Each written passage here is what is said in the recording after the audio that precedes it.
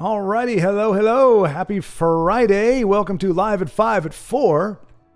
For those of you who don't know, I am doing this as a penance of sort. Not really, it's functional, it's not punitive. But chat got away from me last Friday.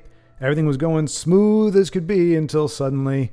I forgot if I could bring the chat up here. Actually, I have chat from last week brought up. I do not have chat up for this one, so bear with me. That was a oversight on my part. Oops, live. There we go. So I'll be switching back between, well, I guess I don't have to switch back. I can just kind of have it two windows out because I can do two windows. Let me do two windows. And let me do this. So I got chat from last week up to Kate take a gander at, and then I have chat for today. If it so happens, I don't necessarily expect anybody to show up at this particular point. I mean, it's branded live at 5, and that is because we usually go live at 5 o'clock Eastern Standard Time. But yeah, Honey Badger got to work and didn't have a whole lot of work to do at that time, and unbeknownst to me. And then Vincenzo jumped on board after that, and the next thing I knew, I was so far behind, five and a half hours in, and was too far behind on chat to come back up. Vincenzo, there you are. So you're here early, are you? You stirrer of the pot. And Io, hello, Io, coming back from his not spelunking, that would be a caving thing. His adventuring in across the pond, actually over where Denise is. So Scotland, Wales, England. Did you hit Ireland too, my friend? But yeah, I saw some amazing photographs. Told him, I mean, it looked very much, and the pictures he got looked like New Zealand. It was absolutely gorgeous. And by that I mean Lord of the Rings, or Middle Earth. It looked really, really cool. And but of course, it has a real castle. When it has real castles, you don't actually have to. You have a real Helm's Deep. Okay, why is the chat not showing up?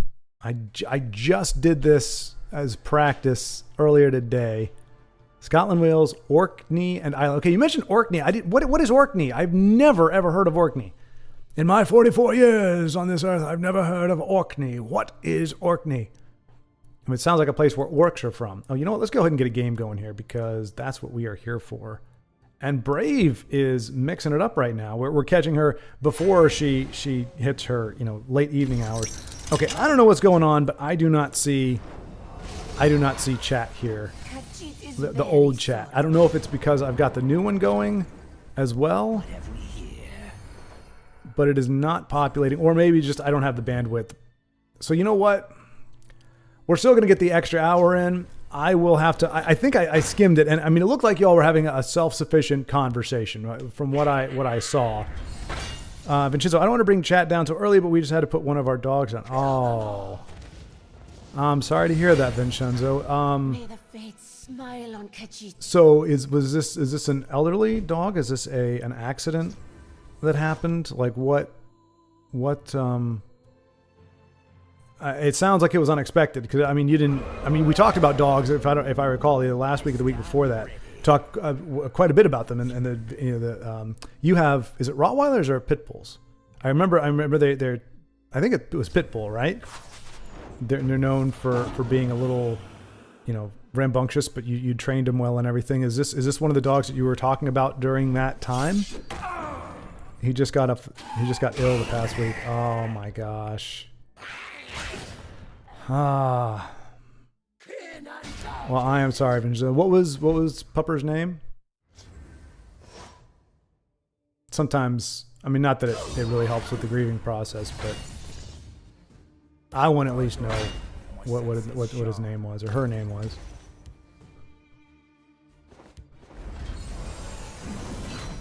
But yeah, I'm really sorry. I know I was very fortunate for as many pets as we ultimately had. I was at college when most of them passed away or needed to be put down.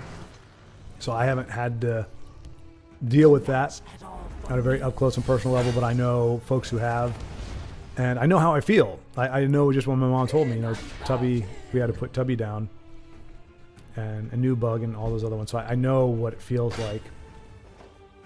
And that's not even being there. Scrap. And how old was Scrap? I mean, was at least kind of a decent age? Like, I mean, for dog years, was it, more or less a healthy life or a long life? It just didn't go as long as it could have, or was Scrap in the prime of his years and just a really crummy. But I'm really sorry, Vincenzo. That it's a hard thing, and I know there's, I'm always very cautious of like equivocations, like humans and animals, but the sense of loss is not.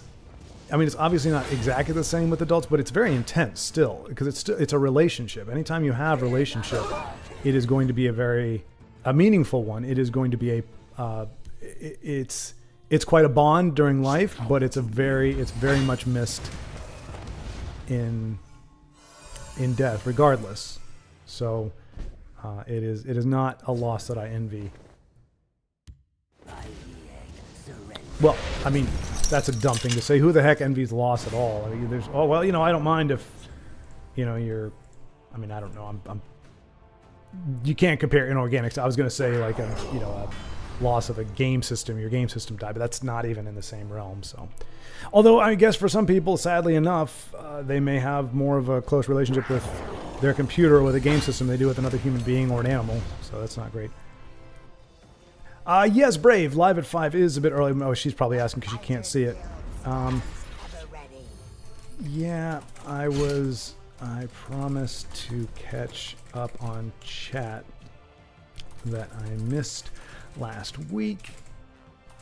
Thanks, Vincenzo and Honey Badger. But chat isn't working, so I'm just live. All right. So if I recall correctly, well, I know Denise made a deck that was specifically to fight invade. I don't know if this is that, but I'll tell you right now, having that, yeah, that thing with lethal, that big doofus there, that's no bueno. You're not gonna. You can't build a lane opposed to it, and when it's invade, you have to go into that lane. You have to play in that lane. You don't have that choice anymore, because you have to contest that gate. And all right, and Io's playing. He's all right. We're just gonna close this other stream because. So what I'll do, I'll peruse it after this stream, and if there's anything I really miss, I saw a reference to the Three Stooges. We found out Honey Badger is bereft of hair, so he referred to himself as Curly. And that's about as far. And I was like, okay, I haven't read that part yet. So I was like, I'll look at the rest fresh early, to catch up on everything. And then, of course, for whatever reason, the stream is. You know what? Maybe if I try a different browser. Sorry, we're gonna be without volume for a moment. Okay. Okay. Go here. Live.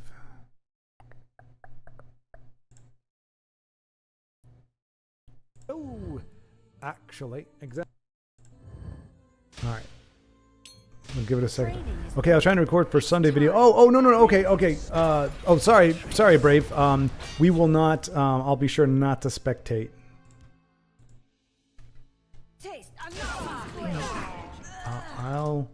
I'll leave you be. Okay, I see chat in the corner of my eye coming up. I'll leave you be so you can do your video stuffs. Yeah, I never want to get in the way of that. I thought about because Daryloth popped into our chat briefly on last Friday. I missed him because I'm 20 minutes behind. But I was going to reach out to him and look for a screen name and see if I could spectate a game. But he records his stuff. He does videos on his gameplay, so I don't want to. We don't need to do double duty there. I don't want people to see that and then, or see it on my channel and then not go watch his because he's the one actually doing the content. So I have dual chatting. I'm double fisting on chats. So let's see here. And Io, yeah, I remember Io. You'd mentioned you'd lost one. 10. I'm not downplaying that. I was catching up. 10, found him in a stray before I got him on the Coast Guard. So, sorry, I mean, I butchered that sentence, but I understand what you're saying.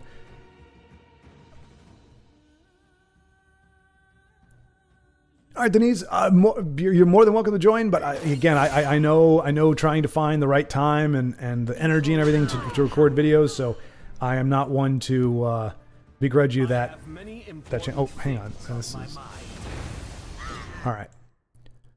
So not to skim over it, but since this was ostensibly the reason I did it, let's see. Okay.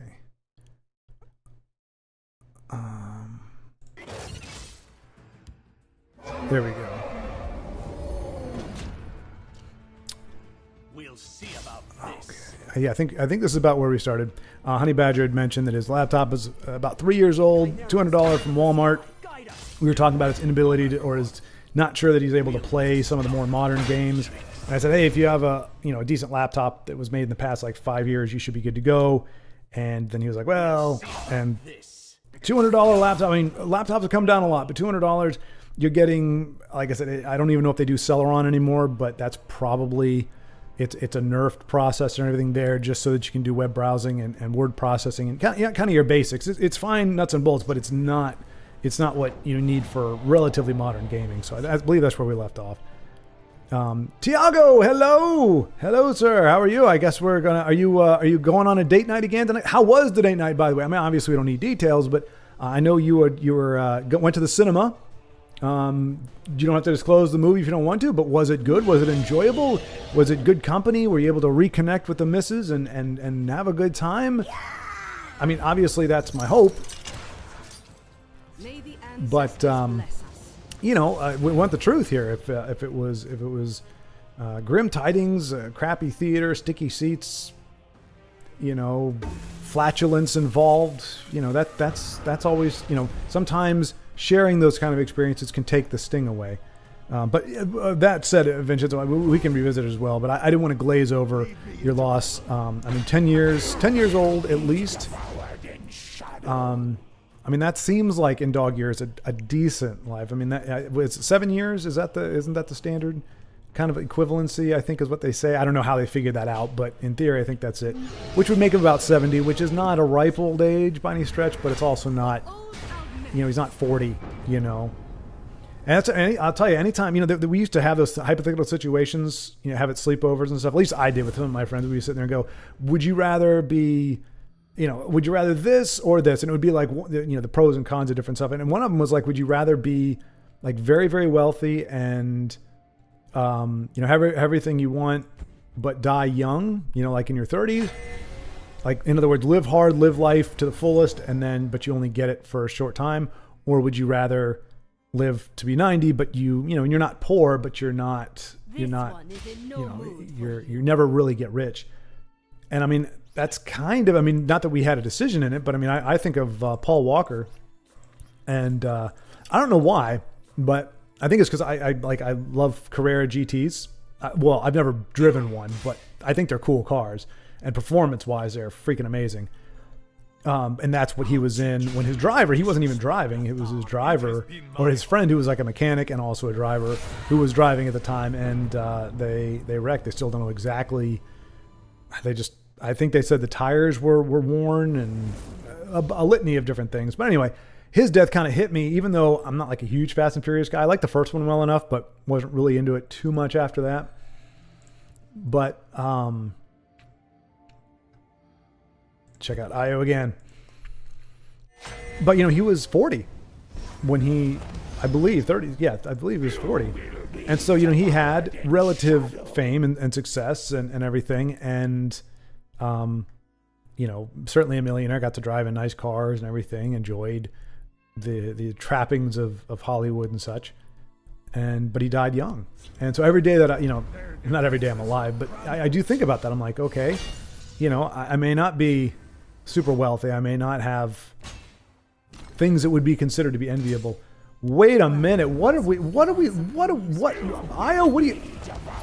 Okay, Io has been abducted. He was abducted on his trip to the UK, and somebody has taken over his account because Io would never play Invade.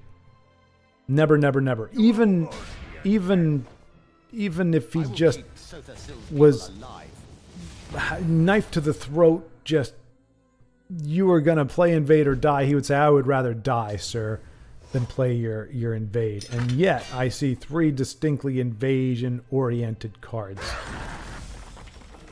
I don't want to hear excuses, Io. There is no words or ent in tongue of ent or men for this treachery. I don't know, that wasn't a very good end period. Anyway, moving on, trying to actually catch up on the chat before, let's see. We stand united. Oh, Tiago, there we go. I'm not a fan of going to the cinema. Unfortunately, some people don't know how to keep quiet, and the noise and the eating popcorn irritates me, but for my wife, it's worth the effort. Oh, okay, that's very kind of you, Tiago, very kind. But I'm with you. It really is amazing. I crap you not. I had somebody sit next to me. He might have been 1 seat over. Dude was chomping on ice the entire freaking time. Like, I was... Luckily, I didn't really care about the movie. Like, I don't remember what it was. I was just like, I don't care. Even if the theater was whisper quiet and everything was ideal and I was enjoying loving life, the movie sucked. But I was, I was there with somebody, so I wasn't, and they didn't seem to hate it as much as I did, so I wasn't going to walk out.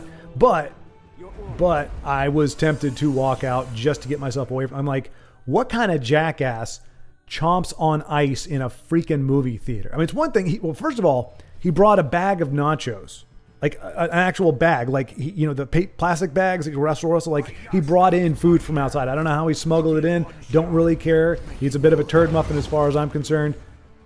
So he's uncrinkling the bag and all this kind of crap, and then he's got his bag of nachos that he opens up and he starts eating those, and so I'm already like, what is this guy doing?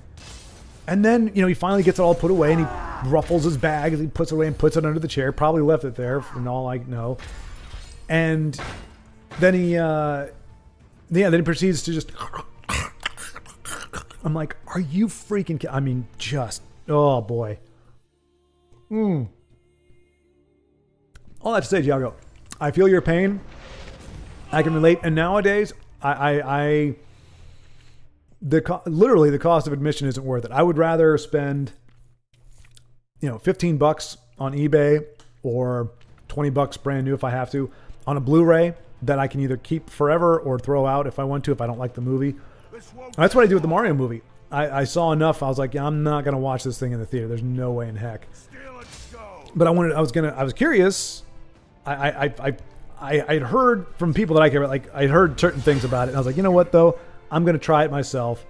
So I bought it on Blu-ray, and well after it came out for like $15, $18. And I haven't thrown it out yet. I have yet to throw out too many DVDs. I threw away Corky Romano, but that was a DVD and it was a long time ago because it was just so bad. And a friend gave it to me. He was like, I don't want it. So watch it, throw it away, do whatever. So I watched it and decided this is not worth the 0.32 ounces of weight that it costs to carry around. So I chucked it. But anyway, I don't do the theater either. And like you said, there's no commentary. Like, how many times you have to be told stop messing? Like, it's fine if your phone is silent, but you still have the glow from the screen. It's like, this is supposed to be an immersive experience. We've got the giant, like, there's nothing else that should be getting your attention. If you go to a theater, you are there to watch a movie. You want to be at home and maybe you want to watch something, maybe you don't, that's fine. But in the theater, it's common courtesy. You're there to watch the movie, not fiddle with your phone and socialize or whatever. If you want to do that, go outside the theater. So I feel you, and it's one of the many reasons why I would not go to the theater voluntarily. But like you said, for who you love, like if I had a date and that was the thing she was most comfortable with, then I could see it. But hang on. So Io, I think, saw a bunch of Daedra. We didn't really see any invasion cards. So I was kidding for the most part. I knew there was no way that Io had gone to the dark side just because he spent a little bit of time outside of Canada. But ward-themed token deck. Little ward dudes are to proc ward boys. And a little buff to Golden Saints are nice too. There you go. Okay, so like I said, a reasonable explanation. And I want to go so far as to say kudos, because it's a wow, what kind of game have we done? Okay, first of all, we've got needs to buy a vowel. Like, that's not even, what is it? ASDFG? Like, how in the world do you get VGHHTFFG? How do you get those? V G H H T. No, I mean, I don't know. It's maybe that's a password or something, but that's just a wacky name. Anyway, and we got guitarist with all the stuff. Ooh, is this? Okay, still got a ways to go to make that happen. What do we got here? Mistvale Exchanger is the Ward Boys. Forgot name, had to check. Oh yeah. Oh, Enchanter. Right, the one that looks like she's shooting. It's either a Cheeto ball or a tennis ball that's a little off color. It's way too bally of a projectile to look legit. But yes, it's the 1-3 with the ward. She pings face for 1 and then does her little thing. But all right, so let's see if I can. Let's see here. So Vincenzo was saying that him and his brother tried to play Galactic Battlegrounds, but couldn't figure out how to fake a LAN connection, which it's a bummer because, and like I said, it runs the same engine as Age of Empires 2. So it would be right up your alley. I was able to actually play a LAN game with a friend of mine, and that was a lot of fun. Oh my gosh. Guitarist, I believe, if I remember correctly, Guitarist was the one who, we saw his Skeever deck go crazy. A while back. There was one video just for that. It was like a 25-minute game, and just craziness with the Let's make these sisters proud. with this, and then the Skeevatron. 17 Skeevatron. Oof. Okay, make me a liar. It's a 2/2 Skeevatron, but you can't fight off the Skeever infestation that also goes with Invade. So Guitarist with a really, really fun deck here. Meru's Kemp. Mr. Kemp. Hello! We say hello an awful lot. Sure, an awful lot. I think, like for a while, like every video, I always got a hello from you. So it's good to have a live hello as well. Happily, that's a perk of sometimes, starting a little bit earlier, going a little bit later, you find people that you miss otherwise. So hello to you, and a good afternoon, evening, or morning, depending on... I don't know if there's anywhere in the world, maybe Australia, where it could be morning. But I think most places, it's either very late or it's still in the afternoon. But anyway, had a good time playing on LAN. I like co-oping in real-time strategy games with friends, trying to beat the crap out of the computer, which is all cheated. Look at these giant rats. Okay, anyway, focus. Honey Badger asked Vincenzo if you can co-op. Morrowind. Vincenzo's on a boat. Might need to get a gaming laptop. I thought you had one, Vincenzo. You do game, right? Who? No, there was... Oh, no, wait. No, yeah. Is there somebody else who was talking about... Yeah, weren't you... No, I guess you weren't. Because otherwise we would have played Divinity while you were on the boat. But yeah, I don't know how you're surviving without a gaming laptop. Honey Badger saying you could just play the game together, don't have to go LAN, which is very true. It is a fair point. Vincenzo says the host can even set rules for how everyone's journal progresses, and I think he's talking about Morrowind. Yeah, Morrowind. Okay. The host can even set rules for how everyone's journals progress and how often things respawn and death penalties. Wow, so that's pretty darn immersive. Like you can set it to where someone completing a quest affects faction reputation for everyone, or just that one player. It's a ton of fun. Okay, that is the summary that I was getting to. I mean, with that kind of customization. Let's see what else I was saying here. Oh, geez. Let's see. The 2/2 that gains +2 and 0 if another creature with ward is in play. Oh yeah, that also has ward. Oh right. Yeah, that's one I remember. It's the old dude. It's the blue. It's intelligence, and it's the guy. He doesn't really get a lot of love, but yeah, if you're playing heavy ward stuff. I see. Then that's, and man, and I think VGHHTFFG just kind of roped Guitarist. That's okay. Is he? Can he get? No. Giant rats to the face. Magnificent. Guitarist is the only one so far I've seen to do. I'm getting the The I just call them the IO eyes.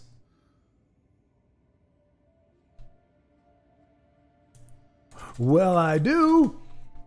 I just have to, let's see, I got to give, oh, Edmorn, hello. Michael Bailey, if I remember. I know your name when I see it. I don't see it yet, but I do know who I remember. Today, a deck of unique cards. Okay, let's take a gander at Tiago playing a deck of unique cards. Let's see here. Honey Badger, my brother's a huge fan of the Halo games for the story and because he loves to play co-op. Io just staring me at. Holy cow. Look at these big bodies.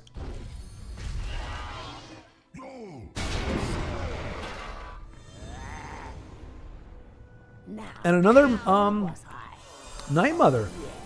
That's the second Night Mother we've seen. Oh, I forgot to give Guitarist a props for his game.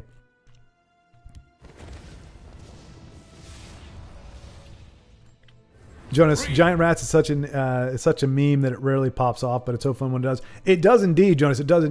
Well done. You are, I believe, Guitarist, correct? If I remember correctly, I'm trying to keep track of all the names. Some of them I just know because of volume, but I believe I thought I remember you being in there. But yeah, that's. And we've gotten to see it twice now. We saw it once back in the day. Nicely done. By that I mean like what, 3 or 4 months ago now? Right this way. In a come from behind, if I recall. It was phenomenal. And then we got to see it there as well. Anytime you see an 8/8 rat, you know you're in trouble.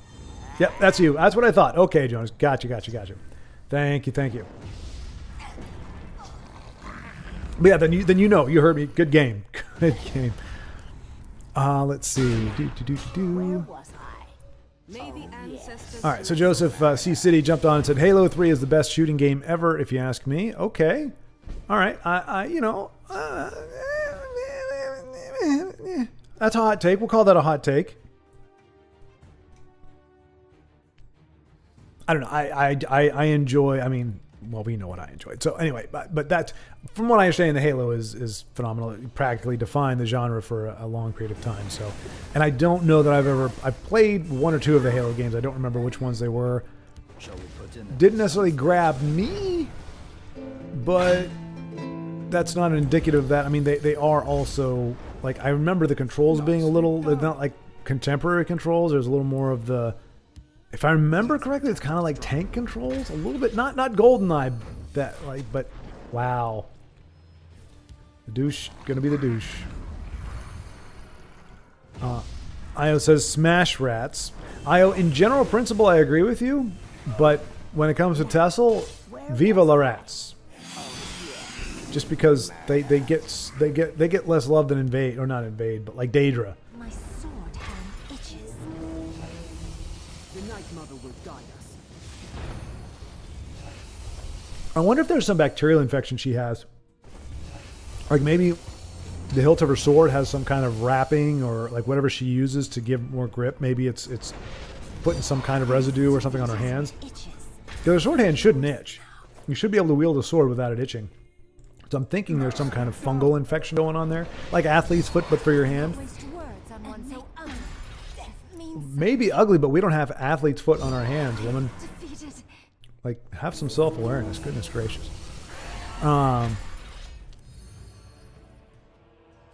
Nice. Vincenzo, yeah, for Smash. No, not Smash. Sorry. Hang on. Nicely done. Scrap. I don't know why I said Smash. Scrap. To scrap. Yeah, I totally understand. I've kind of normal time. 8:39 probably. I don't know how much the earlier start is going to impact my ability to go into later innings, but in theory, 8:39 still should be fine. I'm actually able. Well, yeah, I'm going to be able to eat for a little while longer. I'm off the fast, like the actual like liquid only fast, but now I have a fasting window between like 1 o'clock and 6 o'clock. So, but yeah, 7:30, 8 o'clock my time, which is 8:30 or 9 for there. So hopefully we'll see you back, Vincenzo. But again, I understand maybe you just need some quiet time to process and to reflect on on Scrap. There's there's Scrappy Doo from Scooby Doo, and then there's Scrappy from Borderlands 2. So every time I see Scrap, I think Scrappy, but obviously that's not his name. It's Scrap. So I was switching it up there. I can't really do it with my other eye. My one eye tends to naturally go squinty already. I'm actually surprised to discover how many. When I was younger, I was self-conscious about the fact that one of my eyes is small when I smile, and even just normally, like especially if I'm tired, one eye is much smaller. Like Matt Damon, it was probably one of the most egregious examples. You catch sometimes he has an eyebrow that cocks up on him, plus one eye that's squintier than the other one. So that's a common affliction. I didn't realize that, but it very much is. So what I thought made me unique and special. Night Dark Wolf, here we go. A friend challenge. Well, hey, it's still fun. All right, let's see.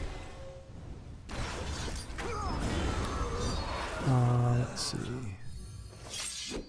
Says I need to get a new PC as well. Probably getting a desktop this time. Oh, nice. Okay, yeah, that's ultimately I had to go with that as well. If you're going to do gaming, I mean, the laptops are great, but you're going to pay more to have it travel. And so unless you're on a boat like Vincenzo, you might as well. You're going to get more computer for your money if you go with a desktop and you're not having to go portable, especially if you already have monitors, which I guess if you don't have a desktop, you wouldn't. But if you don't need the portability of a laptop, good night. Ross Pierre Dole is just lighting up SharePoint with all the curses. Okay, well, I just now seeing that Night Dark Wolf has. Oh, what? You're not going to punt the 1-2, are you? Okay, no, okay. You will die where you stand. All right, so Didn't see this coming, eh? that was a smart heads up play by Ross Pierre there. Black Ant will be able to take out the 3-2. Mother will guide us. He could have squished himself, but he needs to stay alive, and he just has enough right now to do it. This was realizing it was a bad idea for me to try to do the other chat while doing a live chat. I can't handle one chat, let alone two at the same time. So this was a poorly conceived plan. I didn't think anybody would be here before 5. I thought it would be kind of quiet. Maybe a few people pop in, and just out of curiosity. I didn't expect us to essentially be starting the full stream at this point. Oh, Sai. Oh, Sai Sahan. Oh, goodness gracious. And that's going to do it unless he's got a... Yep. Well, he can at least... Well, I was going to say he could trigger his own guy there to do damage, but... All right, so a very close game there. Okay, so what I'm going to do is I'm going to skim the chat from last week and see if there's anything that I was sorely missing, and then we'll just try to trying to wait for the NVIDIA 5000 series. We were just talking about cost the other day, if that's the newest NVIDIA, aren't those things like $3,000, $4,000? They're apparently they're the best, but that 5000 series is like the price tag, not just the number, unless they've suddenly dropped in price, or if that's it can't be an older version because you said you're waiting for it to come out. But good gravy, like that's gonna like double the cost of the computer right off the jump. Morrowind has a mod for multiplayer. I don't have a laptop though. Okay, gotcha. So you need to get a laptop. That's what you were saying earlier. Right. Okay. It all makes sense here. 839. Okay, IO. Okay, smarty pants. 830,9.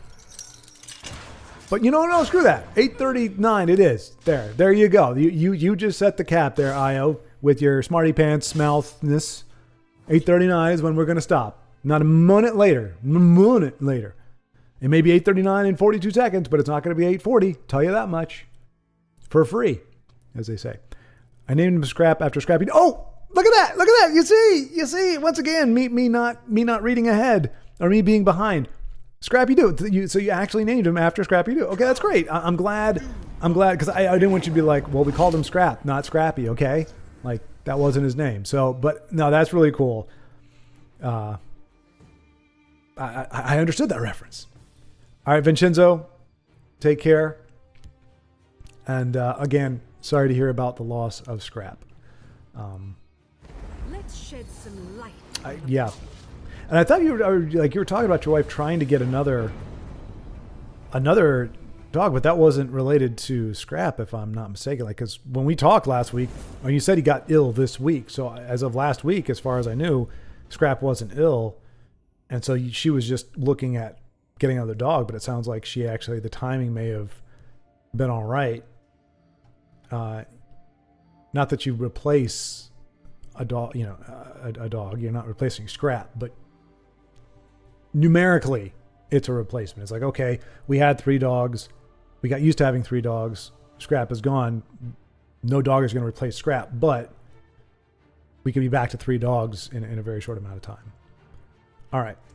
Take another gander at Tiago. Hopefully might even see Tusk show up here. He said he was running. Edmorn going to break a rune for defense of Bruma. Oh, not bunnies. Sorry, Edmorn. We'll take a gander at what you're up to next time. Let's see what you're saying though. Was going to break rune for defense of Bruma. Sad. Oh, gotcha. I forget that actually it gets cheaper for every hit, right? It's not an empower, is it? I can't remember. Oof. Well, when there is no Marak, Mana Marco will do as a. There you go. Smack that Death Priest. Put a little death in that Death Priest. You know what I'm saying? I do hope that troublesome knight is around. Always right behind you, my friend. Ugnip, hello. Wow, dang, you're here early, my friend. Goodness gracious. I mean, actually, a lot of you are here early. Should I start at 4? Well, I mean, I don't know. From a lot of you, it's not even 4. I think there's probably very few people that are actually. I think we're on the same time zone, or we're 1 hour off now, I think, because I'm central. But I keep saying live at 5, but it's only for people who live on the east coast of the United States. Everybody else, it's live at 9 or live at 10. So, I mean, would it be better if we started an hour earlier? I mean, I can do that. Don't know that I would go as late still. Like, it would still be probably a 4.5, 5 hour stream, but we could start earlier because it's a lot of folks came out earlier. Far more than expected, but Ugnip, good to see you. Usually we catch you around the 3 hour mark, if I'm not mistaken. Hey, it's a good time for the Euro boys. Euro boys? Well, I won't be playing non-toxic Empire Dragons anymore. It's just handing the greedy players a win on a plate. Oh, you're getting another dog too? Goodness gracious. But I'm pretty sure you told me about that, right? You knew about that before your trip, if I'm not mistaken. Is that right? Did you have the dog picked out already? But I could have sworn if it wasn't you, it was somebody. I thought you had the new dog was in the works. But you haven't lost one. No, you did. You lost one recently, right? You may have even said so up earlier. But yeah, last year, right? Okay. I remembered you would be here earlier. Okay, great. Nope, that works. Like I said, I am right now, at least I would say at least the next, probably 2 months at least. I can be on as early or whatever time. So it's just trying to hit the broadest window where people can join in if they want to. And so starting an hour earlier is better for everyone, then I'm totally down with doing that. I mean, I'm sure it would be helpful for the folks overseas, since they're getting in, at least 5 hours ahead of us. And I don't think we've got anybody. Do we have anybody on Pacific time? Like, that would make it way too early for them. I don't think we do, which is kind of weird if you think about it. I think K Fluffy is Pacific time, but he doesn't typically show up on these streams. So I don't know. I'm sure some folks have to be by default, but Let's see. Feed and spleen. Is Yeah, we were in the same time zone, says IO. I thought due to time difference you were starting earlier, your time. No, IO. This was just, as I said, I was trying to catch up with the chat. There was a ton left when I ended the stream. Because I couldn't. Oh, Brother Ridge. Oh, wait, Edmore. Yeah, there was just a lot of stuff left. Like Honey Badger and Vincenzo just started piling on. There was a time I have it on. You can see that in the comments where they say, "Oh, he's all caught up," and it's like we're 2.5 hours to 3 hours into the stream. It's like, "Oh, he's all caught up. This is weird," and then they just go off, and the next thing I know, and I'm just like spitballing, trying to, because when chat's not there, I have to. I'm thinking of what to talk about on my own, which is not hard to do. I'm a blabbermouth. Citizen. But I'm not. I'm just kind of meandering through whatever happens to be coming to my mind. And the next thing I know, I'm scrolling down. It's like, oh my gosh, I'm like 6 pages behind now because they've been talking about stuff behind my back. And I just never caught up. So I was starting early for that. But again, poorly conceived to do so when I've struggled to handle keeping up with one particular chat. Jonas, Euro Boys, are you referring to football? Because I know it was Thiago, right? No, it was amethyst, gold amethyst. Amethyst gold. I can't remember. Morato, I believe. Ametista Morato, Dorato. Yeah, because it's like City of Gold. What is El Dorado? So it's kind of like that, but it's Italian instead of Spanish. So anyway, but he was saying that it was Italy versus Switzerland or Sweden. One of the Switzerland or Sweden. One of those two was not the World Cup, but the next biggest event. They played last week, and I don't know if that is referring to Euro Boys, but I guess either way, they're both in Europe, so it wouldn't really make sense. It's a European league, so Europe always technically wins, I guess. But anyway, just curious if anybody else knows, or if we're going to have to wait for Ametista to show up and regale us with tales of hopefully Italy's stunning victory. Yeah, but we were in the same time zone. Gotcha. Jonas, no, I just meant going live earlier is better for the European viewers. Gotcha. Okay. Yeah, and I mean, we really do. I think percentage-wise, at least in terms of our chat, I would say most of the viewers are, Baldric, Denise, Ugnip, Jonas. I believe Ametista is as well. I'm not sure where he is. He's well-traveled. He's been all over the place. I think he's currently in Europe as well. Vincenzo, I know, is more or less East Coast at the moment.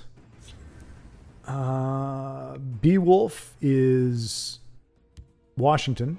I don't know if it's Seattle, but it's Washington. Honey Badger is Montana. Let's see.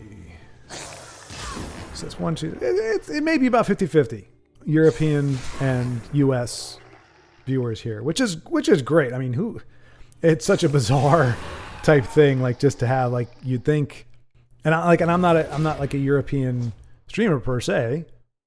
Well, not per se. I don't live in Europe, so I'm not a European streamer. But because I know, like, there's a guy named Josh Strife Hayes who does a lot of stuff, and he has a big, much bigger audience than I do, but from all over as well. But he's also in the UK, so I don't know. Oh no, he's Australia. Is he Australia? I think he's Australia.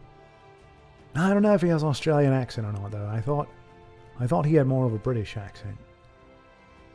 Yeah, no, I think he's a British accent, and this is not Australia. That's kind of Australian, but kind of New Zealand, but not really. I can hear the difference if I hear it, but if I try to do it myself, I can't necessarily. I whatever. It's fun to try. Let's see. But anyway, Denise, I'm sorry to hear that you will not be playing non-toxic Empire Dragons. That I think that may be the one house that dragons just don't do well in. Like the purple dragons are just, I think, the weakest by far. They've got some decent ones, but in general, they're definitely the weakest. So yeah, like you were saying, but I hear your frustration. Like, I'm going to play a somewhat less than optimized deck, and I'm not going to use the dragon shouts, or, the call of dragon, all that kind of stuff. But if you don't, wow. So Poseidon Gods number 2. Wow, so we got the rank number 2. Edmorn, very unlucky to begin against that many, and not enough Magicka to. I was going to say if he could zap 5/7, he could almost. With 2 lightning bolts, he could almost have pulled it off. But almost, as they say, only counts on horseshoes and hand grenades. And so, unfortunately, Edmorn loses. But you lose into the number 2 player in the Tessel universe. That's really not all that bad. It's a pretty darn good showing. We're going to take a gander at Brother Ridge here. Again, somebody that we don't get to see very often. I still need to reach out to you, Brother Ridge. I don't know if you're watching this or not. Probably not. But I remember I was going to get with you about doing a spotlight video with you, but I need to contact you on Discord. Reminder, if you have not joined the Legendary Remnant Discord, join the Discord. I've got a little button for it here for the Discord. Oh wait, oh no, oh gosh, let me get that out of there. Oh, that's not for the Discord. Oh geez, what was that? Oh my gosh, no, I'm so embarrassed. Oh, I queued up the wrong graphic. Oh, that's embarrassing. Oh well, hopefully nobody saw that. Denise, you must be glad the fast is over, Sword. The chat won't be able to torture you with food now. Well, yeah, which is true. Like, nobody has, like, last time you started off with, hey, how's it going? Food. Hey, let's talk about food. All the food stuff. Hey, let's talk about food. Food is so good. Let me tell you about the awesome food that I'm going to be eating tomorrow and today and forever and always. And all the food. And nobody's mentioned food yet. Until just now. Oh, here we go. There's Io. There's Io. Nachos, pineapple pizza, burritos, all good stuff. See, Io, I got to thank you. You actually, I was feeling a little peckish. I was feeling a little hungry. I was like, maybe I want to get some food. And then you said pineapple pizza, and I was like, my stomach just went, roar. Like even when I was starving hungry, if you had given me a pineapple pizza, if you tried to tempt me with a pineapple pizza, even in the midst on day 20 of my 21-day fast, I would have just said, no, you go ahead. That's okay. You need the food more than I do. But wait, you're starving. No, it's fine. I'll make do. So, thank you, Io, for taking away my appetite. I still have my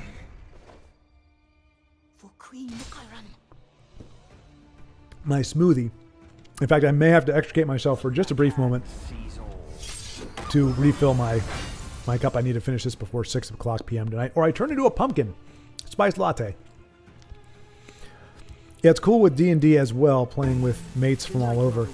Yeah, that's... And we're very lucky.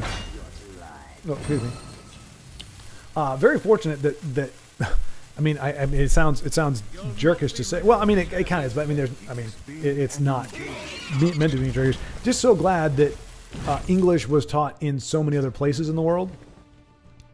I mean, because imagine all these relationships that wouldn't happen. Like, at best, I had 4 years of Spanish. Couldn't remember most of it. I can cobble together sentences, but they're not going to be conjugated correctly. That's where I kind of fell apart and why I lost interest in languages, just because I couldn't. I just couldn't conjugate. I just lost track. To be fair, I am horrible at English grammar as well. I actually took advanced English classes. This is not a humble brag. I took advanced English classes because you didn't have to do any grammar. There was no tests on grammar. It was all writing papers. I can write very well. I can't tell you why I write very well. I can't explain it to you. I can't tell you the rules. I don't know any of the grammatical rules. I don't even know much more than what a noun and verb is. But I can write it. I just don't know. I can say it sounds right to me, which sometimes it doesn't. Sometimes, it should be you and I instead of me and you, that kind of stuff. But most of the time, whatever, it just sounds right to me. It's just something that comes naturally.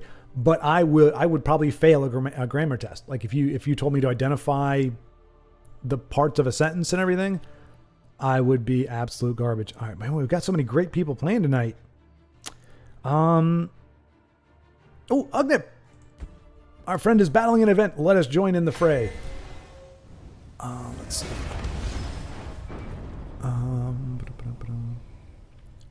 All right. Okay, Honey Badger likes Halo Reach. Said it is so good and so sad. I didn't even. I blinked and I missed it. Yugnip, did you just kick butt within like 2 seconds of us getting in there? I think you did. Let's see. Okay, so Tiago's match has ended. Chenzo's not playing at the moment. We got Wilhelm. Let's see, who do we have up here? Check out Io again. Let's see. Denise says, got 3 new eras pulled on. Oh my gosh. I wasn't running it, of course. Exactly. Oh no, Tiago. Oh, I'm sorry, man. So Tiago lost his game. He lost the electricity, which, of course, meant the loss of the game. I am sorry. Whoa, Black Worm Messenger. What? Is it Worm Messenger? Agent. Worm King Agent. I wasn't even close. Messenger's an agent. I'm probably very, very upset that I got those confused. I'm not a messenger. I used to be a messenger, but I've got a cool new hood and a stick with a glowy ball on it. I am not a Black Hand Messenger. Wait, both of them are playing Black Hand Messengers? No, they can't be. Day Dragon must have stolen it.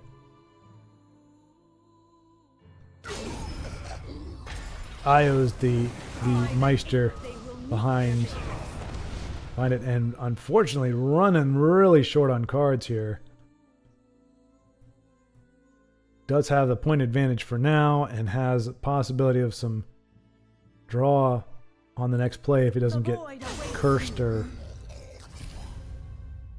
Your time has come. So putting that stolen card to good use. Vigilant Giant. Oh boy. Oh, and still has 6 magic to work with. Okay, so this is greed. This is Ebon Slay greed. Which I don't think there is such a thing as non-greed Ebon Slay. Like it's just it's in the yeah. Okay. All right. I slay the unworthy. But yeah, Denise, and kudos to you. I mean, New Era, it really is a, yeah, it's a turn. I mean, if somebody's going to play one copy of it, I could forgive that just because as a one of, it may be okay, maybe. I still think it's pretty darn powerful because it steals the cards. We actually lost a game to somebody because they were able to steal, well, they cleared off the deck, or they cleared off the board, and then they were able to draw within 3 turns, I think it was a Tazcat or something like that, from the reshuffled in cards, and that was what won them the game. It was against me, of course. So I still don't know if it's fair. See you later. But it's certainly more fair as a one of than it is 3. But I would just as soon not run it myself either. So kudos to you for not caving into the pressure of the easy win, of the easy way out. Oh hey, I'll just play this because it allows me to win and I like winning. Well, we all like to win, but some of us have pride in our wins. And not the bad kind of pride. Like we want to take satisfaction. Who was it? We had a few people like talk about, like, you know, they were saying, "Hey, I won that game, but it wasn't satisfying because it was." Oh, was it? Oh yeah. Oh gosh, who was it the other day? They got. I think it was Edmorn. Was it you, Edmorn? Who got the? My friend, got the Hrothgar Forge in the arena. I mean, you got to draft it. If it's there, you take it, no doubt. But it was kind of like it. If it wasn't you, Edmorn, it was somebody else that is one of our regulars, and it was kind of like, I got the win. Like, I'll take the win. That's fine. But it was kind of felt like it was like the game kind of gave you the win. And so there's a satisfaction, which is often conflated or confused with pride, I think.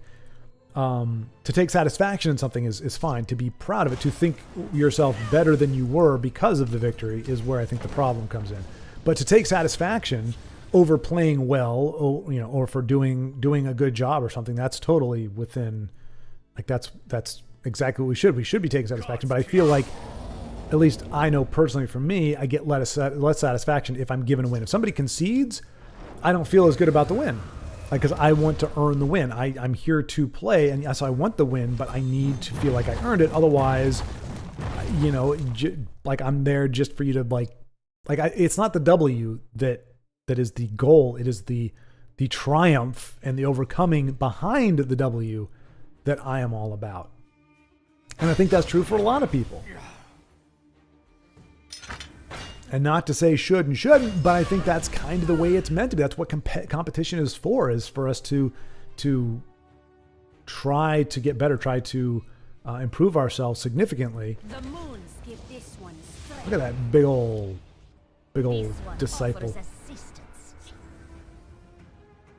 Well, this one is going to have a very unhappy meeting with the Law of Atronach if she doesn't get nuked. Actually, Chromatics doesn't really have all that much magic to work with right now. So you can only nuke one card. And Guitarist needs a really low-cost card to enable his Sharp-Eyed Ashcan. Otherwise, he doesn't get the draw. I probably won't even play him if he can't do it. But let me see. Jonas says, now that the fast is over, you can have pineapple on pizza. Oh my gosh, you too, Jonas. I'm watching you right now. I'm watching you. I can withdraw my support. I can withdraw my support. My stapler. That's my stapler. That's my support. I'm there. Good. See, that's what you get. That's pineapple on pizza comment is a rune break. That's what happens. Keep it up. 5 more pineapple on pizza comments, and you will have no runes left, my friend. No runes. Okay. I don't think the game should have rewarded you with a Warclaw Mercenary, the exact low-cost card you needed to enable your Sharp-Eyed Ashcan. Oh, but you're not going to play it? What nerve. Look at that. He's just spitting in the face of RNG. I mean, I know that would have meant he had to get rid of the 4/4. And Guitar, you have to let me know, are you is this a rally, what do you would call those now? Quests? Do you have a rally quest, or you're just trying to play rally? Oh, you turd muffin. I hate that card. I think Cruel Firebloom is probably my most hated. It's definitely my most hated zero cost card. And it's one of my most hated low key cards in general. Like, it's something that doesn't necessarily sway again. I hate the idea. I hate, one, you sacrifice a creature, and two, the players that run it, they're always running like crappy little cards that actually is a benefit to kill them off. I think it's morally reprehensible to reward a player and a deck for killing its own cards. That is just wrong on the very principle of it. But Guitarist is just up against I guess this is just action mage, and Proud Smuggler into Sharp-Eyed Ashcan, once again being offered the opportunity to play without penalty, despite his pineapple on pizza comment. Let's see. Io, being a little cheeky here, no pun intended, says, wrong graphic, my entire arse. You see what I said there? Cheeky.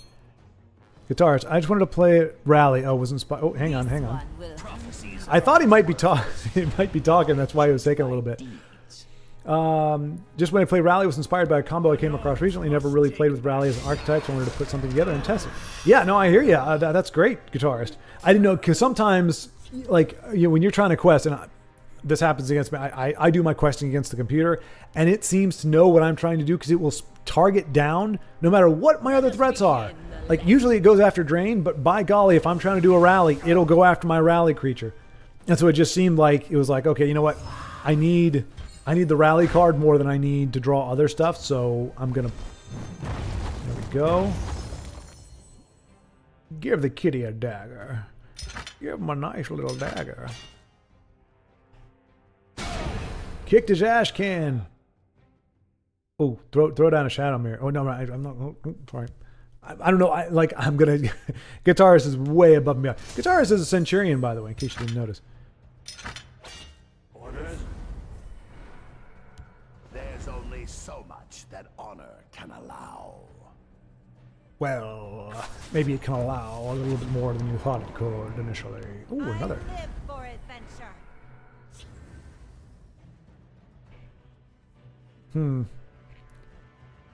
Adventure is so romanticized in even with something with Lord of the Rings. I mean, when you think about it, the hygiene, it's never really addressed. Even in Tolkien's universe, he doesn't really get into how unhygienically, how stinky everybody. I mean, I'm guessing we're supposed to believe that elves don't stink, but there's no way Gimli, Aragorn, and Legolas, having not stopped for running for what, a week or something like that, 3 or 4 days, they didn't stop to eat, let alone bathe.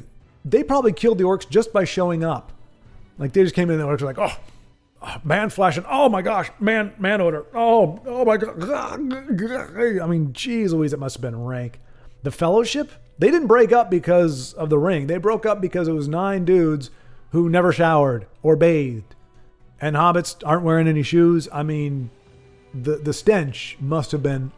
I mean, and then they're in Moria, for crying out loud, an enclosed space. The reek would have been redunculous.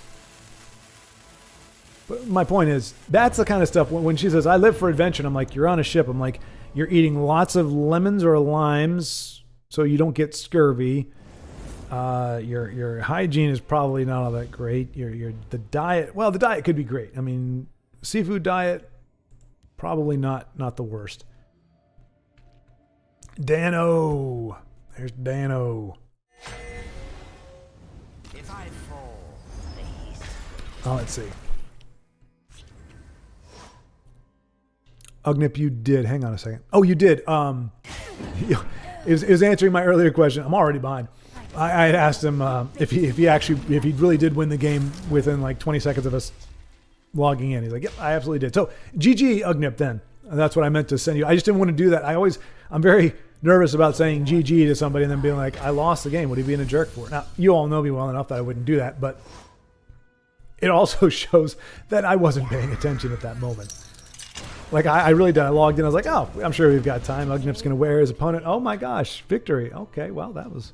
So well done, you.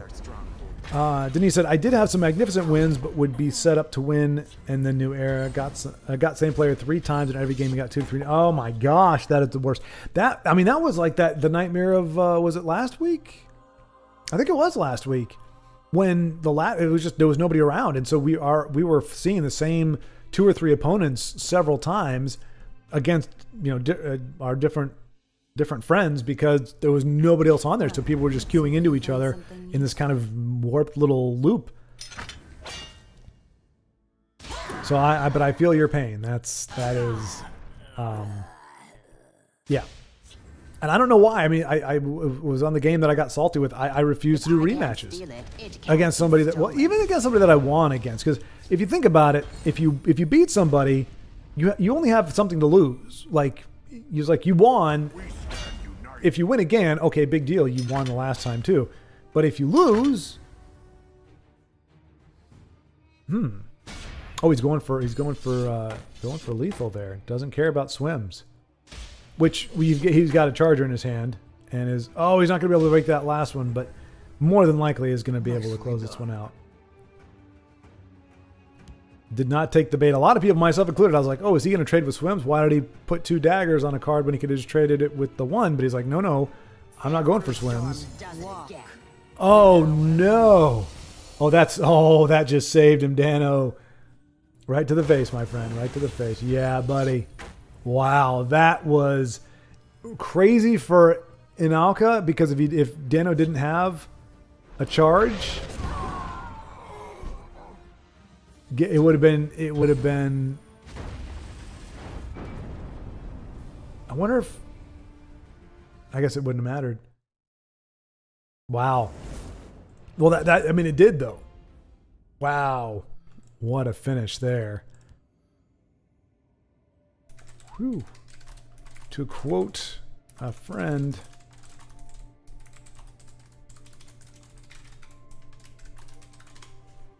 here we go.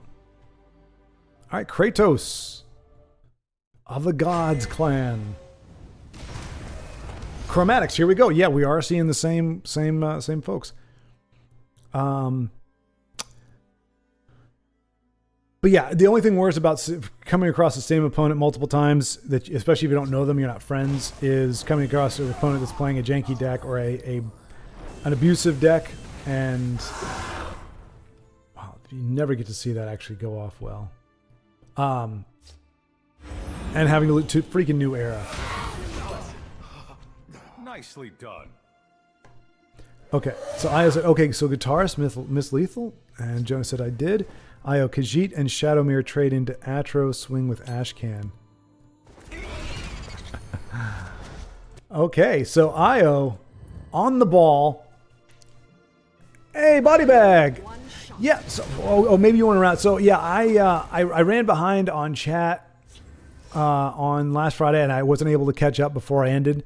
So I said I would start it an hour early today to make up for it. I was going to catch up on the chat kind of live, thinking that nobody would notice it. Just some people would meander in, but for the most part, nobody would be here.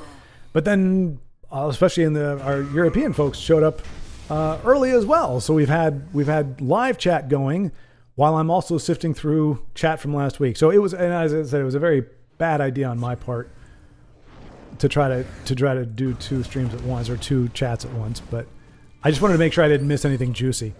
So pretty much so far, a little bit of Halo loving.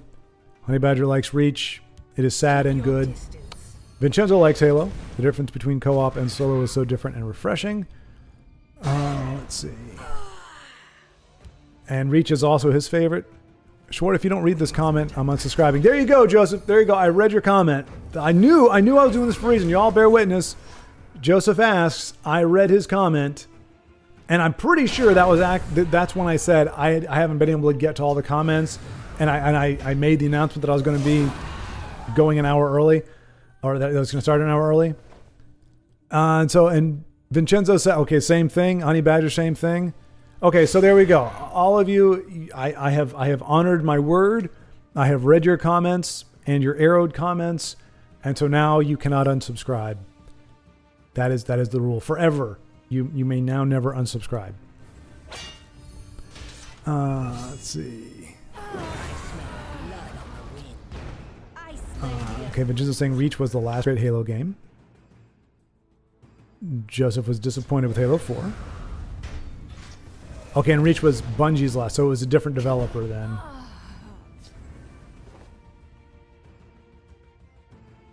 Let's see. Okay. Sorry, I'm going through them. Let's see. I played each.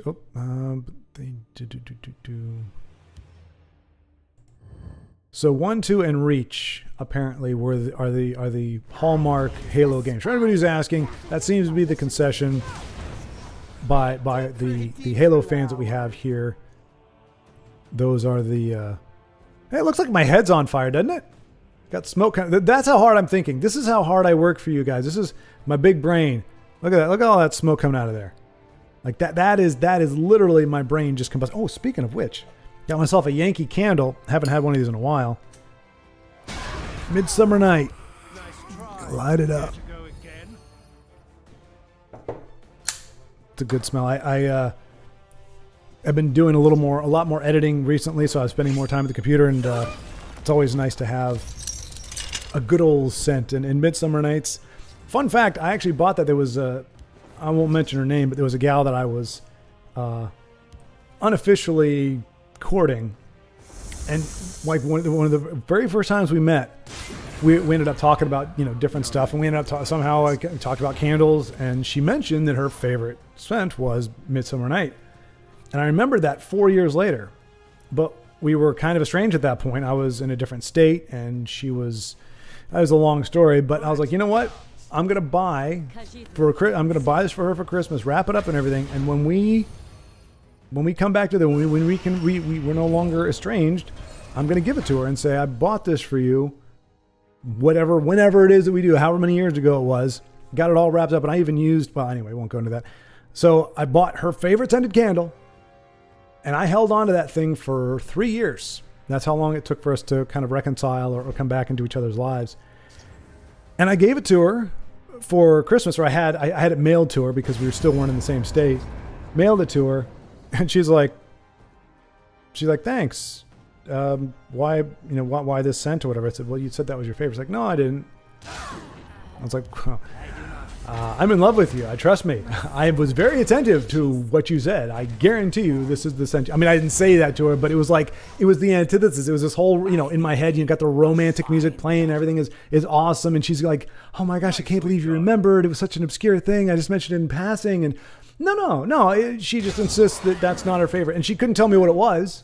She couldn't tell me what the actual scent was that she liked. But yeah, I tell you, it was Midsummer Night. So anyway, But the whole time it was sitting in my closet, I could smell it. I was like, that's actually a good smelling candle. So I bought it for myself. Like, I think the day after we had that conversation, I ordered it. I was like, screw you then. I'm going to enjoy Midsummer Night because... yeah. Good times. All right. Let's see.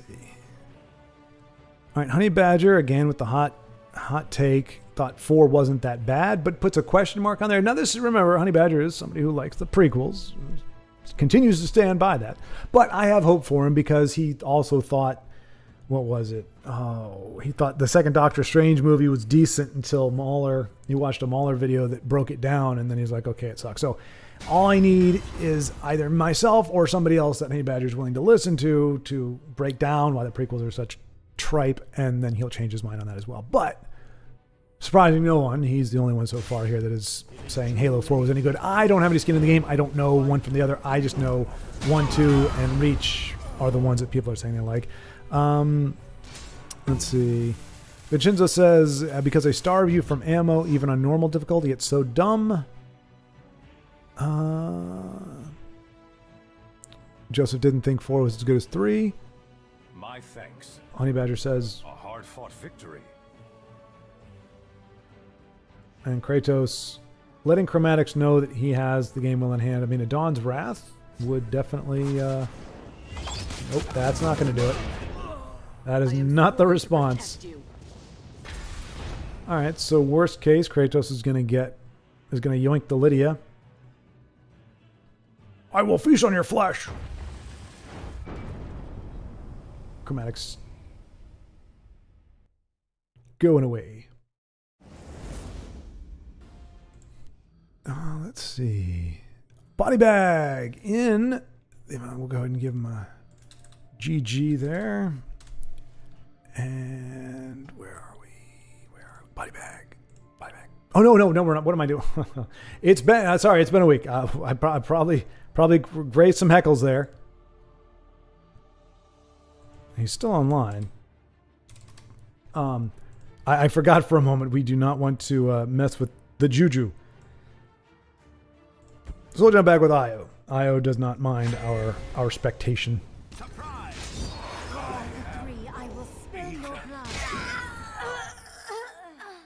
Wow, I didn't realize she was such a ham. She's like, it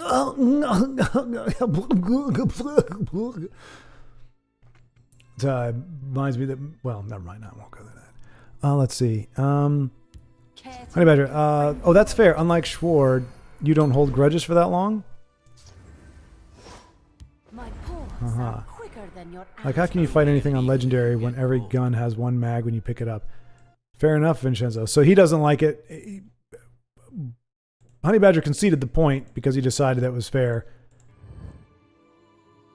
Oh, here we go. Oh, geez. Oh, my gosh. You bet on the wrong Oh, wow. It's 4 o'clock and I still didn't even get through any of this. Okay. All right. Let me see if we... Halo. Halo. Dragon thing. They're only in Skyrim. They're terrorizing all of Tamriel. It's very true. Vincenzo brings up a good point. Why is it the dragons do not go anywhere else in Skyrim? Or they're only in Skyrim? They don't go to anywhere else in Tamriel? They're winged creatures. They should be able to go everywhere else. So it's kind of bizarre there.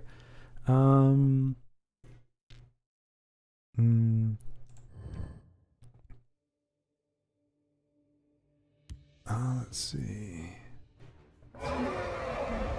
All right, so we've got a lot of Tessel lore here. Or not Tessel lore, but Elder Scrolls lore.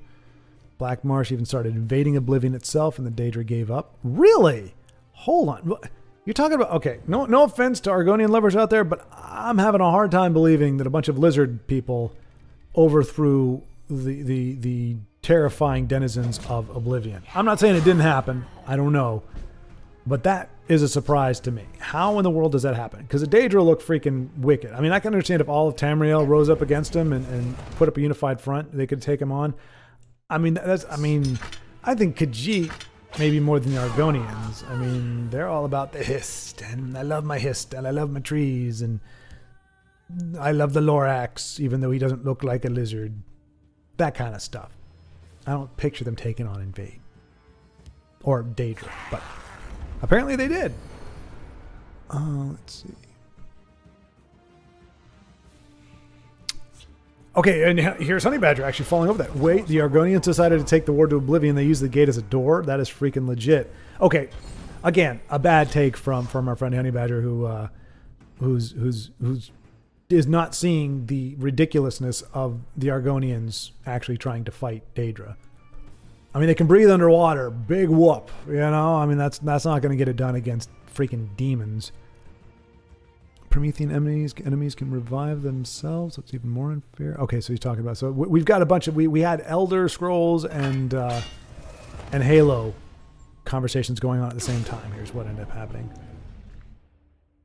Oh dear, Honey Badger said Argonians just moved up in the cool scale. Argonians just moved up in the cool scale. No pun intended, because they have scales. And he's saying. I just felt like I should read that. Darelot's lore videos are cool, says Honey Badger. Oh, there we go. So I think this is when I was saying, hey folks, y'all missed Darelot. Like he showed up, was like, hey guys, and people just kept talking, which is fine. I mean, we don't need to be like, oh my gosh, so and so is here. Let's stop everything. But he's a really cool guy, and he's provided a lot of great content, especially in Legends. And so I think people just missed it. All he did was say what's up or something. So if you blinked for a minute, at that time I think the chat was moving a decent clip, so it scrolled up pretty quick, and I think people just missed him. But yeah, his lore videos. I think I did some research on him because I was after he stopped by, I checked out his channel again, and it looks like it really took off he did a Marak lore video, which I was curious about. I haven't had a chance to watch the video, but that was an interesting topic. But apparently that's what really things took off for him after that. Like there was a lot of eyes on that, and then that's a great thing. You have a varied channel like he does, where you have like you play Elder Scrolls Legends, but you have your channel is like kind of all things Elder Scrolls. You find people that are interested in one aspect of it, and then they're like, oh, I didn't know there was a game based on that. And they check that out, and it all has great synergy. My channel, everything is disparate. There is no correlation between anything that I do on this channel. The playlists are very distinct. I Push Buttons has nothing to do with Legends, has nothing to do with K-drama, which has nothing to do with sketches, which has nothing to do with randomly talking about random stuff. Let's see. Let's shed some light. Ugnet, pretty easy to stay ahead if you're alone. See your point there. Yeah, exactly. Some people are difficult. Goodness, how ungrateful some people are. I know, it makes me want to drop kick something cute. Wait a minute. Wait, what is it? Did I say something about that? How ungrateful some people are. Shoot. I couldn't even stay. I mean, I thought I was catching up over here, which I was, but...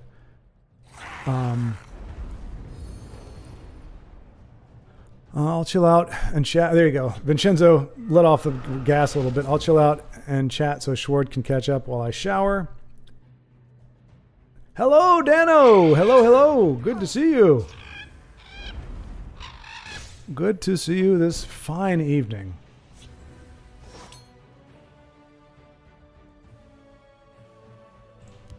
Wait, what? Ungrateful for a gift you paid attention to. What? I am completely lost now. I am bewildered. Did I miss something? Was I ungrateful for something? What a game. I almost left at one point. You hold it out. Swimming.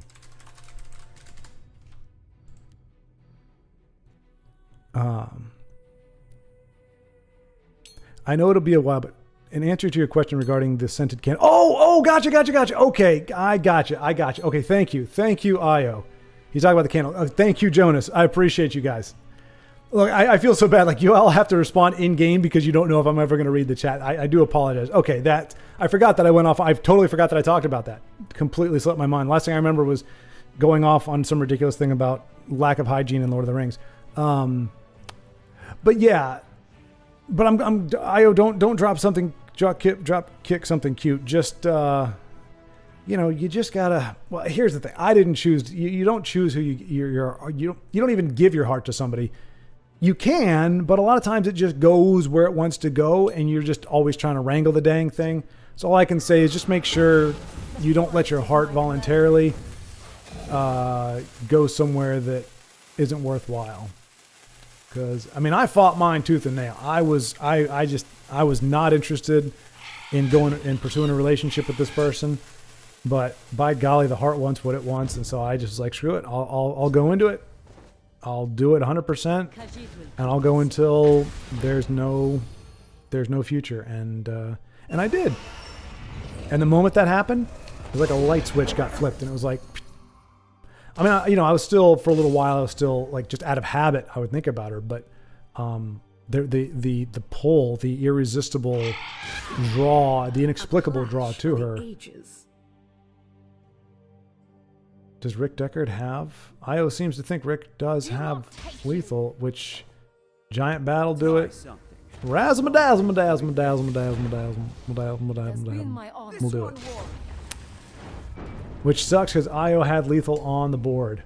But anyway, thank you all so much for that sentiment. Like I said, I'd forgotten that I told that story. That's what you're referring to. So I appreciate it. But and that's the cruel thing, folks, and it's nobody's fault. Finally smelling what we're stepping in, eh? Yeah. No, I see what you said there. Okay, scented candles. Luckily, there is no scent that smells like missed chat, or whatever that garbage was that I went through at that point. All right, so we got Kratos, we got Io, guitarist. There we go. We'll jump back in with guitarist here. The crummy thing is just like you can't choose who you love, or you can't choose who your guy. Well, on that same note, you can't choose who you fall in love with, and it's the same thing. I've had people in my life where I was like, I genuinely wish I could love you, or not I could love you, but like that I did love you. I loved you in that way, or that I wanted to pursue something with you because you're an awesome person. Objectively, you're a fantastic person, but unfortunately, I don't have a call on that, and I can, in good faith, say, okay, let's start a relationship and hopefully the feelings will come around. But there's no science behind that, folks. There's no, you can get to know somebody and not fall in love with them. It's not like, oh, if you spend time with that person, you're going to fall in love. No, you can develop an affection for them, but there's a big difference between being very fond of someone and liking someone and being in love with them, and like just saying, oh, I'm going to go through with this relationship and hope that develops. And I've talked to people and they're like, that's fine. Like, it's my heart. And I'm like, yeah, I get that. That's fair. But if things if things go ugly, comebacks are sweet. They are indeed, Kratos. They are indeed. The problem is, well, not the problem. And what makes them so sweet is the unpredictability of it. If you knew that there was a comeback happening, you're like, oh, okay, that's cool. But it's expect the unexpected, or don't expect the unexpected. Because if you do, then you're always expecting it, and it's not as fun. Okay. So Dano was downplaying the efficacy of that prophecy, or the need of that prophecy. That prophecy mattered because he said most of his deck is reached, so he more than likely would have top decked something that would have finished the game for him anyway. But still, can't complain with about a lightning bolt prophecy. But all that to say that gal, and she was younger. She was quite a bit younger than me. That was part of my hang up with it was I don't mind age difference as a whole. You can be a very mature 22, 23, what have you, depending on what you've gone through in your life. It's not a blanket thing. But she was a particularly immature, younger. So her age was younger by almost a decade. It was like 9 years, which was, I was almost 30. She was 20.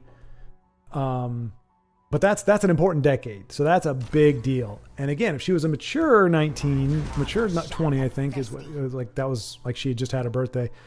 Then, maybe there's only like a 5-year gap, but she was exceptionally immature, kind of spoiled. And so I knew it was going to be a pain in the butt, but again, couldn't shut it down. And all I did was show some interest initially, and she she ran with it, and anyway, I don't need to get at all that. The bottom line is, a more mature person can be. How do I put this? They can understand. Okay, I may not love this person. Like if you love somebody and they give you a strawberry, you're like, it's the best strawberry in the world. It's your favorite fruit now. You may hate strawberries, but because the person it's somebody that you loved or that matters to you, gave it to you, it now matters to you. The inverse is also true. If you couldn't care less about that person, whether they exist, I mean, it's not a mean thing. It's not like I don't care about you. It's like, you're just not somebody who's important to me. Like I understand that I mean a lot to you, but it's not reciprocated, and I can't make it be a thing. If you have a little more maturity, you can kind of pad that a little bit, where you go, okay, I'm understanding this person may not be a big deal to me, but it's still a person and they still have feelings and whatever. And so I'm going to be as cordial as possible. But again, she lacked that maturity, lacked that grace. And so they say the opposite of hate is not, or love is not hate, it's indifference. And I 100% agree with that, because it really hurts when you look at somebody and you're loving, and you see nothing but indifference in their eyes. It's a very painful thing. So that's what it was. It was that the gift didn't matter to her because I didn't matter. And while that's a stingy thing, doesn't make her a bad person. It just meant she could have been a little more gracious about it. And she could have been a little more consistent. I wasn't looking for signs. I wasn't looking for any of that kind of stuff. If it showed up, it meant she was putting something out there. But then, and I found out a little bit later at different points where I was like, okay, why did she invite me if she didn't really want me to be there? And I was like, well, she did when she invited me, but then she kind of had a boyfriend-ish, or got a boyfriend, or kind of a boyfriend, or a guy that she wanted to spend time with, and then so she didn't really want me to. It was a mess, guys. It was just a mess. Let's talk about sweaty Lord of the Rings characters again. All right, let's see. So Honey Badger said, "I know it'll be a while. You don't know how long it'll be, Honey Badger. We're almost. How many hours is a week? We'll just say 7 days late." But Schward, that comment about which speech you asked was on someone's favorite. I remember we talked about Theoden and Aragorn's speeches.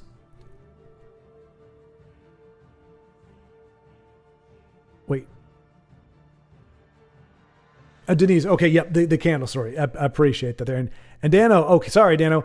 Celebrating, finally punched out. And for a second, I was like, wait a minute. Did he punch somebody out? Got punched out? What happened? Clocked out of work, I think is the phrasing we're going with there. So Dano is off, I'm guessing, for the weekend. Is that right? I think pretty much everybody's off the weekend except for Honey Badger.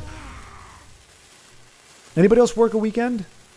Like, I think Eros, I believe he's in a field where they actually do more work on the weekends. But I believe everybody else is off. Well, and I guess, Joe, we don't know what Joe's schedule is. He's all over the place these days. Miss Touch? Miss Touch. Miss Touch? Misplay?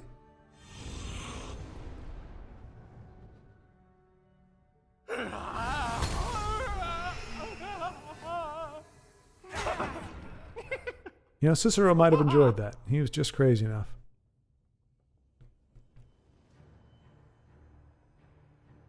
Oh, okay. I asked which speech was favorite, and they're both great. So it was Theoden's speech and Aragorn's speech. Okay. So Vegeta says, me, Joe, and Honey Badger, the chatting trilogy. We call it a trio, or a triune, I believe. Trilogy, I think, is relegated to works of, like, you can have a movie trilogy, a book trilogy. I don't think you can have a people trilogy. I think triune works, but I also think a trinity works as well. So, yes, you are the chatting trinity. Or, as Joseph said, the Three Stooges. And that's when Honey Badger admitted to being akin to Curly. And we're getting there.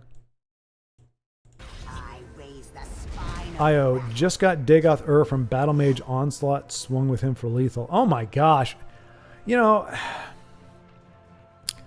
While I celebrate that, I think you should have waited and said quick. spectate my game. I've got another 10 seconds on the timer.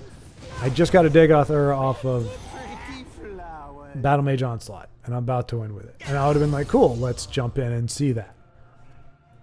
Because, I mean, look, I could say, oh, I drew 17 Dagothers because I used the Heart of the Cards, but you missed it, so that sucks.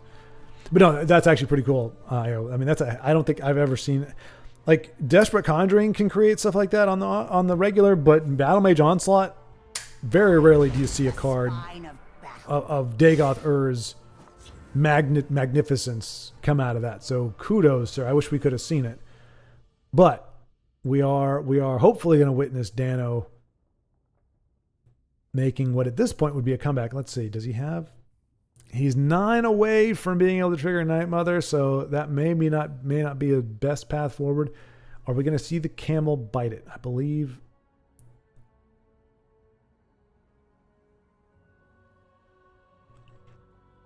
Okay, let's see.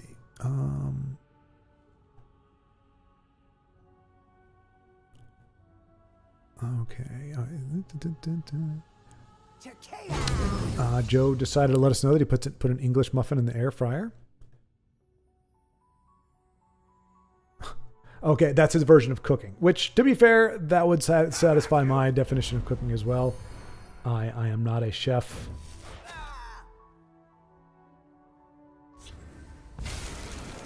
All right, a little bit of method to the madness. Still left Cicero alive. Doesn't do much for him at the moment. Well, no, with Night Mother it does. So Dano's going to be able to draw some arcades.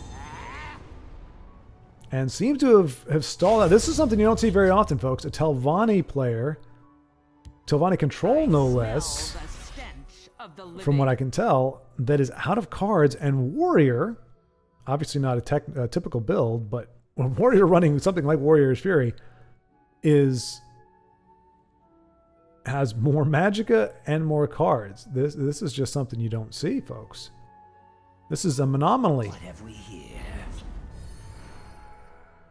Now we just need to see Cat's Paw and Cruel Fire Bloom, and that would just make everything complete. That was my mistake.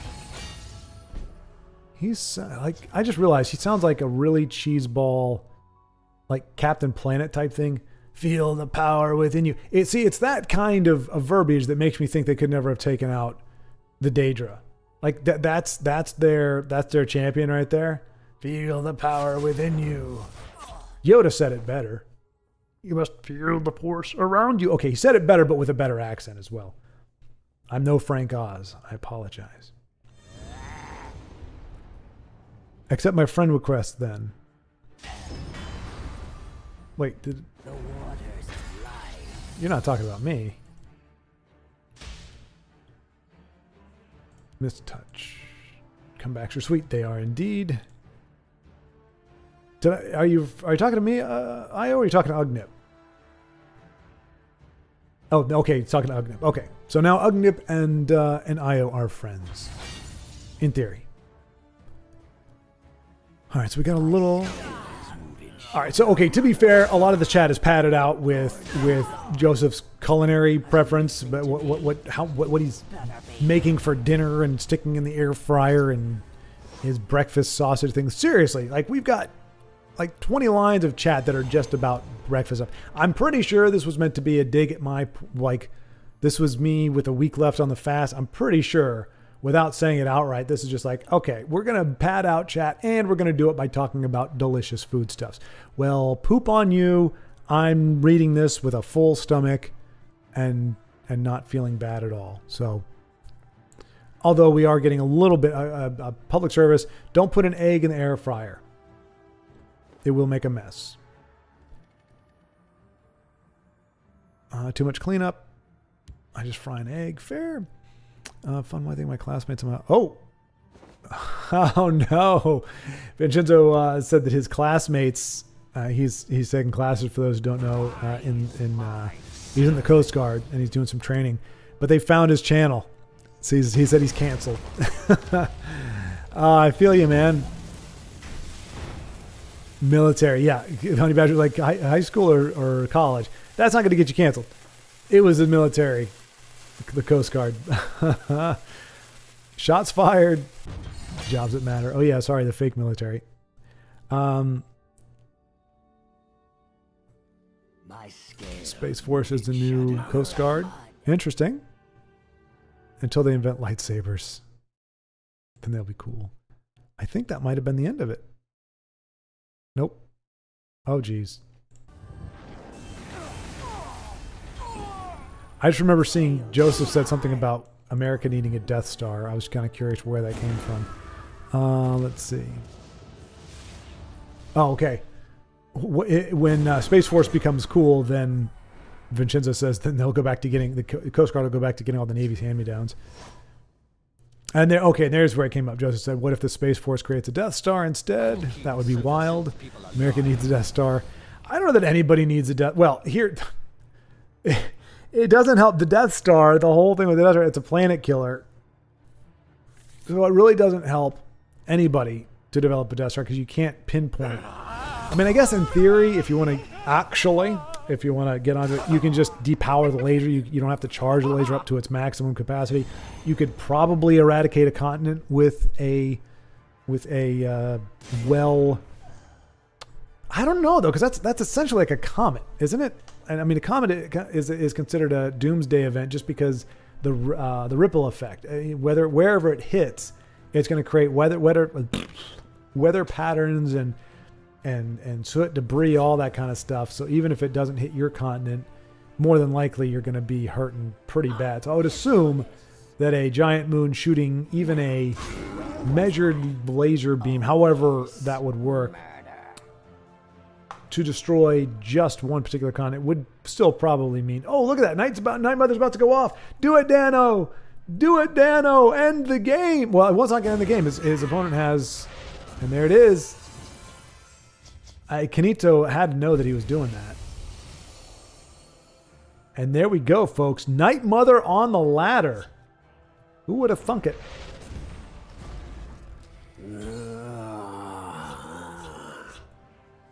Now, Kanito does have 4 cards and 15 Magicka, so Dano's not out of this yet. For crying out loud. He does, okay, he has, oh, that's Kanito's undoing. The Hiss Mage is his undoing because now Dano has Stendar's Hammer right there, plus Breakthrough, and he's got it. I think, right? Right? Am I wrong? Double the wielder's health and power. So you hit that with 1, doubles it up with Dagger. Oh, he's got all the magic in the world, so he's just... Bated breath. I mean, he could also do... Interesting. I smell the Alright, he's got to just be playing for funsies at this point. I mean, he's got Rage with the dagger.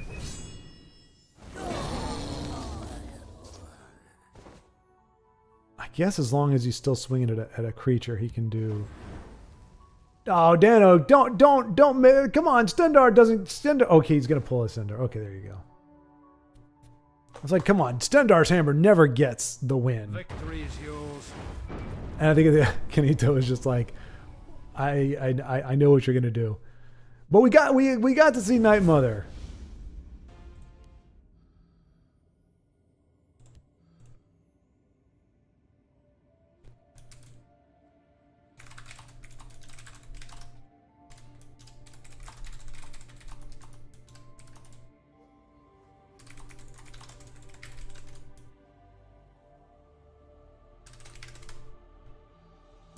All right, and Edborn taking a gander here.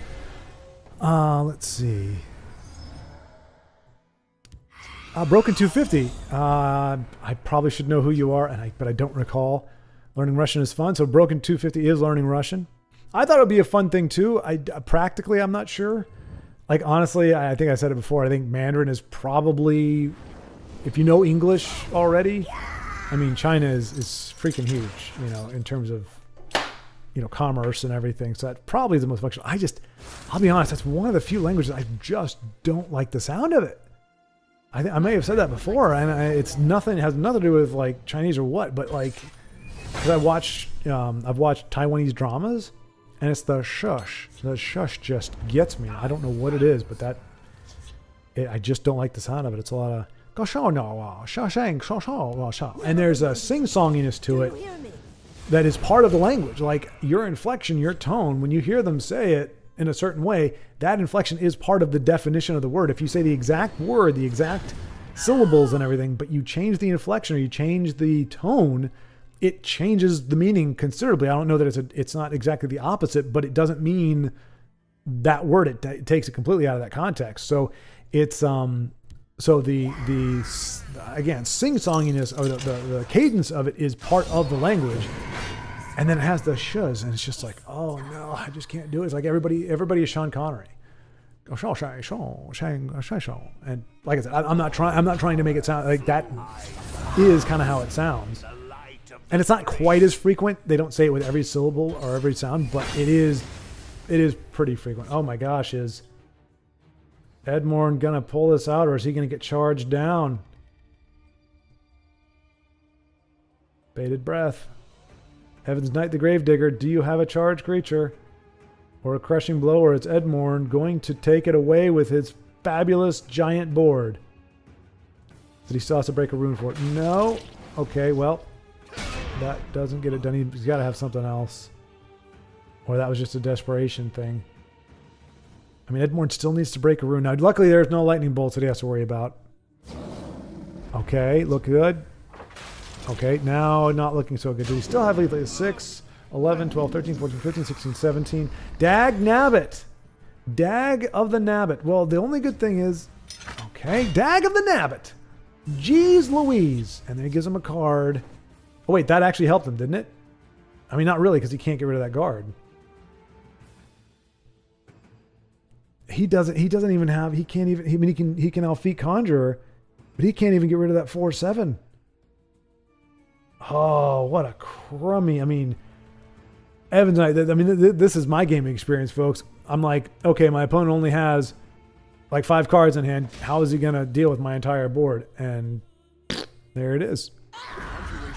All right. Hey, Honey Badger, there we go. Hello. Welcome. I was just finishing up the messages from last week. I think Schwartz wasn't able to catch up on last week's stream as quickly as hoping to. No. Honey Badger, you just I'm not done yet. Oh, fat fingered my screen and misplayed. I gotcha. I don't know how y'all play on mobile. I've done it a few times, and it was rough. The smallest I can go is a tablet. And I mean, I don't have sausages, but I can fat finger things pretty easily. I bow to your victory. Wow. So Edmorn was able to pull it out. Thank goodness he had that guard. Otherwise, that would have been a crushing blow without a crushing blow. Let's see, where Edmorn, nicely done.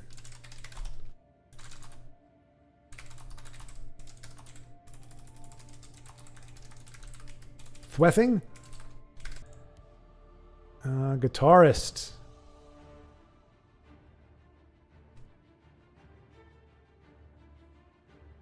How long must I wait? Okay, let's see. Okay, so Honey Badger was saying that learning Russian sounds cool. Honey Badger, I am the guy that patients take their frustrations out on when they aren't being seen fast enough. Yep, exactly. Yeah. I was like, it sounded nice when he was saying like, hey, I didn't have my first patient until like 2 a.m. the other times. Like, that's great. But yeah, the last thing you want to be is the point of contact for patients who are, ironically enough, have no patience. Patientless patients. All right, so today's theme has been comebacks. So we're hoping to see Guitarist with a comeback. And that really was a great soul rest. And that may have just sealed his fate. Unless she gets drained. Guard is great. Drain is great. Look at... Oh, Guitarist! No, but you... But, I mean, okay, yeah, I probably wasn't going to pull that off anyway. But still! I was like, oh, if she gets guard and drain. I wasn't saying garden drain. That's for you, IO. 830,9. Guard and drain, not garden drain. I feel like I need to be extra articulate today. Take another Kratos look here. Let's see.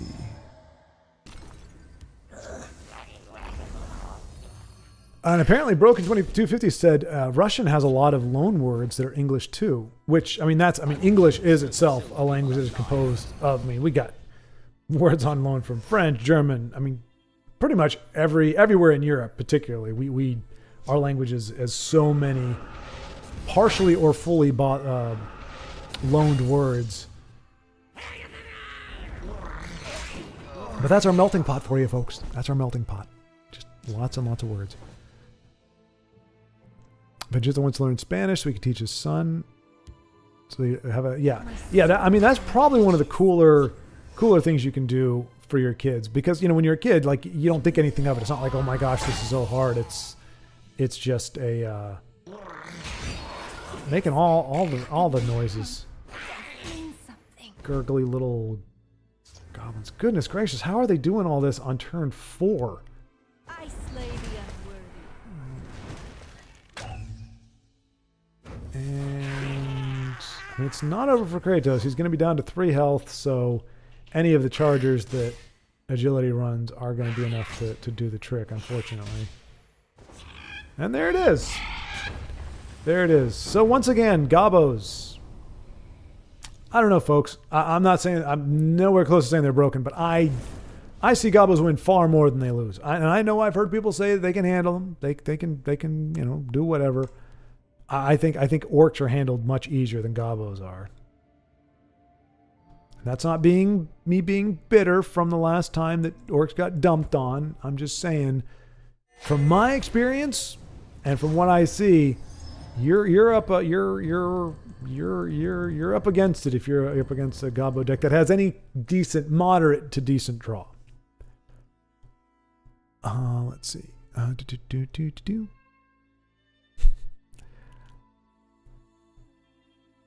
Crapola.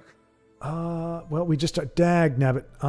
Well, tell you what, guitarist, we'll come back if Edmorn and Io are playing each other. Let's sorry about that, guitarist. I don't want to bail, but it's a double header, and we've got a little bit of time left, or the game is still in the flux. We'll probably have time to rejoin guitarist game there, especially if his opponent keeps taking a while.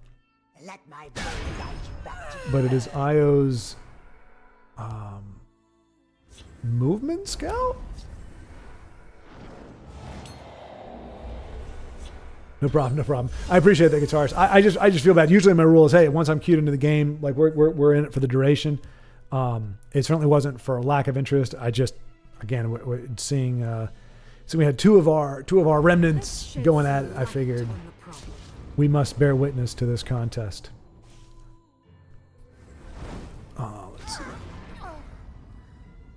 Joseph offering some helpful tips for anybody who's in the ER. Rub dirt on it, says Joseph. God made dirt and dirt don't hurt. He didn't add that part. I just remember hearing that all the time. And, maybe just pure regular old dirt, but, there's a lot of stuff that can be in the dirt that, whether God made it or not, it does actually hurt. Bacteria and all that good kind of stuff.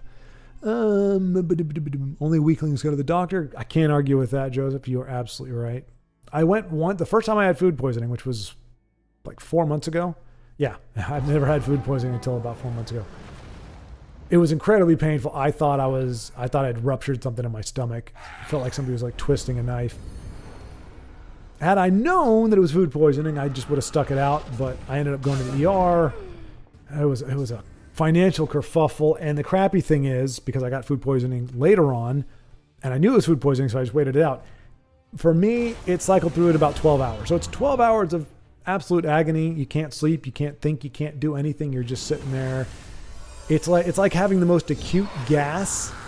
Like, you know how if you get gassy or whatever like that, and it's really, really bad, it's like, usually it's like, okay, then you'll let it out and to like release some of the pressure. But just imagine being at that precipice of intensity, and there is nothing you can do. You just have to wait 12 hours for it to go away. Anyway, I don't know why I went off on that, but that to say, that was the only time in recent memory that I actually went to a doctor, and that was only because I thought maybe I had kidney stone or something. It was intense pain. Welcome, child. Akatosh keep you ever close. Okay, for some reason, even though everything he said was very nice, he creeped me out almost more than Thorana. Like, welcome, child, to the cult. You will be brainwashed and manipulated, and I will love it. And if you could put some offering in the plate in the back, that'd be nice too. All right. Well, GG on that one. And hey, kudos for playing some cards off the beaten path. But it was nice to see... there we go. All right, so we can jump back into guitars. Well fought, gentlemen. Well fought. I avoided doing commentary. Usually, you know, I am very dogmatic about doing commentary on these games. But I avoided it just so that I wouldn't spill it for either of you, so that it would be a fair match between you two. Okay, I'm going to make a new rule. I will shut down the extra game commentary or chat commentary if we're watching two players against each other, because really that should be, I mean, the game should still be the highlight of what we're doing, but particularly if we got two people going at it, I feel like that should get some special attention. So from now on, discussion will be put on hold if we have the head-on battle, so that we can all spectate and behold the magnificence of our friends tearing at each other. Edmorn says, which is also, I believe it's Michael Bailey. I recognize it when I see it on there, but he says GG.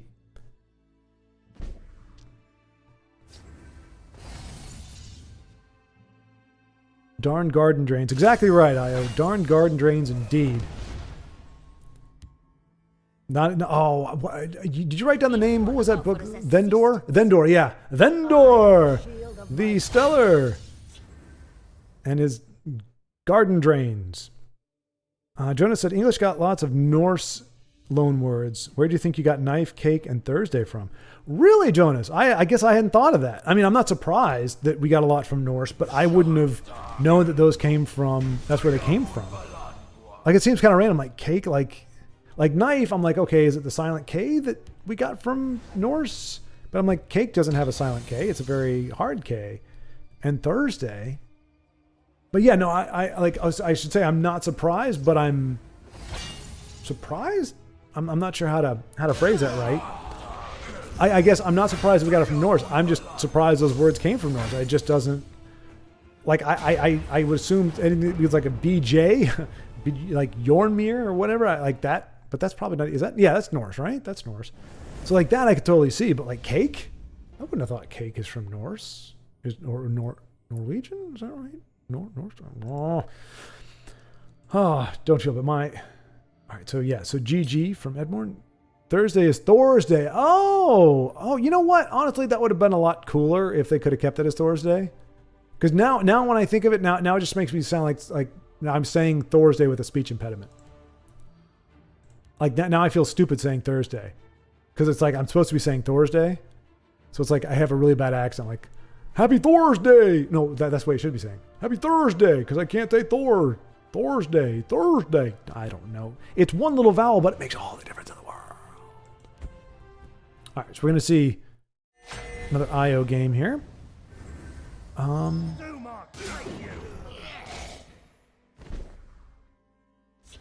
Yeah, see, and this is a problem right here. Honey Badger saying pretty much what he does.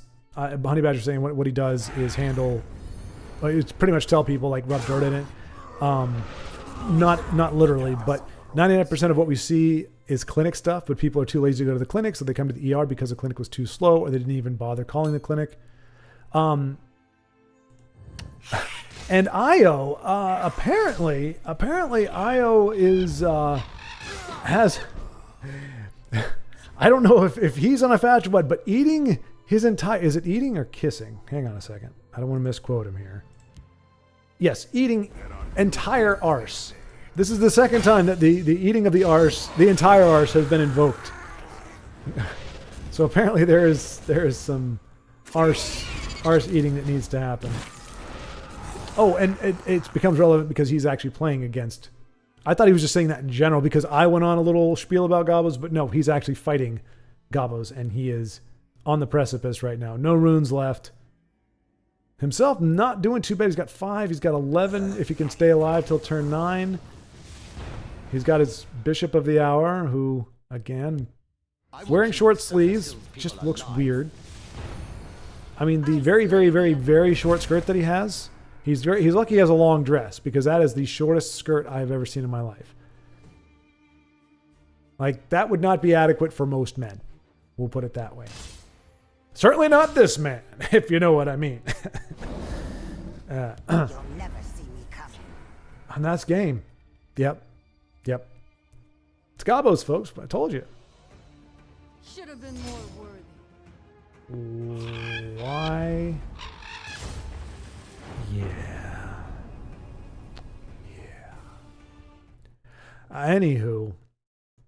Yeah, I got a friend who's a doctor. Well, we're not all that great friends anymore, but I mean, we're still friends, I guess. Ahmed, 98, 94. I haven't seen you in a long time, my friend. Let's take a look here. But yeah, he was saying, the ER, the ER can't turn anybody away. I think it's illegally. They're not allowed to turn anybody away. So you got people that just want to get off the street, and they'll go in the ER. They'll take a spot, and they can't be turned away. Like, they have to be seen or whatever.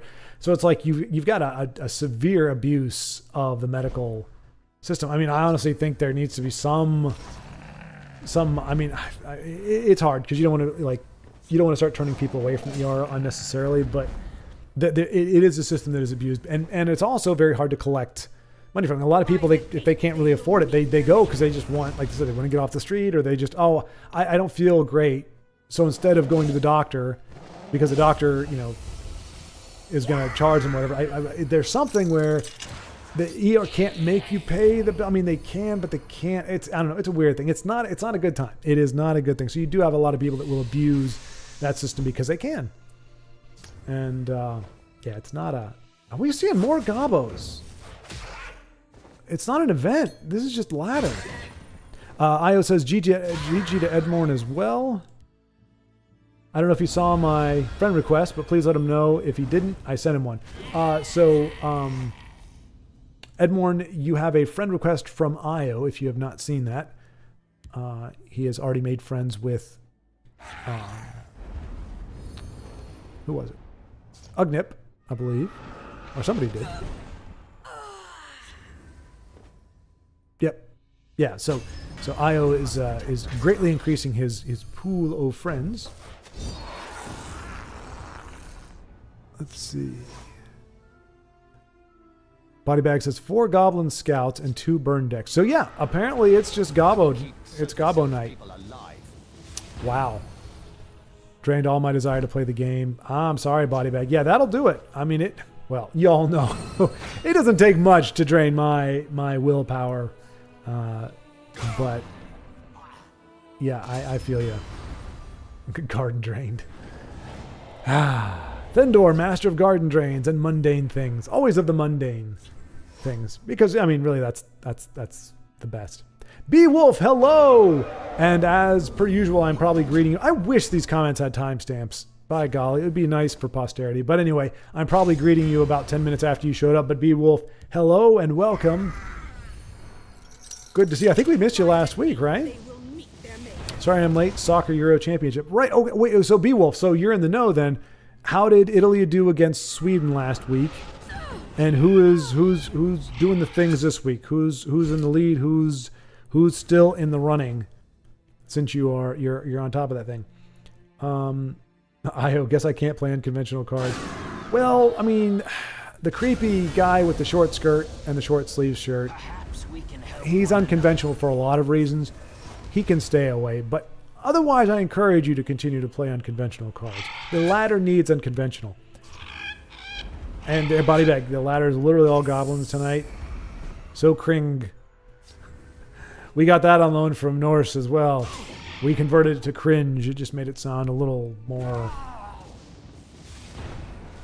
pronounced. I joke, of course. He is a friendly guy tonight. Italy is out. Oh, nut bunnies. Oh, I'm sorry to hear that. Okay, Spain just beat Germany barely. France beat Portugal. Okay, so... Now, to be fair, okay, so Beowulf, help me out here.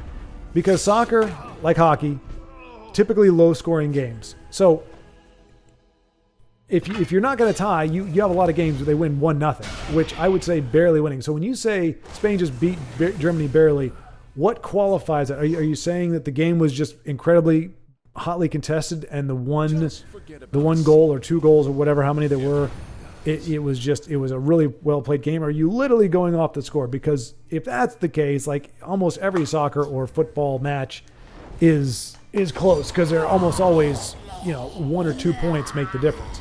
And to be fair, American football kind of cheats. they pad it by, it's like, oh, you score a touchdown, you get 6 points automatically. So you can win 7-6, and it was still 1 touchdown each, just somebody missed the extra point. So it is cheating. So I'm not knocking or mocking the low scoring nature of it. It's just seriously, I just like, how do you say a game was close in soccer when they're all seem to be pretty darn close? All right, so face dog. I don't know what he's doing, but we'll get a little bit of breakthrough. Then he can razzle-dazzle.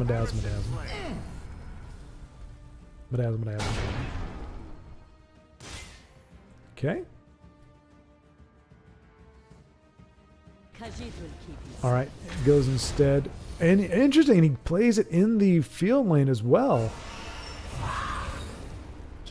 Oh, because it's 10-12. It's a close game. He needs to play defense and offense. Okay. Good thing Ahmed's playing and I'm not. You see, this is why we do our journeys instead of Shore's journeys, because they just do better. Alfik, you dropped your... Oh, no. That's 10. Oh, you gotta be kidding me.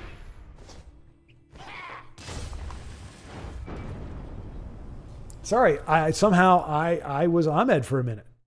Like I literally felt like I was playing. That's oh my gosh. That is scary and sad. Like I really just felt like I lost that game. Okay. Let's take a gander at what Sea City is up to.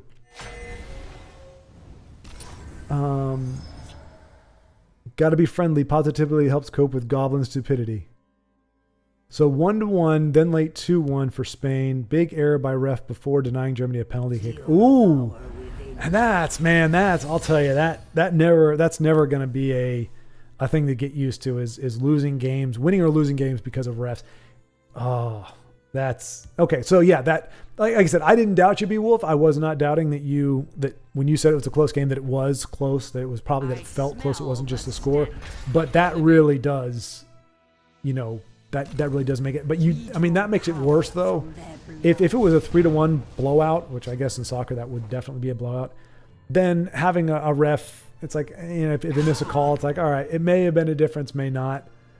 But if you lose a close game like that, a game that you were clearly evenly matched and it could have gone either way, that's a bitter pill to swallow if it looks like the ref screwed it up. I mean, hey, I get it that, most benefit of the doubt, 99.9% of all refs do not want to make the wrong call. They're not doing it on purpose, and they are probably the most qualified to be doing what they're doing in theory. So you know that they don't want to make mistakes any more than... Nice little play there by Sea City. This is not at least from what I'm used to... No! Not Lyris! Oh, I wanted to see her do her axe thingy. Granted, only done 1 point of damage, but still, it would have been an axe thingy. Wisp Mother, this is lame. I mean, yeah, you get a little word crafter value, but boo! Oh, sacrifice Galeen. He was a 3-1. He wasn't long for this world anyway. Oh, and she didn't even survive. I guess Lyris wouldn't have survived anyway then, right? Things. Well, actually, no. That is a great ice storm. Giggles will survive. Okay, so there'll be a lot that survives, but a lot bites it on the ice storm. So well done, Kaplow. Should have conscribed better, Tullius. Another ice storm. What are you gonna pull? Another ice storm. Don't kill me. If you do, I'll ice storm you. he seems to say without the mouth or the head that is needed to say things.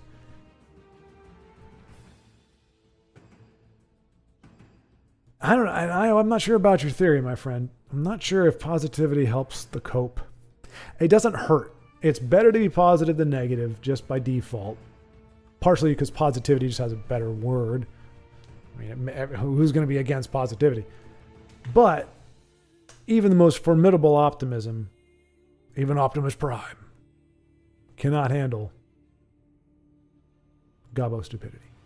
Well, it's not even stupidity, just Gobbo saturation, I guess is really what we're dealing with here. One Gobbo a night, not too bad. If that's almost all you're coming across, it's like...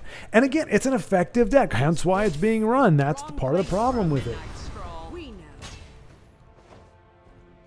Nothing wicked about it, but I would say it may... I'm going to put this out there. I'm going to say it may very well be one of the highest win ratio decks being run. I mean, obviously you're Telvanni, control Telvanni, and probably Empire at this point, and Sea City, the king of concessions. Oh no, wait. Bodybag is the king of concessions. City Toker is trying to overthrow him, and I am waiting in the wings because I concede over anything, so it's not quite the same. All right. Tusk is observing Ugnip. Let's take a gander at Ugnip here, see what he is up to against Zeeble. That is the second time, Ugnip. You need to stop doing that. Stop it. Knock it off. It's the second time we queued into Ugnip's game, and he ended it the moment I got inside. He was just waiting. He's just waiting. I know he is. He's like, okay, just wait. Wait. Oh, he's going to find me in a minute. He's going to find me. Okay, here he goes. Boom. And now I'm just going to finish the game. Now I got to go back and look through all the people. Try to find somebody. Wilhelm, I tell you what. Well, okay, we haven't seen Wilhelm tonight. Let's take a Let's see if he gives us the Ugnip treatment. We'll call it the Ugnip. That's going to be that's what it is. If you finish your opponent off within 5 seconds of me queuing into your game, call that the Ugnip. There you go. Notice you're starting to spectate me. Then game comes in. The game's I come in. Okay, so we now have a black screen. So that is what I get for... Okay, there we go. The escape button bails us out again. So we're going to leave Wilhelm alone. And we'll go to Guitarist. Guitarist doesn't lock us up on a black screen. And he doesn't give me the Ugnip treatment. See, look at that. See, you don't have to wait that long. Just I mean, well, granted, we want to see Guitarist come back. Oh, gentleman Jim being a jerk face. If you're looking for trouble, Oh, he like this one will hunt you down. for a card that you very rarely see, he really does just go turd muffin.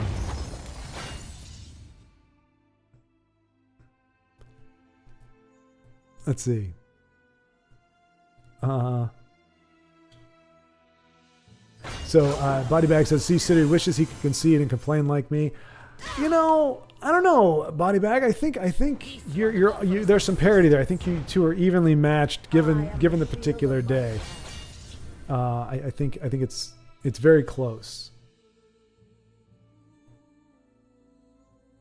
Let's see. I said good day. Antoine, yes, we were just talking. I checked in with Beowulf, who kind of gave us a skinny and let us know that Italy was out. So yeah, Antoine says, yeah, we deserve to be out. I hope young generations will take revenge soon, but it was a huge disappointment for us. Understandably. So let me ask you, because obviously I'm not well schooled in this. How is Italy done historically, Antoine? Like whether it's World Cup or something like this, is Italy usually in the top 5? Is it middle of the pack? Are you guys spent a lot of time at the bottom? I mean, did you have like a heyday where like 5 years in a row you were top dog and then fell off? Like in the past 20 years, how would you sum up the Italian soccer, the Italian football experience as a fan? You picked the worst times to spectate. Hey, don't say that we've got the body bag complex here, okay? That's a state of mind, the belief that you are undefeated unless you are being spectated, in which case you lose every time. That is we call that the The body bag fallacy.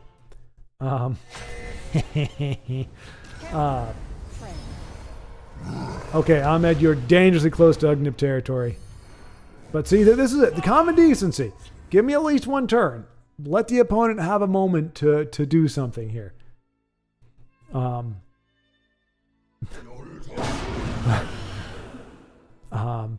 I mean, Antoine, at least, I mean, you're fair. Like for somebody to be a hardcore fan like that and say we deserve to be out, like at least you're able to be honest about your team and where they stand.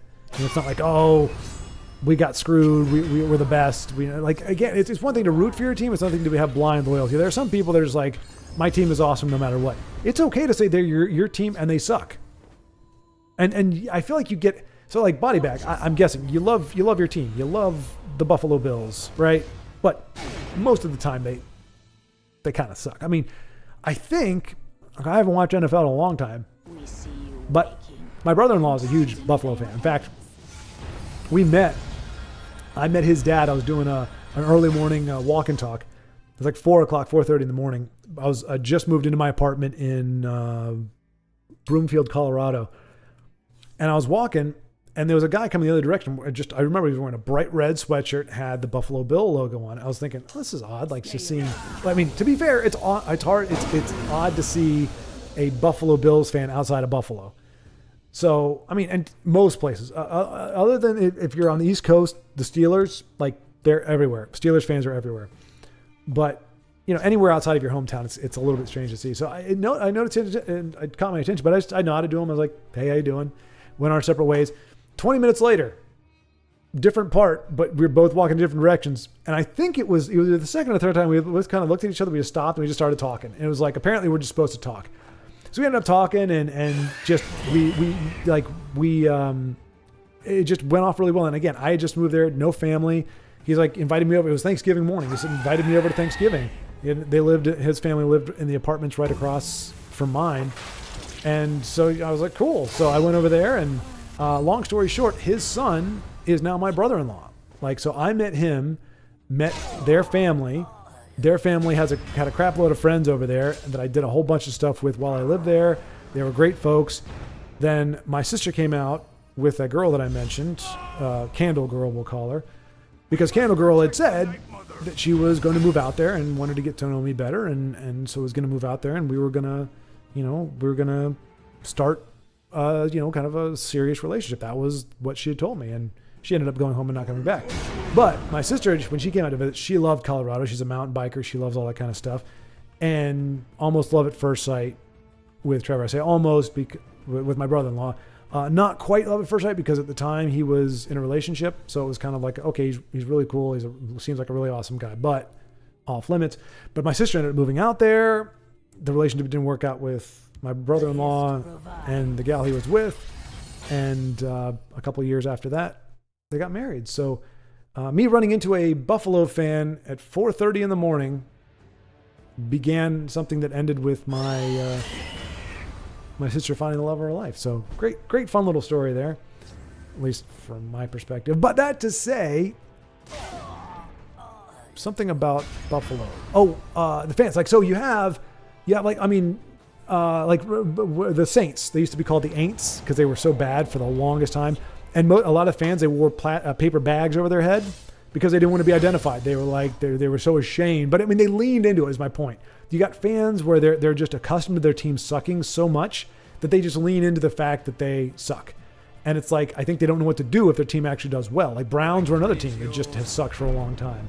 And I'm taking down Chris Topaz. Following play-by-play as I do.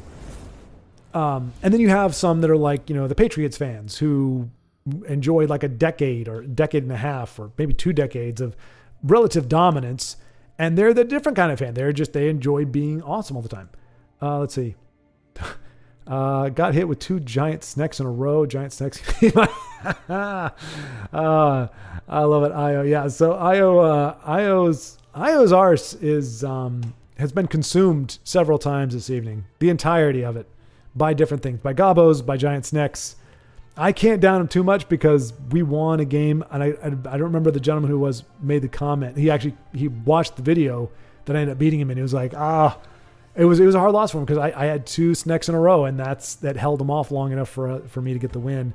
So, as grateful as I am for the giant snacks, I can't hate on them too much, but I do understand, having also been screwed by them, entirely screwed, mind you, why there's no love lost for them. Let's see. Brave meaty. Io, don't do it, Io, don't do it. Says, I'll play Control Empire Telvanni, then don't go to the dark side. Stay positive. I can take the positivity. It's a little saccharine, but we take the positivity if that positivity just means you avoid playing decks that you know are no fun to play against. That's all I'm saying. Notice you are starting to spectate me the games. Right. Yep. No. Yep. Body bag. City wishes you can see it and complain like me. Right. We've Beowulf was sad for the Italians as well. No, Ugnip, I don't want you to lose, man. You're missing the point. I want you to win. I just want you to give me a little time to get in and to enjoy it. That's all I'm saying. Like, give me one turn before your triumph. Like, you need to like wet the palate. It's like you just don't end the game as soon as somebody spectates it. Manners are, a good thief has manners. You say, hey, come in, sit down. Hey, would you like to see me finish this game? Here I go. Not, oh, sorry. Hey, just came in. I was just leaving. Like, it feels like you don't want me around. That's what it feels like. But I don't want you to be losing. Denise said she just crushed goblins. Well, she didn't just say it. Denise let us know that she crushed goblins to avenge us all. Well done, Denise. What deck did you use to crush the goblins? Because I think a lot of us would like to know. Doesn't mean that it can happen for everybody, but if it can happen for you, and the game is very anti-Denise. If Denise can win with it, that means there's hope for us all. Not because Denise, again, emphasizing, not because she's like not a good player, but the game does her dirty a lot. And so if somebody who has an adverse relationship with the game is able to win with the deck, then those of you, and I say you because I include myself on the hapless list, those of you who have the favor of the game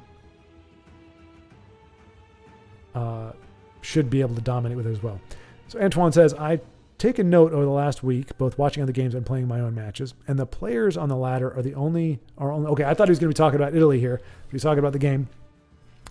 On the ladder are only using 63% of the cards in the entire Tesla collection. Wow. That is a scathing indictment. Now, so here's my question, Antoine. First of all, thank you for that stat. And it sounds like you actually processed that. That seems very precise. So it sounds like you actually did some actual research on it. So let me ask you and in the chat this, and again, I'll get to the answer in about an hour. How many, because we got Jero Forger and players like Denise aside and myself, because I played her too. Unless you're purposely setting out to do a deck to play cards that don't get any love, what do you think the percentage is of viable cards in Tessel? Because I don't think it's 100. I think we can say Lich's Ascension. I mean, you can make a deck around it, but really you would not consider that to be, I wouldn't consider that to be a viable, competitive card. So we're already at 99.99999 something. So what do you think the actual percentage? So you're saying 63% of the cards are being played. So over half, but definitely far fewer than 100. Do you think we're up in the 80s? Do you think we're in the 90s? What's the difference in the percentage between the amount of, could we be playing 10%? Realistically, could we be playing 10% more of the cards? Could we be playing 20% more of the cards? And of course, there's a bunch of different options in between there. Look at that. Holy cow. Oh, that's a nice combo there, Sea City. I've never seen Worm King Agent with Slay, but that is a Slay card. You never think of it that way. I never do. But that is, in fact, You get one shot. what it does. And there's another Stone Shard doing the Stone Shardy things. And Orc's trying to close it out, but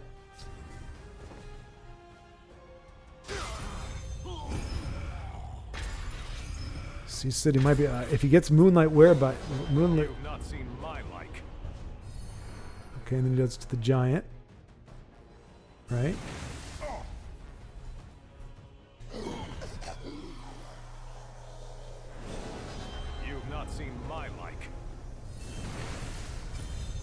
Okay, well, yeah, because he's going to kill the giant. So good heads up play. Good. Well, look.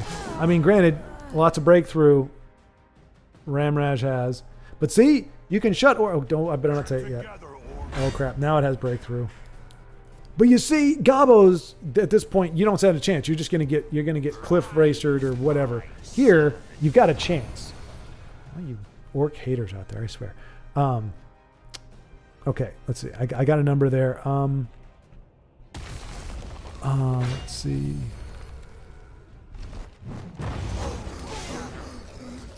So Ugnip gives Denise the thanks and says he feels revenge. I think we all do, Ugnip. We all feel that that Denise has avenged. Well, those playing anyway. All right, so body bag. Body bag gives us his own statistic, which I think has a little less merit and integrity than Antoine's number. Antoine gave us 63%. Body bag proposes 69%. Close ranks, let nothing through. Yeah. With the sunglasses. Yes. Oh, goodness gracious. Dead in 6 rounds. Okay, so Denise finished off Gabos in 6 turns. So what, you won with an aggro deck? Okay. All right. So unfortunately, Antoine, I'm going to need you to explain more. So Italy is top 3 with 4 stars. Oh, never mind. Okay, I got it. I thought star was like a rating system. You're saying Italy is a top 3 team, and it has 4 stars on the team, 4 well-known names. Nicely done. And Beowulf enters in, adds in, says names Italy as one of the best teams. Italy, Brazil, and Germany. I knew Brazil. Brazil, I think, has been around, has been circulating in the top for. And Sea City. Look at this. This is why orcs should not get as much hate as Gabos. He was able to turn this thing around. This is interesting. Now, granted, it's Sea City, and he's got the heart of the cards, and he's playing the deck really well. But against Gabos, his entire lanes will be wiped out by a sheer point and little demon goblin guy, and then the big goblin guy would give everybody +4, +20, and they would get charged and drain face. That's what would happen exactly. Well fought.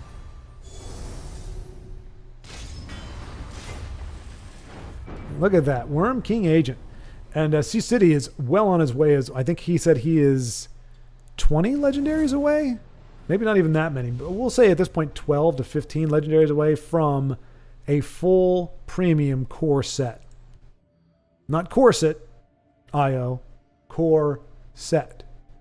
Very, very, very important distinction there. Let's give Sea City a rousing round of applause.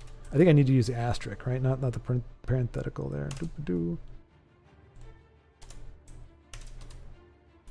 Worm King rules. Oh, Doyle rules! All right, Io. All right, this is perfect. See, this is what you do here. When you see that I'm about to queue into your game, you start the game fresh. I want to see 30-30. That's what I'm looking to see. When I queue into a game, I want to see 30-30. That's just common decency. Antoine, unfortunately, the magic allure of past championships and World Cups is lost due to the obscene business of contemporary football. Money and money and only money is missing the deep poetry of the game. Now I lost just because you wanted it. I didn't come. I didn't want you to lose. I wanted you to win with a little bit more patience. That's all, Ugnip. Just give me a little bit more to look at. Don't swing the other way. Like I'm just saying, win, but win the right way while you're being spectated, and you've given the spectator a chance to look at what you've done. So stop the losing. Stop it right now. That's not what I want to see. It makes me very unhappy. Oh no, okay. So I was wrong. Let's see. Io, ding ding, shame. Wait. What's the ding ding? Io? Friend. Ding ding. Was there do we hear a ding ding? I'm missing the ding ding. A Worm King Agent plus Sanctuary reminds me of an old deck I made. Slay Telvanni. This was ages ago. Interesting. So that must be kind of what Joe was going for there. I mean, that's the thing. There's a lot of ways to run Telvanni. I mean, you've seen Not Your Mother's Telvanni. Like there, I mean, Denise has done an aggro deck with it. Like there, it's the same thing with Invade. It's you can play cards from these decks that isn't just the same old broken stuff. Like you can play Daedra. It's not Invade, but you can make use of Daedra or use Invade very sparingly to make your Daedra a little bit bigger, and that's it. Like you're not using it to abuse the Invade mechanic. You can play Telvanni, but not play Aelid Guardian control Telvanni. Time to move. You just got to be creative, you know, and expand your horizons. Now, granted, they're probably not going to be as efficient, but it's hard to argue with those results. At least what we saw with Sea City, that looked pretty damn good. He was able to solve. Although I will say, Orc Chief Clan Captain Banner Orcs, they're not the aggro version. They're the more of the mid range. If you see somebody running the War Chief Banner, they're not hard nosed aggro because you never spend 3 or 4 magicka to make your creature stronger. You're not trying to trade for the board. So I think that's part of it. Orcs are slower. Those kind of orcs are slower. They just move slower. And so the problem is they're still not going to be great at mid-range. They can be, but I think they're going to have a lot harder time. And so if they're up against an actual well-crafted mid-range, they're going to survive longer, but they don't have the juice to close the game out as much.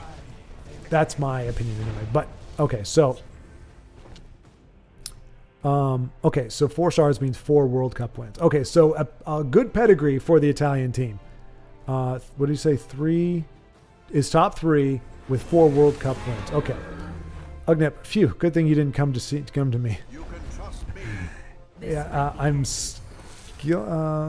killing my opponent in 10 seconds. 10 seconds is fine, Ugnip. That's all I asked for, man. That's all I need. 10 seconds. You were giving me 2. I literally come in and you're in the middle of hitting somebody in the face. Like 10 seconds is fine. That's more than enough. As long as the counter, the 10 seconds starts once I get in there, we're good to go. All right. Denise, aggro deck, but I traded so they could not keep a board. Okay, there we go. All right. So that is, I guess that's that one. I mean, ultimately you got to kill the gobble board anyway because they keep getting buffs off of curses and everything. So or sheer points. So yeah, you definitely have to keep their board cleared, which is hard to do if you're aggro because you're really not looking to trade. But, oh crap. Okay, here we go. Let's see if Ugnif has learned. I swear, dude. Okay, this looks good. It's a thing. It's a thing. All right, so marking my rule, we are going to focus on this. I'm gonna change this. We're gonna bail for a second so that we can get the dual spectating mode going on here. I trust you, gentlemen. I don't think either one of you are gonna be. Oh no! Wait. No, I can't because it's body bag. No. No. Wait. But how does this work? How does that work though? So. Can we spectate Ugnip? Is that going to negatively affect body bag if we're spectating Ugnip only?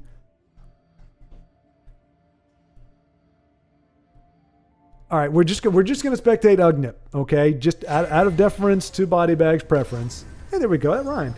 So we don't know. Body bag is just a nameless villain in this particular matchup. No friend of ours.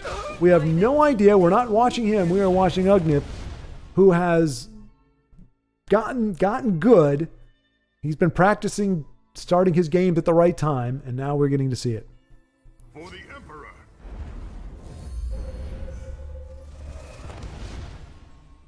Denise, I don't think Ugnip was going to bed. I think he just left to make sure that he wasn't hearing anything. But I'm not going to, I mean, that's the thing, folks. We're going to focus on the game, but I'm not going to call things out. So you could keep it going if you wanted to. I don't want people to feel like they need to leave, but Ugnip, what aggro deck trades? Exactly. And Antoine has a redacted or retracted Ugnip. By the way, you do know you can put timestamps on your chat, right? Can you really? Hang on a second.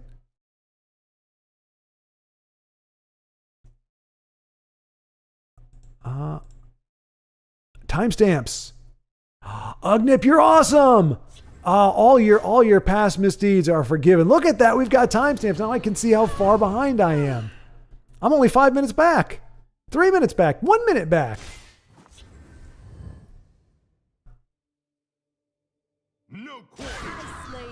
Denise says, Ugnip, you have to go against goblins before they get skirmisher. Right, exactly. Yep, you got to clear that board off. Ugnip, that is fantastic. Thank you very much. Your legacy. This is Ugnip's legacy right here. We now have timestamps, so I can see just how far gone it is. But Denise, I think Ugnip is going to be back as soon as this game is over. I think he just left to make sure that he was keeping it all above board.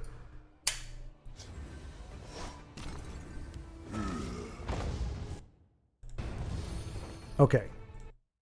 Let's see. So broken 25. Car is machine. Magazine equals journal. Radio videos equals clips. Restaurant equals restaurant. I think Broken was in the old chat. He was explaining Russian words. He's saying like how much of our stuff comes from Russian. Vincenzo says people also go to the ER. Oh wait, we're spectating. Sorry. I didn't know if that counts because we're not dual spectating here. Mr. Mayhem, good evening. Had enough of watching Russia and Ukraine war. Your content is more relaxing. Well, thank you, Mr. Mayhem. I appreciate that. I am as dire and as frustrating as Tesla can be. It certainly is nothing compared to real life struggles and battles and conflicts. So 100%. Welcome. Happy to have you here, and hopefully you'll be able to gain a little. I mean, that's what entertainment is in there for. It's supposed to create some levity and some breaks from the tedium or devastation of real life. We must protect our strong. Mostly tedium, but obviously in places of the world there is devastation going on, and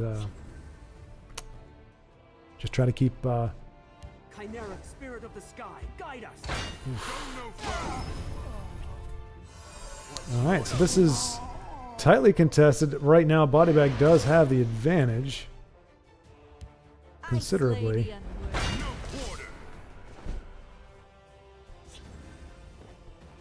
We must protect our strong. But yeah, wouldn't that be a scathing indictment if somebody's like, you know what, I'm going to go check out the Ukraine war because this content is too depressing. It's like, oh dang, like that would be a scathing indictment if this stream was less relaxing or preferable. That said, if I'm playing, a lot of times you'd think it was some massive conflict or something. It was.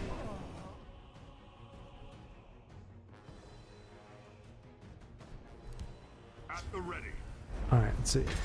Antoine says, for example, if you want to watch some Andrea Pirlo videos, you can understand what I mean by magic in football. He was one of the heroes in the final World Cup, Berlin 2006.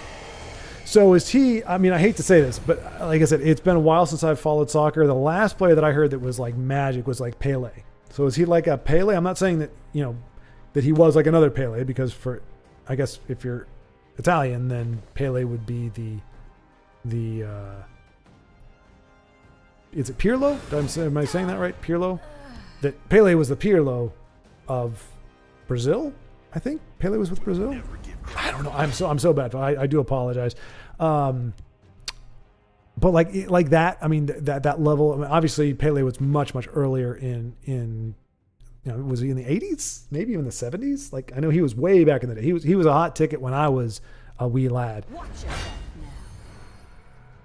And so NB Wolf also about my age saying, I am old, so I'll say Baggio for Italian players. But I mean, Antoine, I think so much, I mean, so the thing, like, I can't speak for Euro football or, world football, but like American football, there was a time where only a few of your very, very top performers could really make a full career out of it. You had a lot of players that would play or that would get jobs in the off season. Like, you could go to a car dealership and your salesman would be a football player. You could go to, you could buy your insurance from a football player.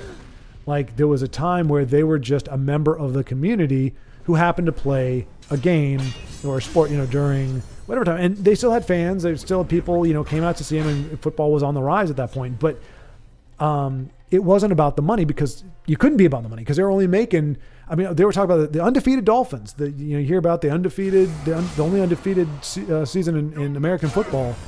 And, you watch interviews with like the star running backs and like the star players. And he's like, we were making 18, 20 grand a year, and now back then in the 70s, that was a lot more, but it's still like 40 grand, 50 grand, something like that. And so they were out there, doing odd jobs and stuff in the off season. And so it wasn't about the money, because it couldn't be. People played purely because of the love of the game. They didn't see it as a meal ticket. It wasn't the easiest thing to do. You were putting yourself through the strain and rigors of an athletic competition. And it was like you were sacrificing to do it, because you weren't guaranteed retirement money at all. You weren't even thinking about retirement. You were just going in and playing the sport that you loved. And I think that's the case with most sports. But as soon as, and I'm not saying it's wrong, because you know what, if you can afford to pay somebody $7 million a year to play a game, it's because that player is worth $7 million, more than $7 million to your organization. It means that you're making far more than $7 million off of what that person's performance is. So I don't fault them for paying players for what those players bring to the ball club. But the unenviable and unfortunate truth is that in doing that, it makes it for a lot of people about the money, and it makes the sport more money centric, and it becomes more about the business than it does anything else. I mean, that would happen with anything. If I'm driving a truck, if they decide that truck drivers should be making X number more, a heck of a lot more money, because they are the lifeblood of commerce. They're allowing all the goods and services that everybody's buying from Amazon and everywhere else to get where it needs to go. Oh, look at this. Oh, no. Whoa. Whoa. Okay, now I feel really bad. Now I feel really bad. Well, so I let me give Gigi.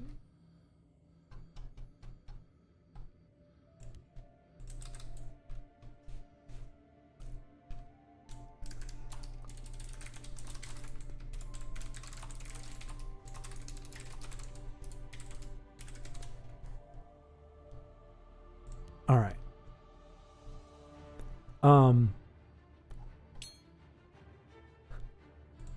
All right, so Ugnip got that. I was not pulling. I just felt bad after I decided to spectate it. I was like, I don't know if that's technically still okay based on, like, I don't know if that still works for body bag. And I was like, well, if he wins, then it shoots down the myth of the spectating jinx. But then he lost. Ugnip was able to rally from 3 points. So there's a part of me that feels. This should help. I still think he should continue. No idea what his little hand was, though. What his little hand was. Well, I mean, it's conceit efficiency. He knows. No, I know you did, Ugnip. I know you did. Yeah. No, I guess that's the downside for dual spectating or spectating stuff. No, and Ugnip. Oh, so you didn't know Ugnip, but I didn't spectate his side of it because Bodybag didn't want us to, like. And again, it's not. Just in deference.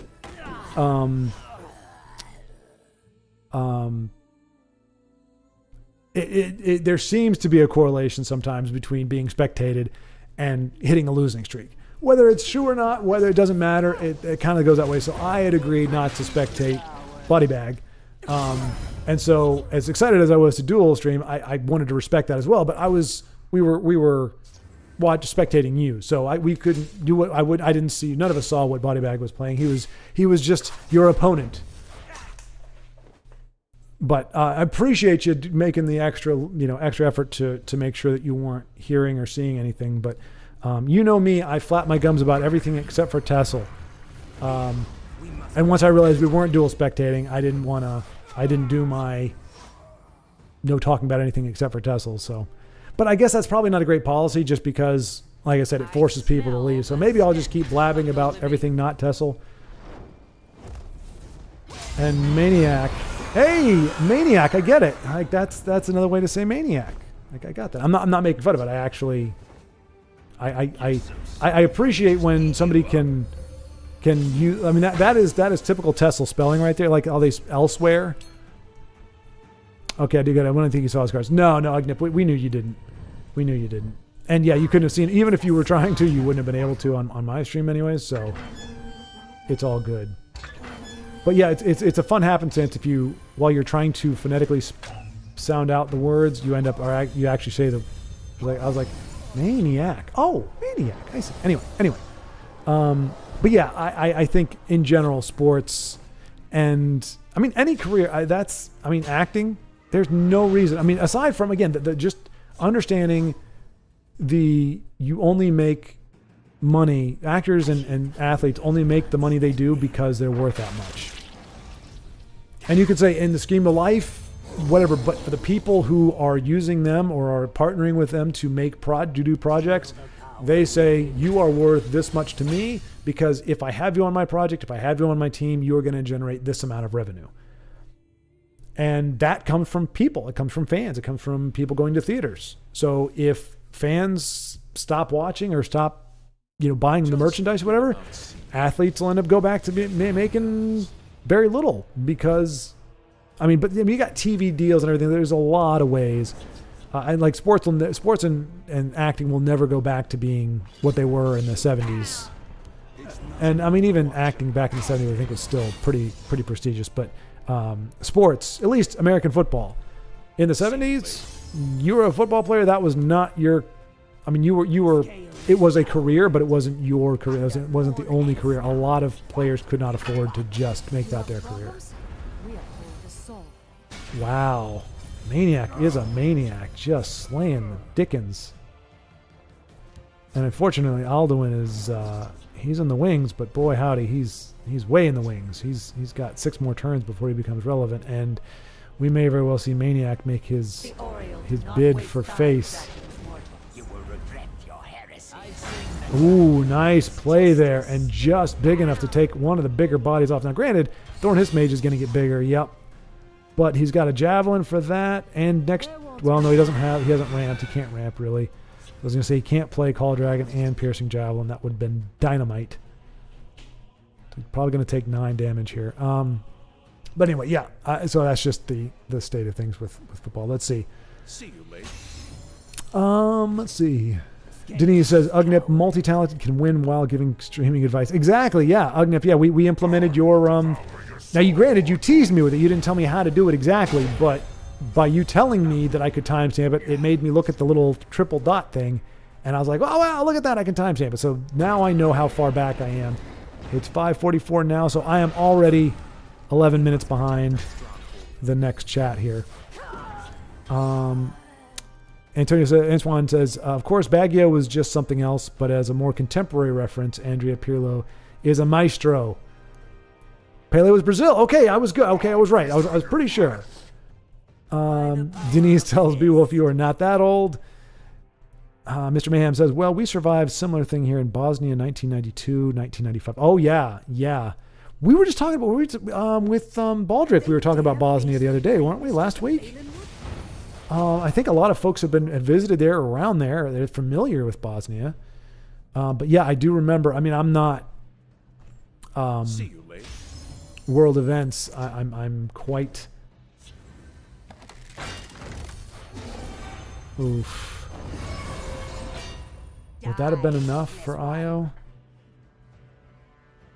do 7. I mean, he can Marak something. Oof. I mean, he can Marak that, but he's still... Alduin, still too expensive. Marak is good, but he can't handle both the lanes. I was probably looking for an answer, but I mean, Iron Atronach has to go. But there really is no other way. I mean, he could Murkwater, Leaf Lurker. That's 9. That leaves him with 3. Blades Lookout's not going to do anything. Yeah, looks like he's got whittled down by Greed Slay, The day is yours. Heaven Heart.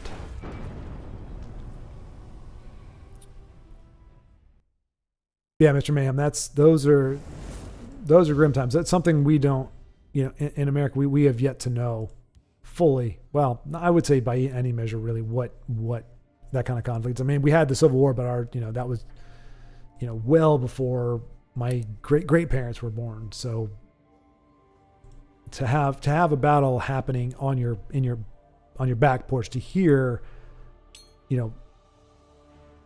the actual conflict going on, to be able to hear it from your house, that's something most of us haven't experienced. What do we got here? IO.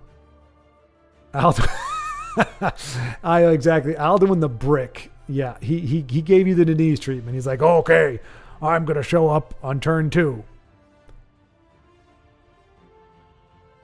Io, can Alduin eat something too? I mean, there's not anything left at this point because your entire arse has been eaten twice now. But if there were any arse left to be eaten, would it be eaten by the World Eater? All right, let's go with... I'm gonna try Ahmed. Just again, he's not a frequenter. Used to be almost every time I would queue in, I'd get a game or two of Ahmed, but that has not been the case recently. So we are seeing Midnight Burials. So and then we got Chandler Bing. This is the Empire. Oh boy. All right. Well, let's catch up on chat here.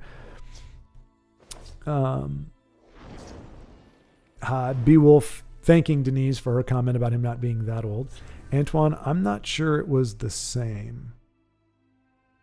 Ex-Yugoslavia war is the biggest mistake of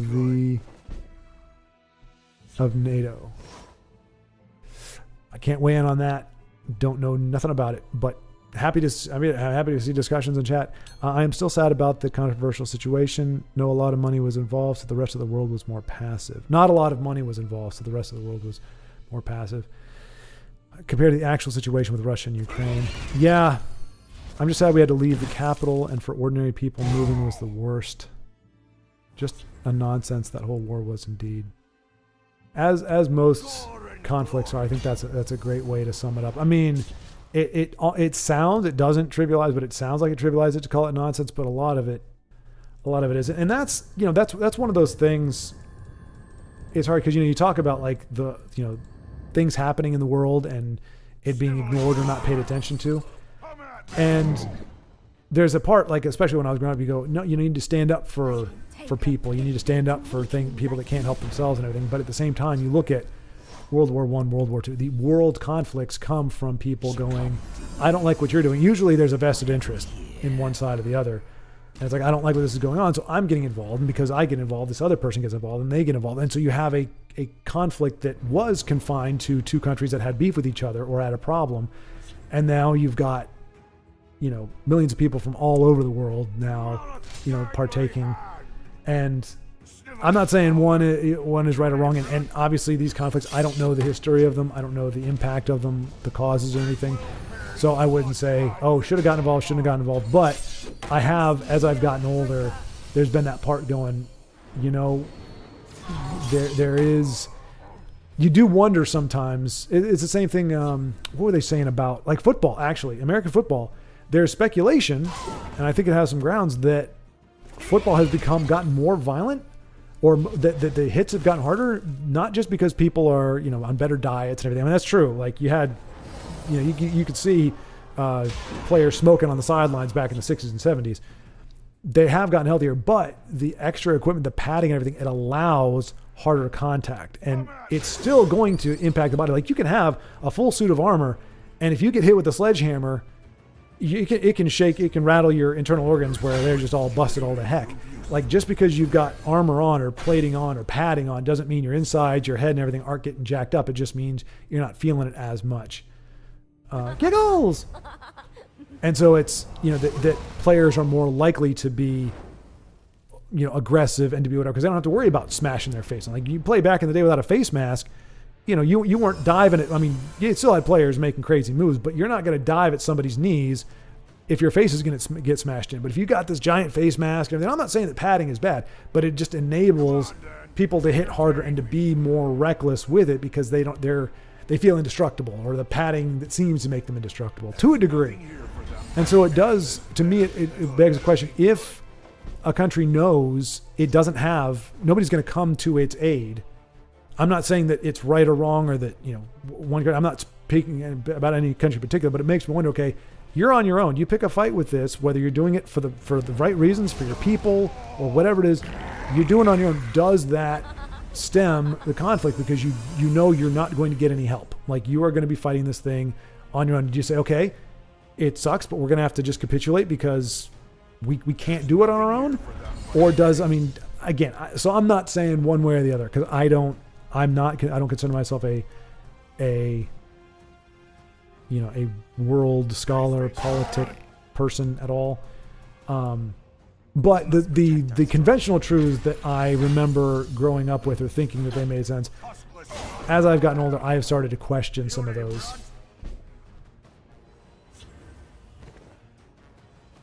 Drown in the river of battle. All right, so Ahmed's still alive, just barely clinging on to... Never mind. Top deck from hell. Let's see.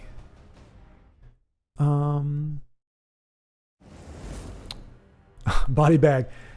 You really took me kicking you 2 months ago to heart. I've told you multiple times you can spectate. No, body bag, no. I was wondering why you stopped dual spectating. No, body bag, no, seriously. I don't remember getting the green light from you. I'm not taking that to heart. Because I mentioned it, and you just said, yeah, it's just a thing. Like, when I spectated or whatever, but I don't remember you saying, like, feel free. And maybe you did. I just don't remember. That's why I was doing it. I wasn't taking it to heart. I'm not griping about it. I was legitimately avoiding, because I thought you were like, hey, all things being equal, let's not do this. So no, if I had known that you were cool with it, I would have been spectating you the whole time. Alduin the World Eater? More like Alduin the entire Arse Eater. That's right. All right, so let's see if we can see a body. No, he's not playing now. No, okay, that was just a miscommunication then. Body bag. I wasn't, and again, not picking on you or anything. Like I said, I thought it was funny. I was like, no, he legitimately is, would just much rather say, hey, if I'm going to lose, I want it to know because I'm losing because the game is doing its thing, not because I've got eyes on me and it could be screwing with the feng shui of the game. So no, it was totally a joke. I thought I didn't know that I had the green light from you. So I will do dual spectate, and I will happily spectate your games. I thought you had clarified your stance, but not reversed it. So that's that. We must count on our wits. At least you got to see a full match where I didn't end it 10 seconds in. Again, exactly, Ugnip, exactly. That was actually a very long match. It went quite long. So very well done. Jonah says, what's more annoying than Invade? Someone who gets the gate up to level 19, gains board control, pushes you to 6 health, has lethal, and then doesn't take it. Just a pure a-hole behavior. Yes, Jonas. Yes. And the thing is, it is almost ubiquitous with Invade. Or here's the thing. I think it is almost an unwritten rule in Tessel. The people who least deserve the win are the ones who gloat about it more. You can quote me on that. The guys who pull the right top deck, the RNG, they do a desperate conjuring and it gives them the card they need or what have you. They're the ones that do my victory is secure, my this is that, I'm the best thing in the world, and they do the roping and the this and the that, and they toy with you.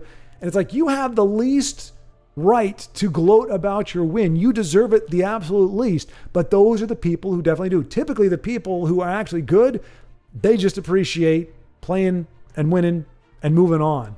But there is an inverse correlation between level of skill and ability and amount of gloating or jerky a-holeness.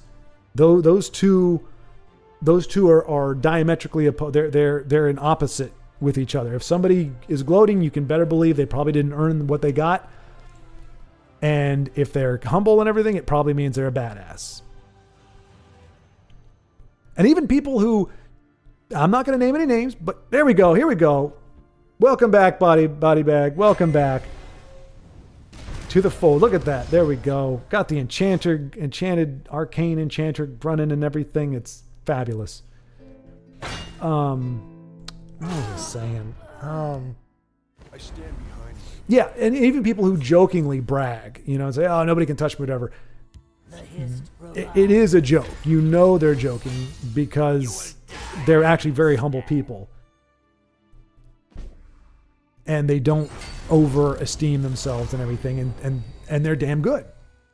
But it is fun to be like, nobody can touch me. I'm the greatest, or whatever. I mean, I do that too. I think I first got that from Tony Clifton. Is that his name? The guy, anybody watch Man on the Moon?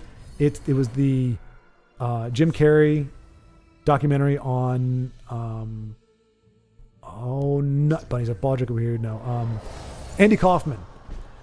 I never saw Andy Kaufman. Never watched. I think I saw him in a few episodes of Taxi, but I never really saw much of Andy. I didn't know what he was about. But after seeing Man on the Moon, I had a much better understanding. But he had a character named Tony Clifton who was supposed to be like a Vegas lounge singer. It was a character. He had these big obnoxious sunglasses, big bushy mustache. Oh, was it a mustache or do you not? No, I don't think he had a mustache. He had big sideburns and a big, parted like 70s hairdo, whatever. And I talk like this. And he was a complete jerk to everybody. And I walk around. And he would heckle people like he would try to do, like he would do stand-up comedy, but it would be bad comedy. He'd be like, "Oh, what's your name, sir?" "Bob." "Bob. What's your last name?" "Up and down in the water." It was bad jokes, but it was a hilarious, I loved how Jim Carrey played it. I think in real life, if you didn't know it was an act, you'd think the guy's an actual jerk, but it was a hilarious character, but Andy Kaufman wasn't arrogant. He wasn't actually a jerk, but he played this very pompous guy, and I can't remember. He had some off-color jokes that I don't need to repeat, but I'm trying. Good night, Ghost 6672. What in the crap? Wow. Oh, what? What? Good night. Oh my gosh. Okay. Body bag, this doesn't mean anything. This means nothing. There is no jinx. That could have happened to anybody. I've seen 24 power Iron Atronachs and entire boards full of 1616 Leviathans all the time. Haven't you guys? Come on, chat. Tell them. Let them know. This has nothing to do with the fact that we spectated that game. That has nothing to do with it. That's a typical it just happens in the world of Tesla. That is an everyday occurrence. We're moving on. Io, guitarist. Here we go. Just kidding. Io, hell, here we go. Do the thing, Io, here. Okay. All right. Mr. Mayhem, just what I wanted to say, Jones, referring to the comment that launched my little tirade there. Yeah. Gets board control, pushes you to 6, and then just doesn't do anything. And you know what, Jonas? That is when I take the opportunity to say, I'm going to pass the turn to let them know that I'm done playing. I'm going to set my tablet down, and I'm going to go busy myself in the house. I've got things to do. I'm going to let my opponent, who I'm sure has enough class to finish this game, I'm going to let them finish it on their turn. And just like that. Now, if while I'm away, my opponent decides they're going to screw with me and not hit face and just putz around, well, then I guess they're going to have a turn timer to wait through, and they may have 3 of them if they are just going to be stubborn about it. But I'm off doing my thing, and I don't do that on the norm. I only do it when somebody makes it very clear that they have zero respect for my time or the game or themselves. Here we go. Mr. Mayhem, I called those unskilled hand players. Exactly right. Exactly right. Although that unskilled hand players, that actually sounds a little bit awkward, but I know what you mean, and I think it's fine as is. Antoine says, I believe that more generally the passive attitude of certain players, they don't do anything, just waiting for the opponent to get tired and concede the challenge due to exhaustion. Exactly. Antoine says this is the worst case scenario, makes one wonder how they don't get bored themselves. And Io says that is one thick board. Yes.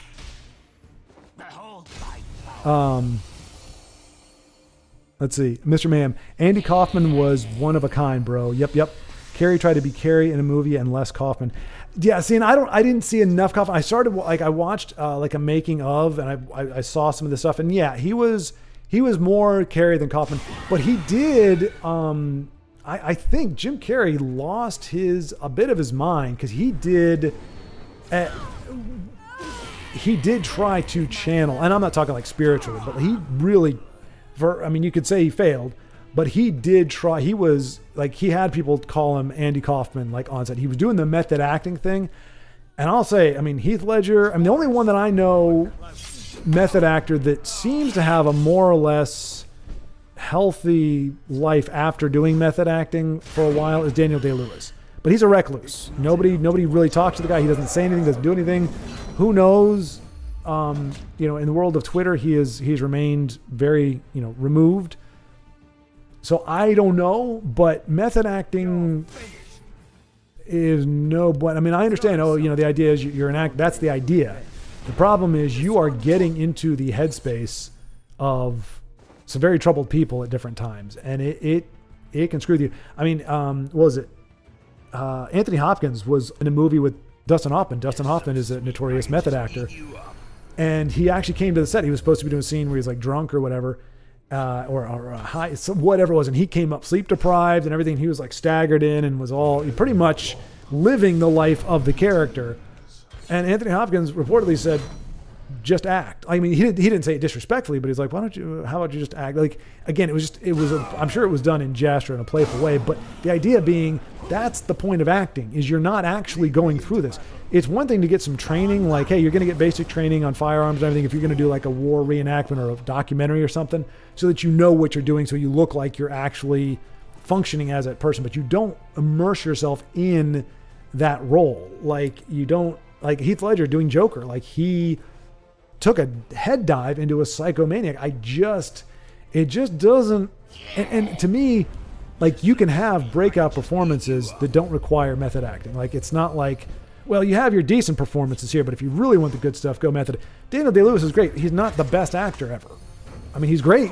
He's great in what he does, but there's other actors. Anthony Hopkins, not a method actor. He's great in his roles too. So if you don't have to do it, I would just as soon not lose myself mentally, psychologically in a character, especially if that character is somebody who's really screwed up. Now, Andy Kaufman was not screwed up. He was Apologies.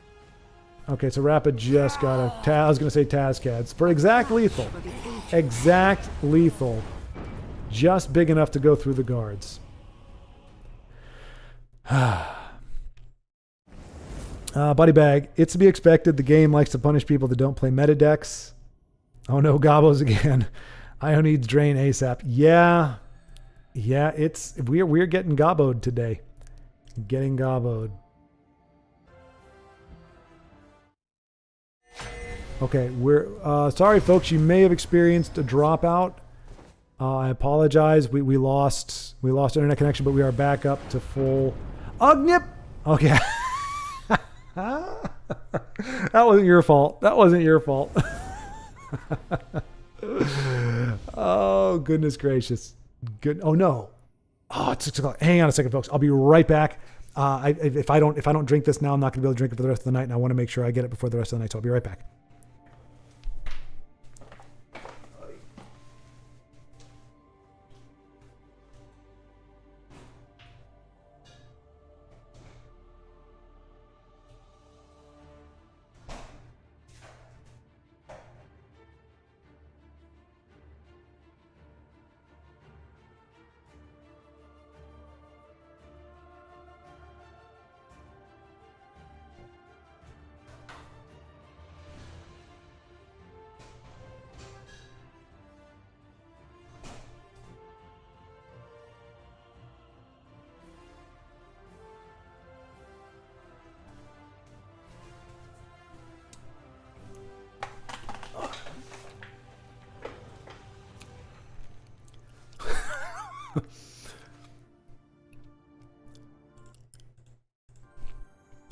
That's for you, Jonas.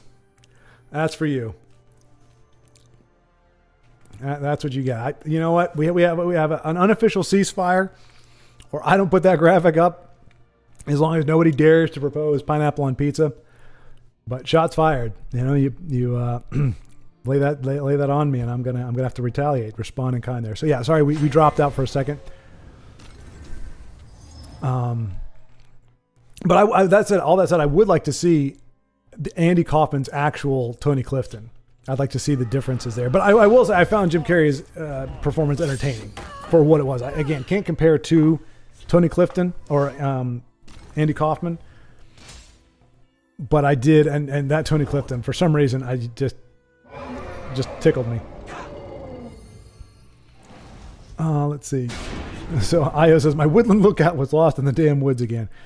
He was probably battling an entire arse. Or he was riding his arse, and the arse... Can you say that? Is arse strictly referring to the posterior? Have business. Edmore, I lost a goblin off. Uh-oh. So like, you know, like ass is, you know, you have jack, like ass is another name for a donkey. Like it just historically is. I don't know. Is arse the same thing? Like, so you can't say, I was, you know, my car broke down, so I rode my ass to work. You can say that, and in theory, if you have a burrow, you are correct. Whereas I don't think you can say you rode your arse to work. I don't think arse is another way of saying like a donkey. I think arse is strictly referring to your posterior. So I'm not sure, but I would like some clarification on that. These are the important things we need to learn here. I lost a goblin off a misplay. Should have used an ice spike. Felt really dumb. Ah, man.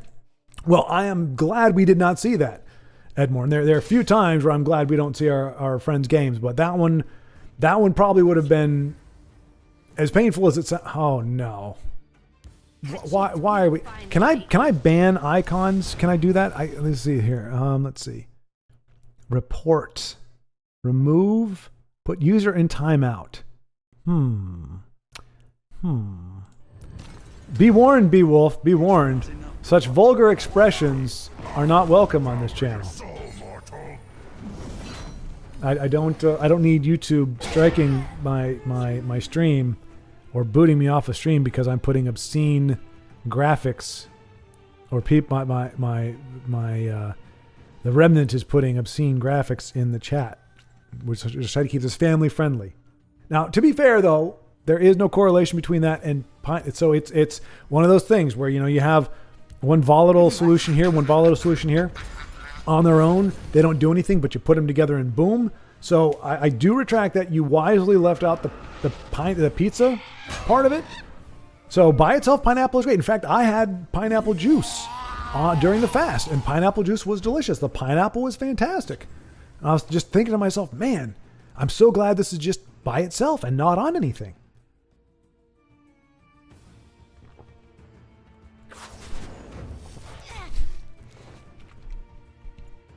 But yeah, Io, the Woodland Lookout got, yeah.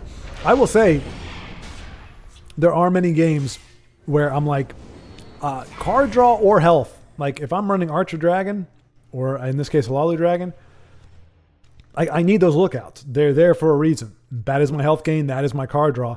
If they're hiding at the bottom of the deck, oh my gosh, another Tazcat. Hold on, is this another Gobbo deck? Why did I sound like I was surprised? It is a Gobbo deck. Why do I sound surprised? What's Ungolem doing with Gobbos?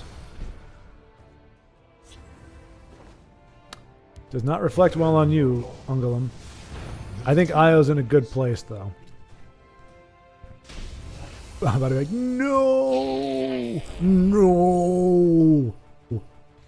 I need to... I think I have... Sorry, folks, keep breathing on the mic. I think I do have somewhere... I have one of the Star Wars Blu-rays where it does have...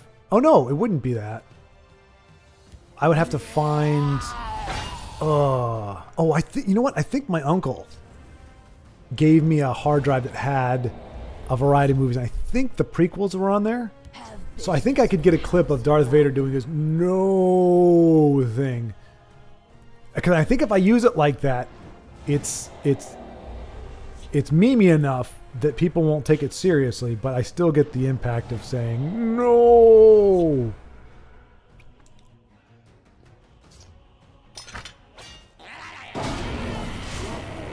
Yes, you wore him down, Io. So Denise has a win against Gabos, and now Io has avenged himself on the little green bastards as well. Nicely done.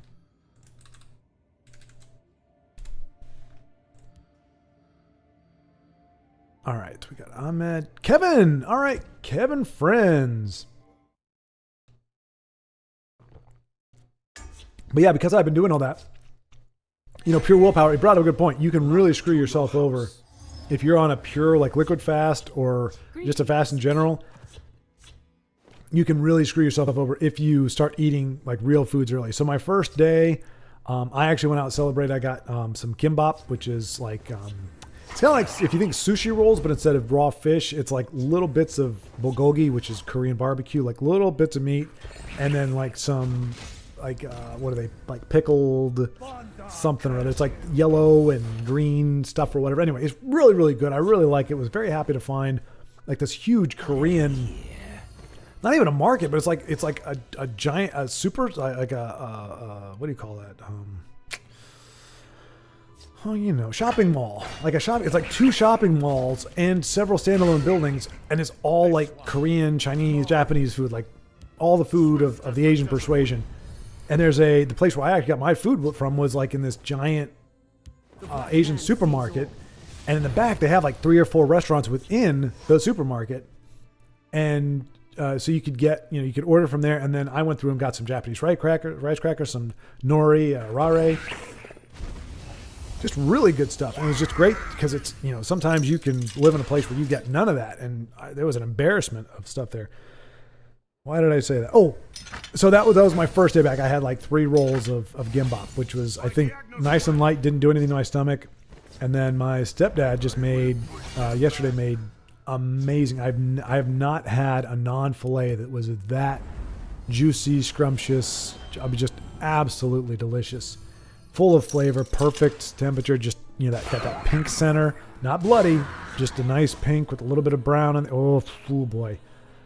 And he did a lot of work for it. I mean, he did a lot to make it what it was, and it was delicious. Death to the enemy. Oh, gosh. Oh, gosh. Ah, Kevin. I bow to your victory. I'm sorry, my friend. I mean, and look, I mean, now, to be fair, a lot of times your opponent runs out of cards and they can get a win. It's like they had just enough to win. An opponent had a lot of big bodies on the board, so it was not one of the most painful losses, but it's always bad to see. It always hurts to see a loss like that. And Tiago's back. He's got power back.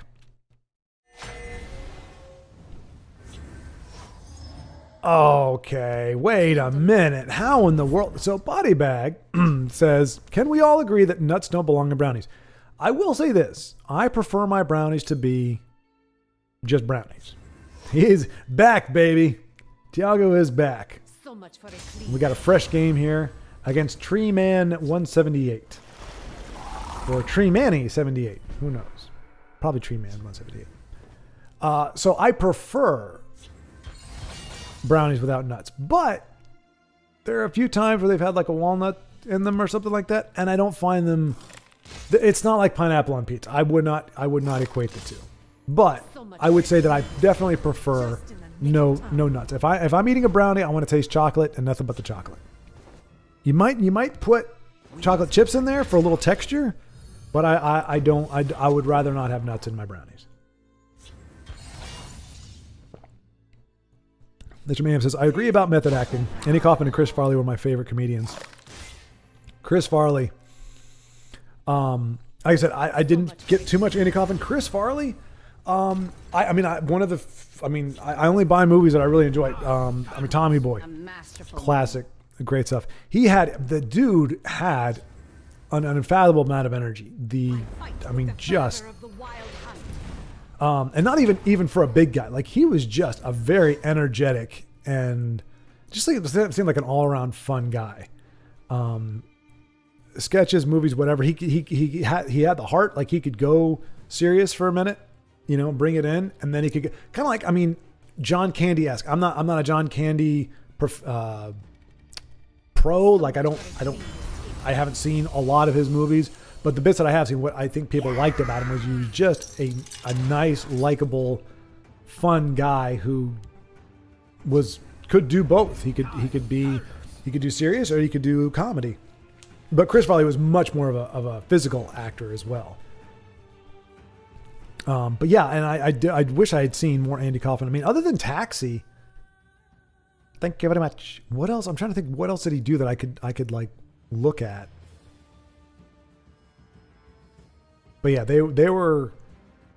When you talk about committing to the bit, both him and Chris Farley were very good.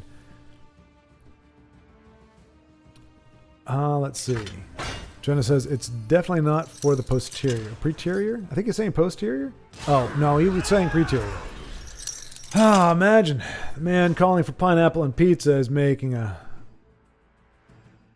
preterior joke. What is it called? Prefix joke. It's not posterior, it's preterior. No, it's definitely not preterior. So I guess would preterior be your whatever. We know where Wiggly Waggly, says Io, who seems to have a case of odd Tourette's. Carrie is also there. Yeah, which I mean, now to be fair, I would say his quality of movies isn't on par with some of the other ones. But Don Knotts was the original Jim Carrey. He was now he didn't quite have, I would say Donald O'Connor had almost more of the rubbery face than Don Knotts. But Don Knotts had that, well, maybe not comparable, I guess. But his style of comedy was very similar. He was the very physical actor, very kind of spastic motions and big stuff and goofy faces, wide eyes and everything. Apparently he was a ladies' man. You never think, like, this is Barney Fife from the Andy Griffith Show, for those who don't know. But in his day, Jesse Donald Knotts, yes, his first name was Jesse, was considered was something of a ladies' man. He's just one of those, you would never expect it. What gobos are aligning with tigers and jarls and ogres? Oh my.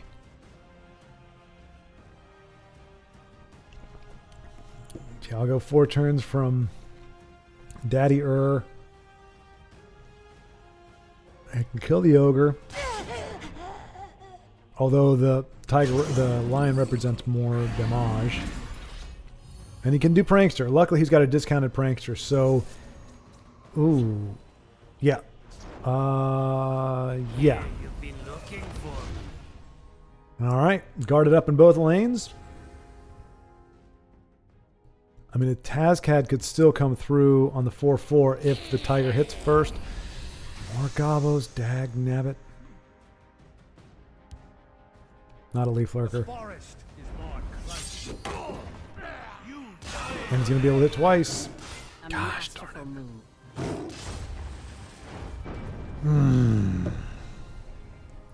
Sometimes it doesn't pay to get the electricity back. It always does. It actually always does. You always want your electricity back, but still, that hurts. Reminds me, I'm back. It was like the one part that I remember from like the original Spider-Man. Oh no, it was the second one, right? With Tobey Maguire. Where he's like, I'm back, and he starts swinging, and then he loses his Spider Mojo again briefly. And he lands on a car. He's like, my back. Oh, my back. It's like, that was a little bit of cleverness there. I swear, I just started eating again, and I think I'm putting on the weight again. This is frustrating as heck. I'm even walking. I'm doing the right stuff. I'm doing the fasting window. For the most part, I screwed up by 20 minutes today, but I'm all right. I was like, man, if I'm not starving myself, I'm gaining weight. This is just not fair. All right. What do we have here? Let's we'll go back with Io here. Okay. But yeah, Carrie is, I mean, I grew up that he is in my generation. Like Liar Liar is one of my favorite movies. I like Bruce Almighty as well. I loved Ace Ventura more as a kid. I used to quote the heck out of that. And I still kind of do. Like I still remember a lot of the lines, but yeah, I think Liar Liar has aged with me, whereas a lot of Ace Ventura has, but some of it I was like, okay, as I got older. But I mean, but he has a really big body work. One of my favorite movies is The Eternal Sunshine of a Spotless Mind. It's him and Kate Winslet, and it's a drama. It's a romantic drama, and it's actually really good. And it just goes to show a lot of these actors. Carrie, we've seen it, I think, with Adam Sandler. There may be one other one that I'm missing, an obvious one. But some of these guys that we just think of as just jokesters and you know, they're comedians. You give them some scenery to chew, and they can do a freaking fantastic job. Honestly, I don't know why I kept testing old decks. Because Thiago, you gotta keep the game fresh for yourself and for other people. Like that's part of what makes the ladder livable.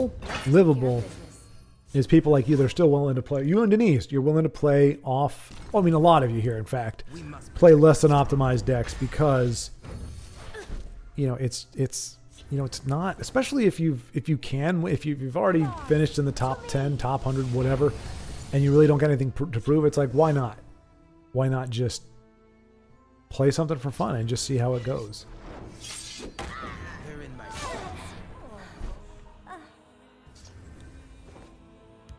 All right, so Bodyback congratulating IO on a win, a clutch RNG. Honey Badger coming in from out of nowhere, seemingly, to put pineapple with pizza, and I am going to ban Honey Badger. Here we go. Oh, that's your warning, Honey Badger. You do it one more time, and as soon as I scroll down, because that's 609, it's 623, so once again I'm behind here. Thank goodness for these timestamps. Now I just know how bad off I am. Denise, good night. I missed you by 14 minutes, but have a good night. Thank you for staying up with us, and hopefully you got your video for Tuesday done, or whatever day you're gonna do. I know you typically post videos on Tuesdays and Thursdays, but hopefully you got one. I know she does a lot of bonus content as well, so I don't know if it was for that or not, but good night. Honey Badger cheesing as he puts the pineapple in pizza, and I'm back. So yes, he announces his return with an infuriating combination of imagery. All right, well, at least everybody else was able to say goodnight before on time. Bodyback, what? Gabos on Friday Night Ladder? I mean, we've had some Fridays where Gabos were not the only thing people were playing. It is a little bit odd to have this much. It's almost like there is a message board somewhere, like there's another Discord, and people, like 60 or 70% of the Tesla community is a part of it, and there's like, hey, what deck are we going to beat into the ground today? Hey, let's do Gabos. Okay, cool. A masterful move. Tiago not happy to see Red Year when he was beginning to build a sizable board. There was a brief moment where I was like, ooh, Piercing Twilight, the Red Year. A brief moment, folks. Brief moment. Shouldn't have even shared it, but... let's see. Oh, sounds delicious. Pickled yellow and green stuff. Pickled pineapple to put on pizza. Oh, goodness gracious. Dumber and Dumber along with Ace Ventura, Mask. Yeah, no, Dumb and Dumber, right. Yeah, Sandler, Too Good. SNL Days Were Golden. Yeah, the classic. I mean, there were a lot of classes. I mean, you had like your Chevy Chase. Although to be fair, like it's not that I don't think Chevy Chase is funny, but like I've seen his movies. It's not like laugh out loud necessarily, but quality performances. You had that class, and Will Ferrell. I think Will Ferrell and what's his face, Chris Kattan. I think they were maybe the last class, at least of like my generation, where it was like, you know, continuous high quality. I feel like a lot of the stuff that came after, it just didn't grab me like that stuff did. But yeah, Farley and what's his face, Norm Macdonald. I mean, there were just a lot of good guys that came out of those classes. But no, I'm not talking about pickled pineapple to put on pizza. I don't even know what it's called. I wouldn't expect you all to know. You know what? No, I'm not going. We're not going to mess with it.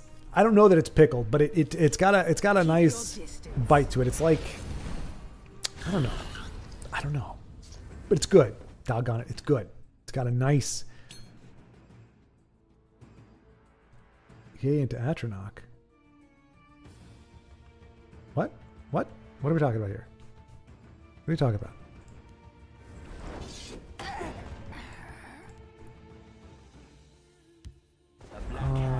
So I guess Edmund just got, what did he say? Was it a desperate conjuring? So he got into the Atronach. So, hey, congratulations to Edmorn, who just got into the Stay Puft Atronach. He is rank 2, or what do we call it? Is it level 2? Level 1, level 2? He's level 2, the Atronach. So he's got to make it through the Atronach, the Thief, and he's in Legends, and we're not even 6 days into the month. So congratulations, that is a huge deal. I don't think I've ever gotten to rank 2 that fast myself, so I envy you that. I know a lot of folks here have. Got a lot of high caliber players on here. Minister Mayhem, Dumb and Dumber was interesting for me. It rode the line, like, to me, like, I like Zoolander. Yeah, I think that's, I mean, I knew what you meant. I just, I guess you just call it level 2. Because if you say rank 2, then you think like number 2. Exactly. Yeah, you'd think. But when you say Atronach, I know that doesn't mean that you made Legend rank number 2, like you're number 2 in the world. It's like, yeah. But yeah, level 2 is probably the way we should say it. The Atronach constellation. I mean, I knew exactly what you meant. So, but yeah, congratulations.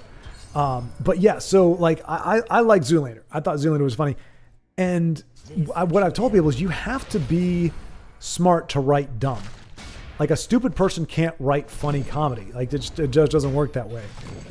I'm not saying that all the writers who write comedy are smart, but for a joke to work, like in Dumb and Dumber, for him to say, you know, when Lloyd does that, when they have that line at the end, was one of my favorite parts. Where he's like, "You idiot! Do you realize what you've done?" And he runs back. And he says, "You'll have to excuse my friend. He's a little slow. The town is back that way." And it's like, it's smart comedy. It's dumb because they are dumb, but the actual stupidity of it is actually very clever. Like it's set up where you think, oh, he finally realized, or he actually was smart enough to realize that his friend just sent off a bus full of beautiful young women, and and he's like, what are you doing? Like we just talked about, one day we're going to find love, or, find whatever. I think it was love. He's like, one day we'll get lucky. And that van pulls up, or that bus pulls up. And you're like, oh, okay, he got it. Now, you may have been thinking, okay, he can't have gotten that smart. He doesn't really realize what's going on. But it was still a well-written thing. What was the other one? Just when I think you couldn't do anything dumber, you do something like this and totally redeem yourself. Like there were fart jokes, and that's not really my thing per se. Like the lighter, farting in the lighter, blowing up, whatever, the diarrhea and all that kind of stuff. That kind of comedy doesn't necessarily appeal to me. But there was a lot of smart, stupid in Dumb and Dumber. It rode the line a lot of the times between kind of a little more base humor, a little more physical, simple comedy, and then some of the jokes, some of the dialogue was actually very smart.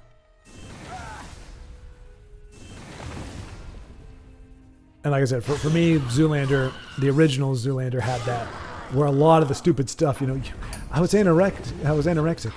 You could read minds? Like, it's not brilliant, but it's like, okay, I get that somebody who doesn't have a great vocabulary or whatever would confuse anorexia with some kind of telekinesis. It's just one of those words you don't even know what it really. And Tiago says, "I will die by my own hand." It would have been funny if Encano could cut himself off, because he's essentially killing himself. So he's like, "I have more important things on my." Oh gosh, that did not go well. But all right, so Tiago committed. Is it seppuku? What is the Japanese? I think it's a Japanese thing. Essentially, in theory, I think it is honorably killing yourself. Seppuku. Not that good anyway. 70 to 80%. Hey, okay. I'm trying to remember. If you're in the top 70%, that's bad, right? You want to be in the top. You want the lower number, right? You want to be like in the top 20% or something, or the top 10%, or just in the 10%, 5%, whatever. It's the higher percentage you get, the lower percentage, the better off you are. If you're in the 1%, it means you're great. If you're in 90%, it means you're with 90% of the population. So, I don't know. I think getting to Atronach this early would put you at least in the 49, 45 percentile. I think I'll try something stupid. Wait, what? I think I'll try some stupid things with the Tribunal. I like the sound of that. I do like Tribunal. I like Exalt. Exalt and Expertise are probably my two favorite mechanics.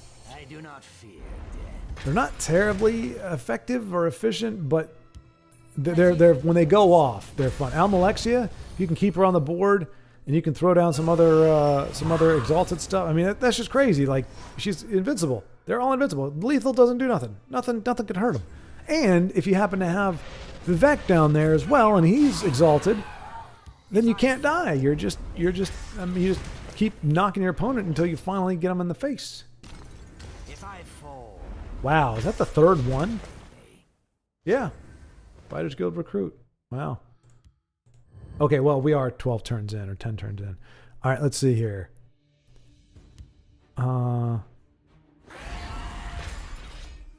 Rank 2 is fine. Rank 2. Okay, rank 2, I guess that's... Jeff Daniels was great. Yes, he was, Mr. Mayhem. And actually, it was funny because I think it was... Was it right after that? Did he do... I can't remember the timeline. It was either right after that or right before that he did Speed with Keanu Reeves. Both of them... I think that was both of their dramatic breakout movie. Like, Jeff Daniels has gone on to do... Like, he was great in... I mean, he didn't have a huge role, but he was good in The Martian. I thought he played that role really well. But yeah, I think him and Keanu Reeves, they got... Because Keanu Reeves before that was Bill and Ted's Excellent Adventure. He did... I think he did Point Break before then. I think Point Break is what got him considered for Speed. I think that showed, okay, he's got some chops. He can do a little... It's weird to think Keanu Reeves was not thought of as after his John Wick and Matrix stuff. It's like he was not the cool gun wielding guy. He was a surfer dude, bro man, for a lot of his career. And then, like I said, I think he went Point Break, which really, I mean, that played into the surfer part of it, the dude bro part, but it was just had enough action in it. Watch yourself now. Well, Ugnif's got his hands full with this board. But I think that Memwraith is going to be a big deal here. That's one of those cards you're happy to play. All right, so the thing he's got going for him is he does have a nice, well, it's coming down quite a bit now, but he did have a lot of health. All right, so yep, goes and takes that off the board. But I mean, 16 magic. Oh, it's going to be all. Oh, hey, another prophecy. All right. The Fighters Guild stands ever ready. That's going to be helpful. That's very unhelpful. And he's got more than enough magic to play it. Oh, for crying out loud. All right, well, one dud and one overkill. And then the Hiss Grove, which is going to spit out 2 more Leviathans. This has gotten ugly. But we are getting to watch the whole game. So appreciate you,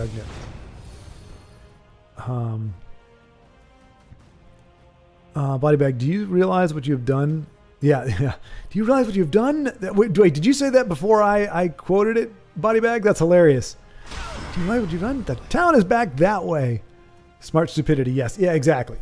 And that's what, a lot of people, they'll say, oh, that movie's so dumb. And it's like, yeah, but it's smart dumb. And then there's just dumb, which it has its place. Your blood stands forfeit. And that's going to do it for Ugnip. Unfortunately. All right, we have a little bit of a lull. Let me see.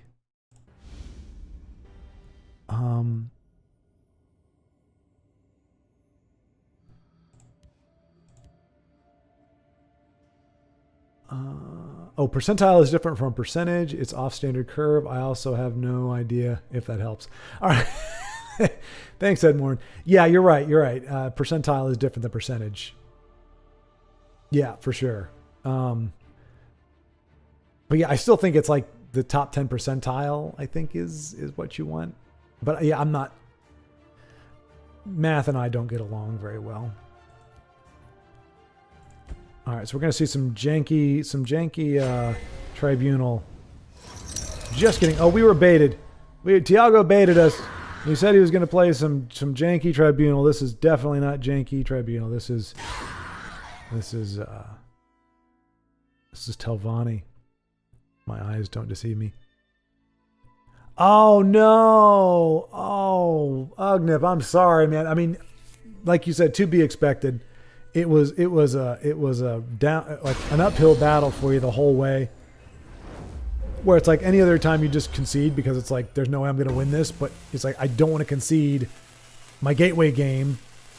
But then it's like, why? Okay, yeah, I feel your pain, man. I feel you. But we got to see it all. Tower in hand is painful. Yeah, that's true. That's true. Yeah, and well, Siege, not so much. But the fact that it is a Siege deck and Tower in hand, yeah. That's probably his only support, and he's toting it around. He's actually doing pretty good considering how clunky his hand. I mean, 9, 8, and 9. Like, that's horrible. And then another 9. Like, he's got, looks like his first 4 or 5 cards, or top 6 cards, were all just ridiculously high stats.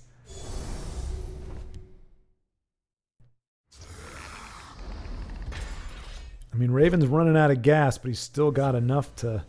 Ooh, and he burns a Guardian. Would have been a choice play. I do hope that troublesome night is around. Oh, let's see. Out of my All right, way. and to the previous conversation, Vincenzo says people go to the ER for small things because they don't know any better. Yeah, but I mean, I just wonder how little you have to know. Like, emergency room. I feel like that says it all. Is it an emergency? If it's not an emergency, go to a doctor. Call a doctor. Yeah, do the doc in the box. Whatever it is, there's a lot of ways to do it. I think it's more just... I don't care if this is an emergency or not. I just want it taken care of now, and unless it's expensive to do so. No!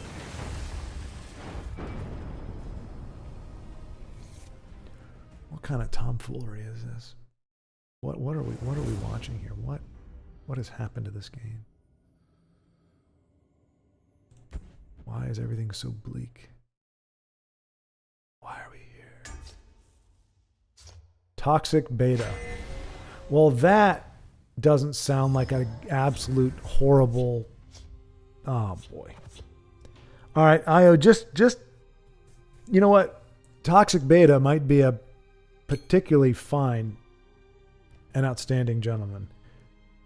But he's given himself the name Toxic Beta. And what is it? When someone's telling you the truth, let them, or something? I don't know what the actual phrase is. But the bottom line is, and I just missed you unite. Okay. Well, that's... Then unite again, doggone it. Unite him again, Shay. Unite him again. I don't care what you did last time. It doesn't matter. If I didn't see it, it didn't matter. If it didn't happen on the stream, it didn't matter. So Ugnip saying, also you're nearly catching up chat. Yeah, I am, Ugnip. I am. Oh wait, okay, so hang on. I missed. Mr. Man was saying, most down-to-earth celebrity is Keanu. They tried to take his persona and said how his name is racial, but he... Really? I did not hear that. And that's crazy. I mean, these days everything is just something to complain about. But no, yeah, good for him. Good for him. I don't know when that had to be a relatively recent thing. I don't think anybody would have said that in the 90s. Your name is racial, but whatever. But yeah, no, I just hear he's like, it's one of those things where like he never says it, but like you see people like get like candid photos of him. Like, well, now to be fair, one of them was like, look, Keanu Reeves is taking out his trash, and it's like, okay, I mean, celebrities are human beings. Like, unless they have servants, they are going to do their own trash and grocery shopping. But yeah, it just seems like a genuinely really nice guy, just down to earth. And crazily enough, like what you see him doing in John Wick, he does that crap on the range. There are videos of him, not with, firing blanks, with actual weapons like, machine guns and pistols and everything. He's going around the range and just lighting it up. I mean, he trained for that, and he was I'm not saying he was doing everything that he could do, everything John Wick was doing, but in terms of like his accuracy and his draw, like all that stuff, he moves, and I mean, Hollywood, the difference, you're firing blanks and, there's a whole bunch of, then you're doing multiple takes and different angles. And so you can make somebody who's very mediocre, and Hollywood is full of very mediocre people. And I would be one of them. If I was a Hollywood star, I have no training, I've got no like amazing athletic prowess. I'd have to train.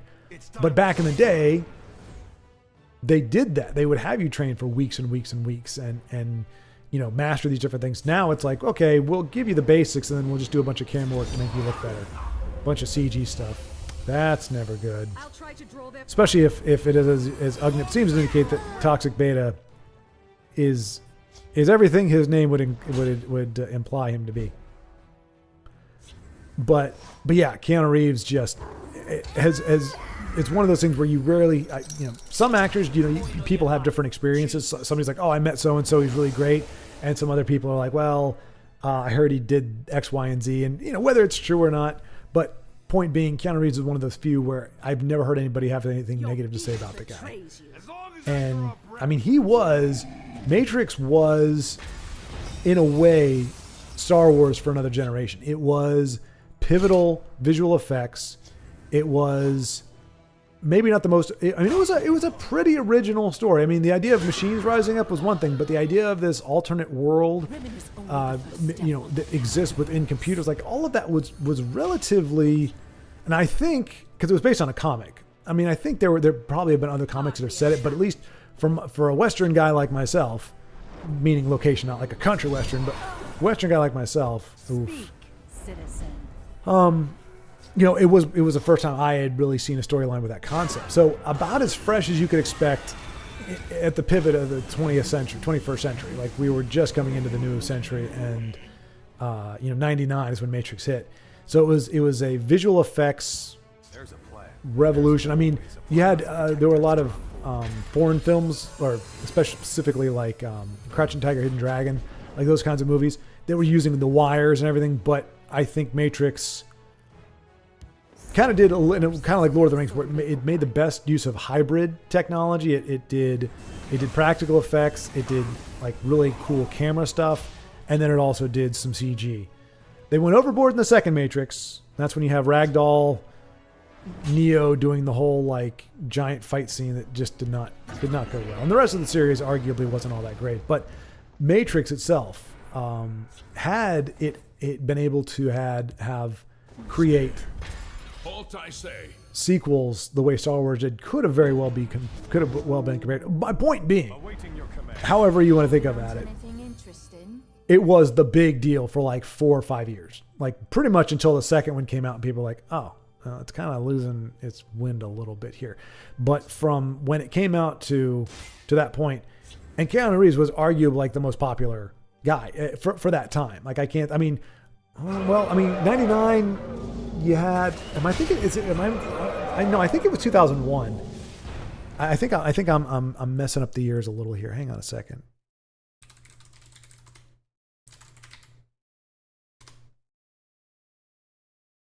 $2001. Okay, good. No, that was revisited. Where the crap is 99? Okay, it was 99. Oh, and IO just united again. I'm sorry, IO. I'm a horrible spectator. You lost in Matrix nonsense. You freaking united. Oh. I did not. I know he's talking about the game before that. I just saw it. We all did. We beheld its magnificence. Magnificence. I don't know. Don't give me that look, Doug Nevitt. Oh, gosh. Generations from now, we'll be able to see you unite the house. They'll just hear me talking about the Matrix. But anyway, I mean, you had Lord of the Rings came out right about that time. And, I mean, out of those three, Matrix, Lord of the Rings, and the prequels, by far, we know who the loser of that whole situation was.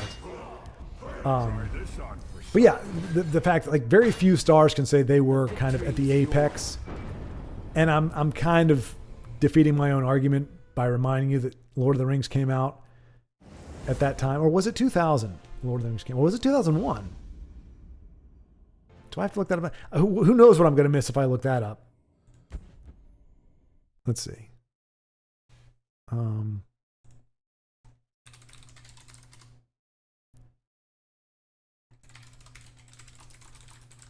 2001. Okay, so Keanu Reeves had at least 2 years where he more or less reigned supreme in terms of he was the top dog at the time. At a time where very few actors could say that. There were a lot of great. I mean, there's a lot of great actors, and a lot of them have great roles and great movies, but few of them have like a movie of that kind of significance. And he didn't change him at all. I mean, as far as you can tell, I don't know the guy, but you know, it wasn't like he was one way and then it's like, oh, and then his post Matrix career has been whatever. I felt bad for him that it, you know, the other two Matrix movies didn't do great. I mean, I think their box office is okay, and Matrix the Animatrix was okay, but like in general, just not great. And I personally couldn't like they're kind of up there with the Hobbit movies, the Hobbit trilogy, where I even with the buzz, I really can't get into them. But the first one was an experience. Repel the Outlanders. Who are you calling an Outlander? Outlander man with ball staff thing. A few drinks, a few let's see. people alive. What could be better? Beowulf, have a good evening, sir. Let's see. That was 8 minutes ago, so I still missed you, but at least I know I missed you by 8 minutes. So have a good night, sir. See you later. Look forward to seeing you next time. So Ugnip, yep, he was definitely decidedly saying toxic beta not cool. Typically runs still under control. Fair enough. I mean, we do. I mean, and Tiago's now running. Oh, Tiago's running Unite. Tribunal Unite. Seeing if he can replicate what we just saw Io do. Let's see. Usually runs stuff on. Okay. Bodybag says it's just muscle memory, shooting at the same targets at the same range over and over. Okay, and Mr. Mayhem says, as a soldier, I can't agree more. I watched his skills and he's looking like he had some training. And what is that? What is that smiley face, Bodybag? I can't tell. I mean, I guess it is. I mean, I'm not saying that it's not muscle memory. I mean, but if it was pure, well, I don't know. I mean, I guess you're talking about different things because, I mean, like if it was just muscle memory, there would be no shooting contests.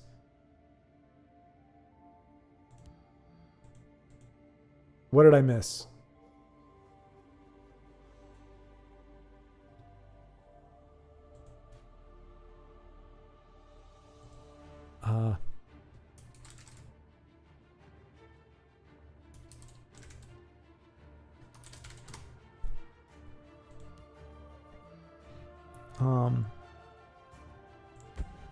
All right. What was that? But yeah, so like, I mean, because you like, there has to be some skill in it. Otherwise, like, yeah, you wouldn't have shooting contests because it would just be, you know, you're just shooting at a stationary target every single time. But to be fair, that is the difference of millimeters and inches, you know, or centimeters, millimeters, what have you. You know, which, so you could say just being able to hit a target isn't anything, but I mean, I don't know. I think it may be worth a little bit more than just muscle memory, but maybe not the ooh wow factor. But still, use a support and a wait. Because I just watched it, but I missed it. He used the support and a card came with charge, and I lost.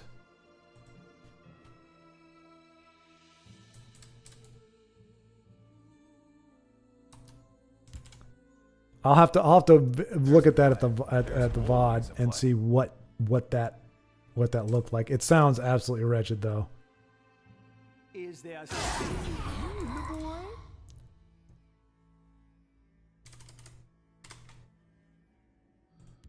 So Tiago's getting reamed by the ladder Training is over. today. It's time to act. Pretty much ever since the power outage. He's come back and it's just been one devastating blow. But oh goodness, look at that Night Mother. Oh, look at that. Hello, Night Mother. Something Mother Night or something. Golly day, that's atrocious. I don't think I've ever seen a premium Night Mother before. It's actually not bad looking. Wrong place. Like I can actually see the Night Mother. Usually I can't see her. I'm just like, okay, she's in there somewhere. But that is definitely the Night Mother.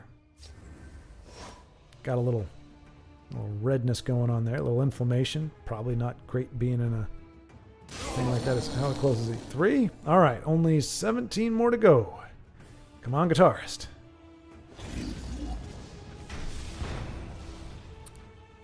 But yeah, I guess that's the point. So Bodybag, you could very well be right, but he has had that training. Like he didn't just get a little bit of practice. I mean, probably from a holdover from his Matrix days. He probably learned a lot to be able to do that.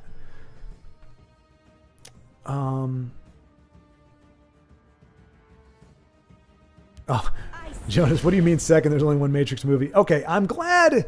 Okay, I don't see Honey Badger here because I'm pretty sure he would have the opposite take. But I'm glad. I think it's actually his favorite movie. Matrix Reloaded is Honey Badger's favorite movie. Don't tell anybody. Don't tell him if he asks. Don't. I didn't say that. Like just pretend like you didn't hear it. But I'm glad that other people are saying the same thing. And that was my attitude for The Force Awakens. After The Force Awakens was the same after the Matrix 2. Because Matrix 2, all it did was raise a lot more questions. It kind of took a step back in terms of its visual presentation. I think it was either too ambitious or it was ambition that was coupled with CG that just wasn't there yet. CG was not ready to handle the full scope of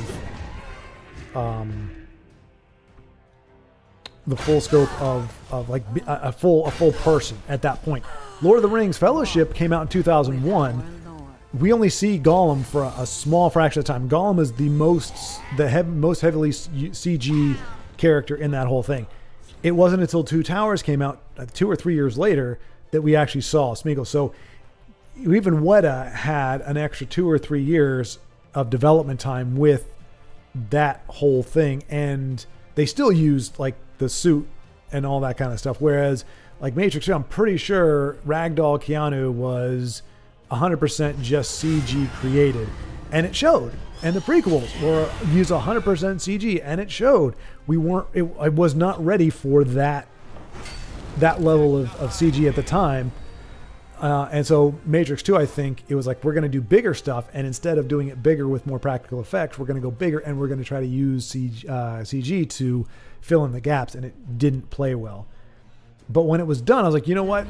I wasn't a big fan, but I'll be a bigger fan if the third movie makes sense. I remember at the end of the second one, we were all like, okay, so is there a second Matrix? Like, are they 2 levels in?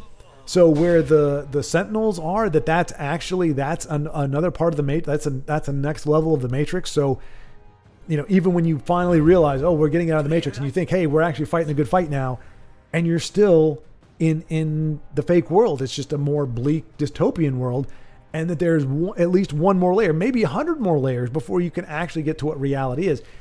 And even if the third one went so far as to be like, that's what they find out, that it's like the machines have created almost an infinite number of levels. Now, I wouldn't like that ending per se, because it's just futile. The ending of the first Matrix was one of hope and triumph and, you know, just badassness. It was wonderful. So to have the series end in a very dystopian futility, you know, we've lost and we'll never gain it back kind of thing, I wouldn't have liked it. But at least it would have made a little more, it would have committed to a lane. The second and third one was just, but after the second one, I remember going, okay, the third one is going to define this thing's legacy. The second one was serviceable in a manner of speaking, and from a certain point of view. If it bridges the gap between the first one and the third one well enough, we can call it good. It did not. The third one was even worse. So anyway, I'm just glad that for the most part. Oh, and yeah, you could not interest me in Matrix 4. Your blood stands forfeit. I saw that. I was like, no. Like, I mean, there are times where you just know it's a cash grab. Like, I mean, a lot of movie sequels, Hollywood sequels, are cash grabs. But if they're done at the right time, if they're done by the original creators and everything, and it's close enough to when they did it originally, you can go, okay. But a lot of things just, I mean, Incredibles 2 was I don't know if it was a financial flop, but it was unnecessary. I mean, it took Brad Bird a long time to go, okay, I've figured out a story that actually is going to work well. That we can tell a good story using this medium of animation and using these characters. When the sequel came out, I was like, what are they gonna do? And they didn't. They did pretty much just retold it. They just swapped Helen and Robert's roles. They just switched them around and it just pretty much rehashed it. So I looked at that when it came out as a cash grab, just because it was like, this was you going, we want to make a sequel, not we have an idea for a sequel. And same thing with Matrix 4. I'm like, you told whatever story you were going to tell with the third one. It is what it is. You told the story. And that's really all you got. But speaking of what they got, so Guitarist has very little health, but this is another Night Mother hat. 16. Oh, I mean, he can throw. He doesn't have a guard, does he? He doesn't have a guard. Oh, okay. He can clan sorcerer and maybe get something. No, Guitars. You could right. You could sorcerer. You could trade in, kill 4 characters maybe, or creatures, 3 maybe at least, and you might have been able to get a blood. Oh, you'd get the blood spell after the turn. Oh, suck. Oh, he was 4 away, 1 away, 1 away when he killed those 3, 1 away from Night Mother. Oh, today is a day of heartbreak, ladies and gentlemen. All right. Sea City. I think it's yeah. Sorcerer triggers when the turn is fast. Yeah, I thought of that belatedly. I never use her, so I forgot. Is there anything? I think there's some. No, it's Night Talon Lord, but that's on Slay. Yeah. No, you're right. Oh, you're right. When you're right, you're right. Perhaps we can help one another. Don't get me started on Matrix 4, pure dog shite. Yep, from an entire arse, no doubt. Baby Vader and Jar Jar carried the prequels. What do you mean carried them? Like, made them watchable? Baby Vader. Baby Vader. So you're like, I mean, he's 9 years old. So much He was the worst. He was the worst part of it. Like, we're gonna. I'm trying to think of any other trilogy where it's like, hey, our main character, the guy that we need to watch, we're gonna start him off as a freaking 9-year-old. That seems like a good idea. That's a good trick. Like, 9-year-olds don't have personality, and I'm sorry. I mean, part of it is Lucas's tilted, nonsensical dialogue, and some of it is the actor just isn't that great. So you've got a crappy performance. Child acting is difficult. It's hard you got to find the right one. But you give a child actor bad dialogue, and you have no chance of making the character work. I didn't need to see Anakin as I needed to see him when he had agency. I needed to see him when he was making choices on his own. You got 3 movies to tell this story, and I think we missed out. Revenge of the Sith needed to be half of that movie needed to be Anakin as Darth Vader prior to Darth Vader. It needed to be Sith Anakin going hog wild on the Jedi. We need to have an hour of Revenge of the Sith doing that. You can do that if the first movie is essentially what Attack of the Clones was. If you start off with him maybe not having met Obi-Wan yet, but you start off with him doing his own thing. He's doing space battles. He's doing whatever. I've said it before, kind of a Han Solo meets Luke Skywalker kind of character. And he's like 16, 17, 18. You know, around Luke's age, you pick up there, and it's like you can advance the story far enough that Anakin goes dark side halfway through Revenge of the Sith, and we see Revenge of the Sith, not Revenge of the Clone Troopers. Like, I get it. Technically, they were being ordered by the Sith, but we didn't see the Sith do jack diddly squat. We saw a bunch of no-name, no-brain clone troopers shooting Jedi in the back. That's not what I'm here to see. That's not what I'm interested in seeing. That's the dumbest way to do this. But you have to start Anakin earlier to get to where you need to be with decent enough pacing to show Anakin being a badass for the last half of the movie, so that when we see Darth Vader again in A New Hope, we go, that's a bad dude right there.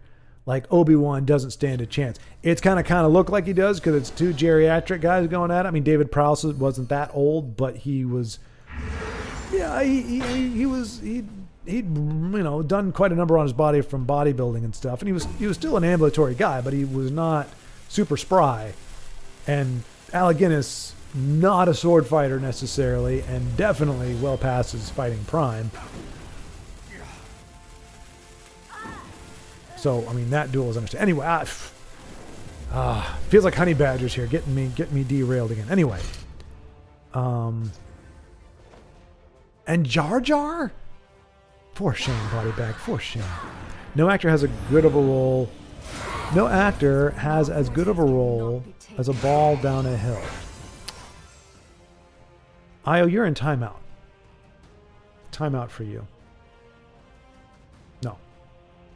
Unacceptable. Unacceptable. I refuse to reflect anymore on that joke. I've only seen the first one. I do agree with you. Redemption, you're off. You only need to see the first one. Mr. Man, Blue Streak with Martin Lawrence was as good as Matrix. Really? I never saw that one, so I can't contest. All I could say is, I guess, cinematic history doesn't necessarily see it that way. But you say LOL, so you may very well be joking. But I don't know. I haven't seen Blue Streak. But either you have a low opinion of Matrix, a high opinion of Blue Streak, or you are merely jesting. And all 3 are acceptable. All right. Amarillo, hey, all right. Just kidding. Didn't want to watch anyway. Drinks all day. I'm curious to see how this game is going to turn out. All right, he's up against Mjolnir? Running Poopstone, and I mean, look at this. Is this just not a picture of the most detestable thing in the world? Poopstone with Invade. There is no more detestable. There's no greater hive of scum and villainy. There's only one Matrix movie, just like there's only one season of Heroes. I have not seen the second season. I have the first season on DVD, and I liked it very much. But I heard from many people not to go any further than that. That it's fine on its own. As soon as you go past season 1, Heroes just goes kerplat. So I can in theory agree with you. I can at least say that yes, the first season of Heroes was very good. Dark Knight Wolf on base. I think we're combining several players there. Mr. Mayhem, damn, that reminds me of Rooms. Oh, come on, Greg. You're my friend, Greg. Are you talking about the prequels? The prequels remind you of the movie Rooms? Rooms. I can understand that. Yes, The dialogue and the acting is about the same. Phantom Menace and Rooms? Oh no, you're talking. That's The Rooms, or The Room. What's Rooms? That I'm not familiar with. I know what The Room is, but not Rooms. Whenever I see Doomcrag type decks, I always think of Night Dark Wolf. Is he known for that? Is that his signature move? Oh, okay. So Rooms, you go deeper into the abyss. What are we talking about here? I've lost the plot. Unless you're talking, are you, Mr. Ma'am? Are you referring to Blue Streak? I don't know. Speaking of Abyss, I watched the movie recently and it sucks. Yeah. Uh-oh. Ugnip, thanks so much for joining us, my friend. Glad you could stay with us and give us some good games. Thank you for allowing us to spectate some of the games, actually getting into the game and watching. But yeah, again, I know it's late for you, so thanks so much for sticking around. We appreciate you, man. See you next time. Jonas, I don't care much for modern Star Wars, but I absolutely loved Andor. Have you seen it? And if so, what do you think about it? I have not, Jonas. I've just kind of written off modern entertainment for the most part for myself. And certainly not enough to do it. The only thing I did buy the first and second season of Mandalorian on Blu-ray because I will not do subscription services. I had Netflix at one point and never again. I don't even have Prime anymore. I just don't do subscription stuff. It's just I don't think it's wrong or immoral. I just don't like doing that. I'd rather just own the media that I want to own. So if I can't get it on DVD or Blu-ray, I'm not going to see it. So like the first season of The Reacher on Amazon Prime, won't do Prime, but I will do. But I've got the first season on Blu-ray. And then Mando, I hadn't seen it, but I'd heard from a lot of people that really liked it. And so I figured, okay, I can buy it. I can get the Blu-ray, and if it's good, great. If not, it didn't cost me all that much. And I liked it well enough. I thought it was serviceable. Andor, I have not seen, but I did hear, there were a lot of people that said if Andor had been one of the first shows that Disney released, it might have done a lot better. But it came after Obi-Wan. It came after, well, I mean, pretty much any Disney Star Wars. I don't think they've had a good one other than Andor. Andor is the only one that I've heard. I mean, there are some people that say, I'm sorry, I'm distracted. I'm seeing Invade nonsense, and it's hurting my brain. But I have heard good things about it. I mean, the worst I've heard said is that the pacing is a little bit slow. But I mean, compared to a lot of the other stuff we've seen, that's not that egregious. I will take slow or ponderous over just bad infantile writing. And there it is again. We saw the Seether, I think it was earlier. I don't know if it was from Milnor or not, but oh no, it was when Brave was playing. We queued in her. She was running Empire Dragons, and they got that seething guy who does damage equal to its power to every creature in a lane, and if he's got lethal, then that just destroys everything. So Drinks All Day is not going to be able to play anything in the Shadow Lane and have it survive. And he doesn't really have, I mean, he can Sanctuary Pet.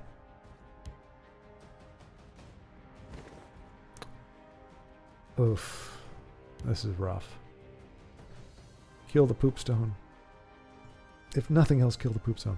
But yeah, so I can't comment on that. If I find that it's available, I don't know. I'm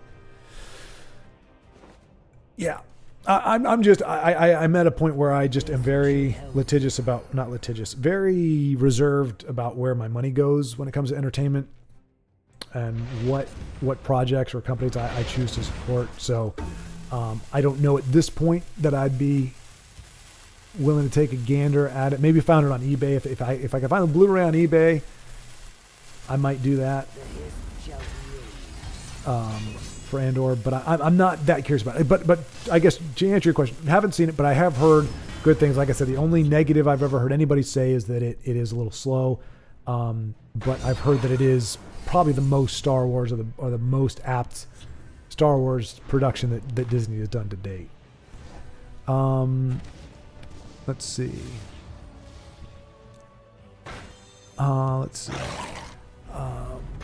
Io says, I did enjoy Revenge of Sith more than the other prequels. Sequels suck, though. And the new show, they're terrible except a couple. Yeah, that's been my... I mean, again, I haven't watched the shows, but I will watch,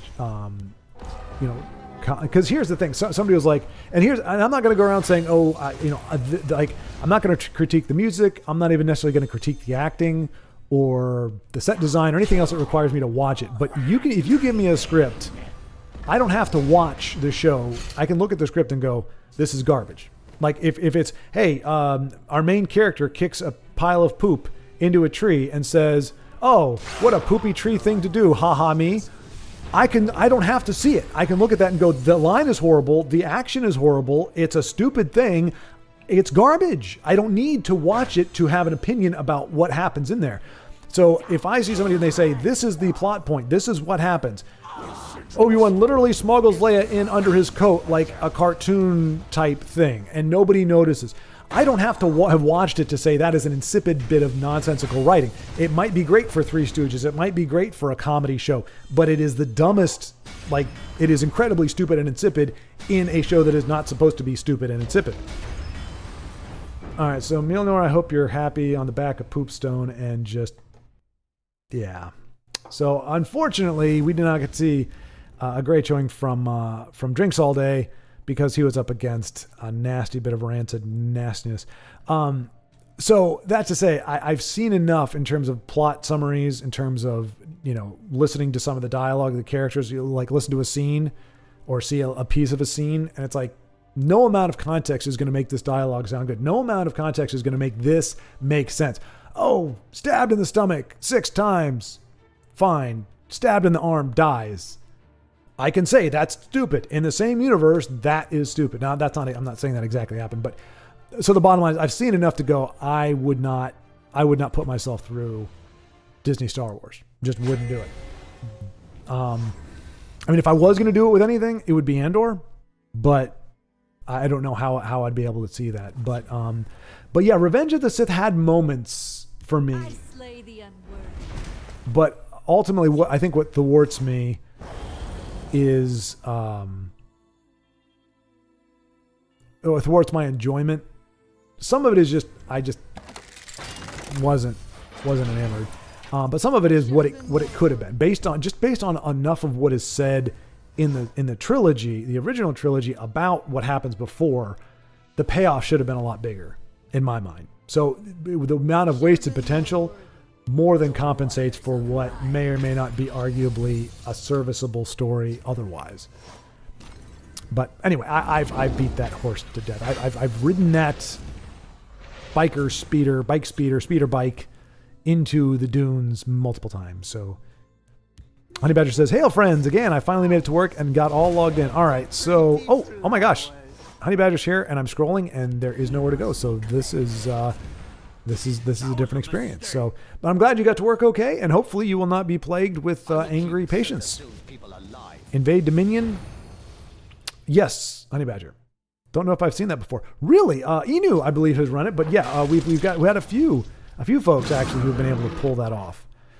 Jonas, referring to Andor, says pacing is slow because it's not an action show. It's a political thriller, more like when you follow pockets of the early rise of the rebellion against the Empire forming. Right, exactly, and that's what I'm like. And like I said, that was the only criticism that I heard about it. Which, considering how much criticism there is of various kinds about other things, that's not a bad thing. And that, like you said, if it's not meant to be an action movie, which is kind of what it struck me as for the amount of people and for the voices and Honey Badger, like Mahler liked Andor. And so for him to like it, I'm like, okay, this is not the normal Disney stuff. So when the only detractors are people going, it was too slow, I'm like, okay, you're probably,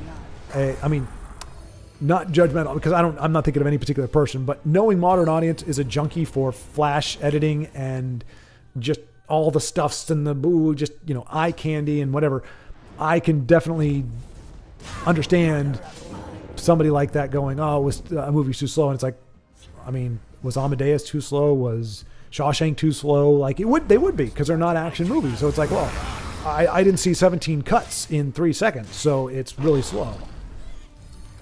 Looks like Io is going to close this one out there. He's got the alternate art mud crab. Not the OG, but he's still a mud crab with his feisty little pinchers. Feel the power within you.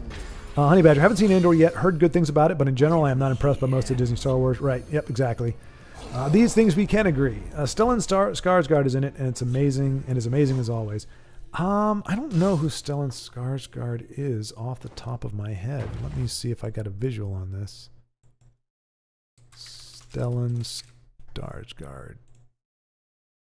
Oh, right. The guy from Avengers. That's. I think that's the only thing I've seen him in to this point.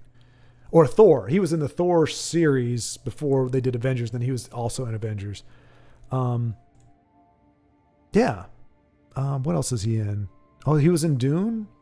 Good Will Hunting. I think I remember him in that. Pirates of the Caribbean. Right. He was Bootstrap Bill, right? Yeah, he's good people. All right, guitarist is in the event. Let's take it again, and then we can check out Kevin again. Congratulations, Schward. You're caught up. I am. I'm the bestest. Yeah, man drinks all day took all of that. It has been an engaging hunt. Lots of Iron Actors today, too. Oh, wait, what are we watching here?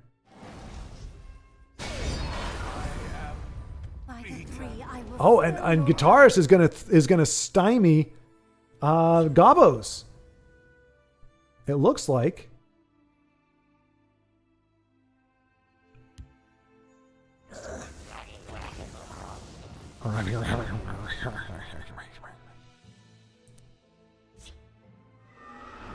So he's going to take 11. Never mind. Didn't see the guard there because I'm silly. So guitarist stabilizing against Gobos. And he's got, I don't know how big his skeevers are getting. We'll see in a minute. But yeah, you're right, Io. A lot of Iron Atronachs today as well. What was it last week we saw a ton of? Smell the stench of the It's weird, like each week it's like, oh my gosh, it's like the third one of those I've seen. Honey Badger. Not to start you on a rant, but is there anything you like about the prequel, Schwart? Yes, we talked about this. So like, I thought Qui-Gon Jinn was a good character. I thought he was played very well. I thought he was a great character. I liked him as a character. Like John Williams' score, I would say, aside from Duel of the Fates, like whereas with the original trilogy, like almost every theme, and maybe it's because I've watched it so much, but every theme to me is very distinct. Like even the Ewoks theme, even if you don't like the Ewoks, even that is great. But like the Han and Leia theme, like all of these, and again, could simply be because I've watched them a ton.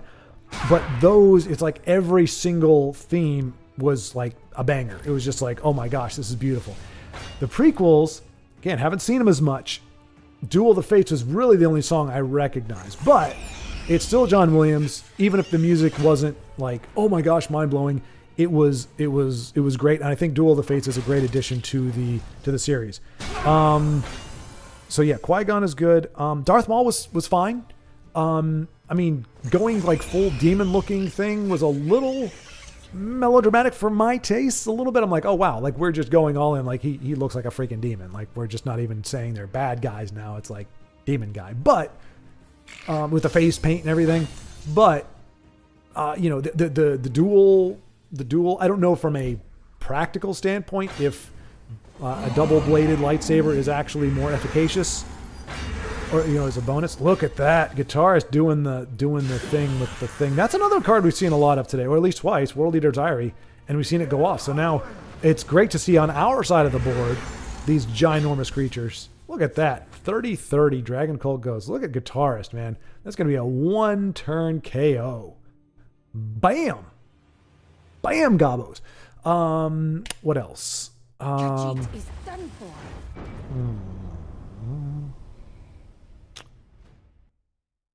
Gosh. I mean, it's hard. Like I'm really. And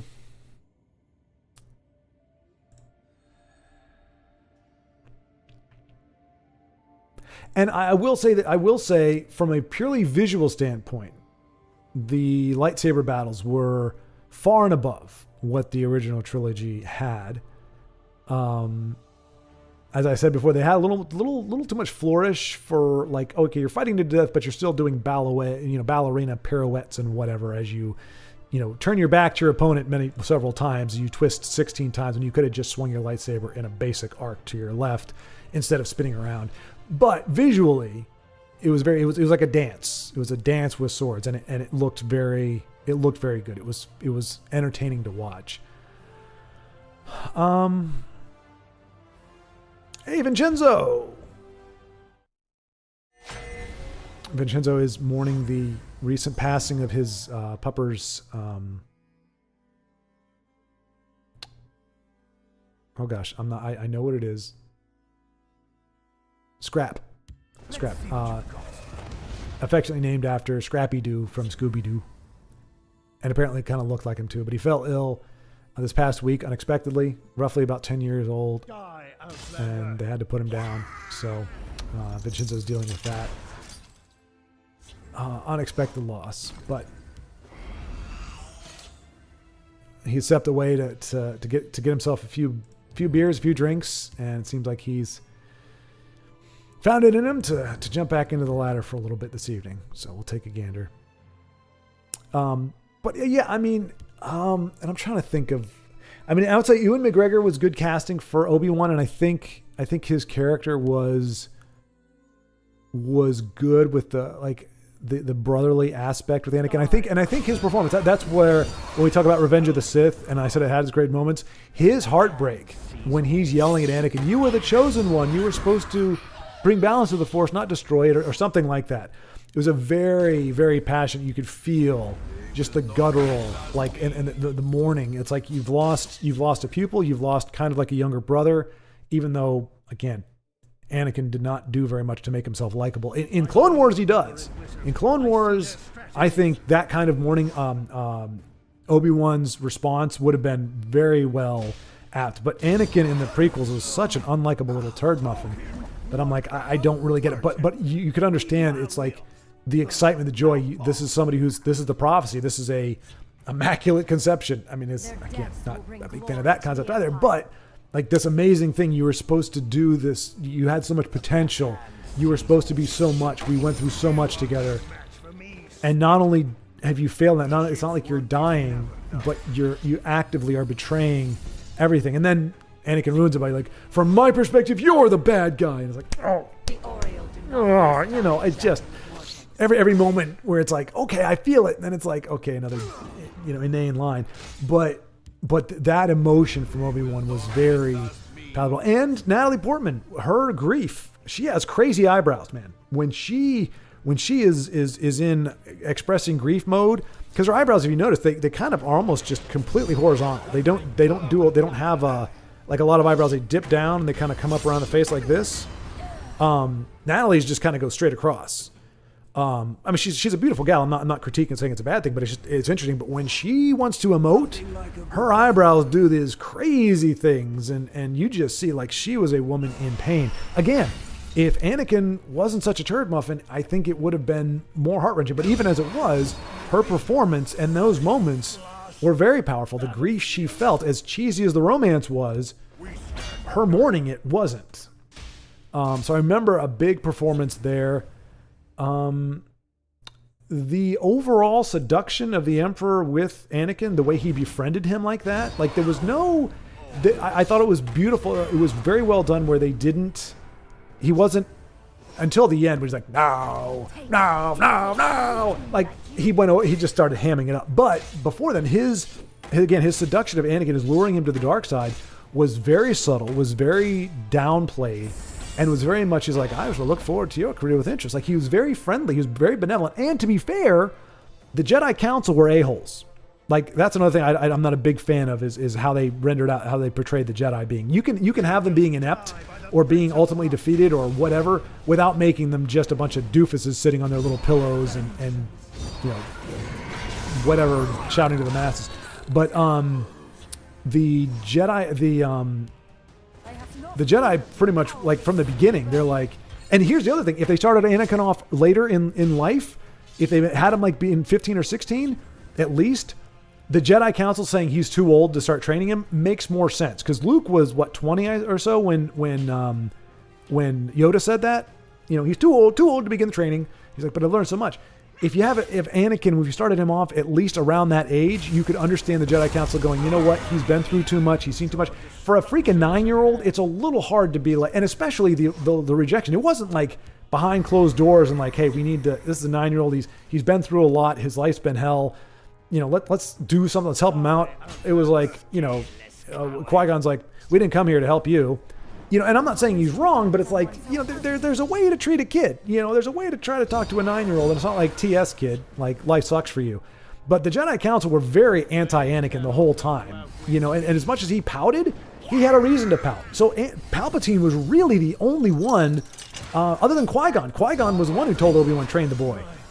You know, it would not have been, you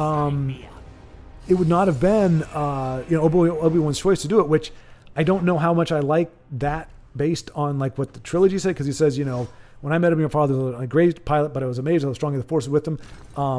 You know, I took it upon myself to train him as a Jedi. I thought I could be as a good help to him as Yoda. I was wrong. It makes it sound like it was his volition, where it was Qui-Gon strong-arming him, saying, promise me you'll train him. So I think it would have been better to have Obi-Wan be more like that older brother, like just really pulling for him and just being excited. But from the get-go, the Jedi Council was crapping all over Anakin time and time again. Like, they pretty much drove him into Palpatine. Palpatine was the nicest guy. That was the only nice person to him. Because even Obi-Wan, as much as he had supposedly that kind of chemistry with him, it was a lot of like, shut up and take your medicine, Anakin. Like, and again, Anakin was a whiny little turd, but he wasn't getting treated very well by anybody else. Palps did a very good job. I think that was a good call in the writing, was to make Palpatine's luring of him to the dark side not so heavy on, you know, the unnatural stuff and, you know, we can do crazy cool things and whatever. It was more just like, I'm the guy that you come to. Like, I'm like a kind of like a father figure, and I want to help you. I want to help you succeed, which is something, a messaging that Anakin was never getting. He got rejected by pretty much every Jedi, like I said, other than Qui-Gon. And Qui-Gon dies. So who does he have left?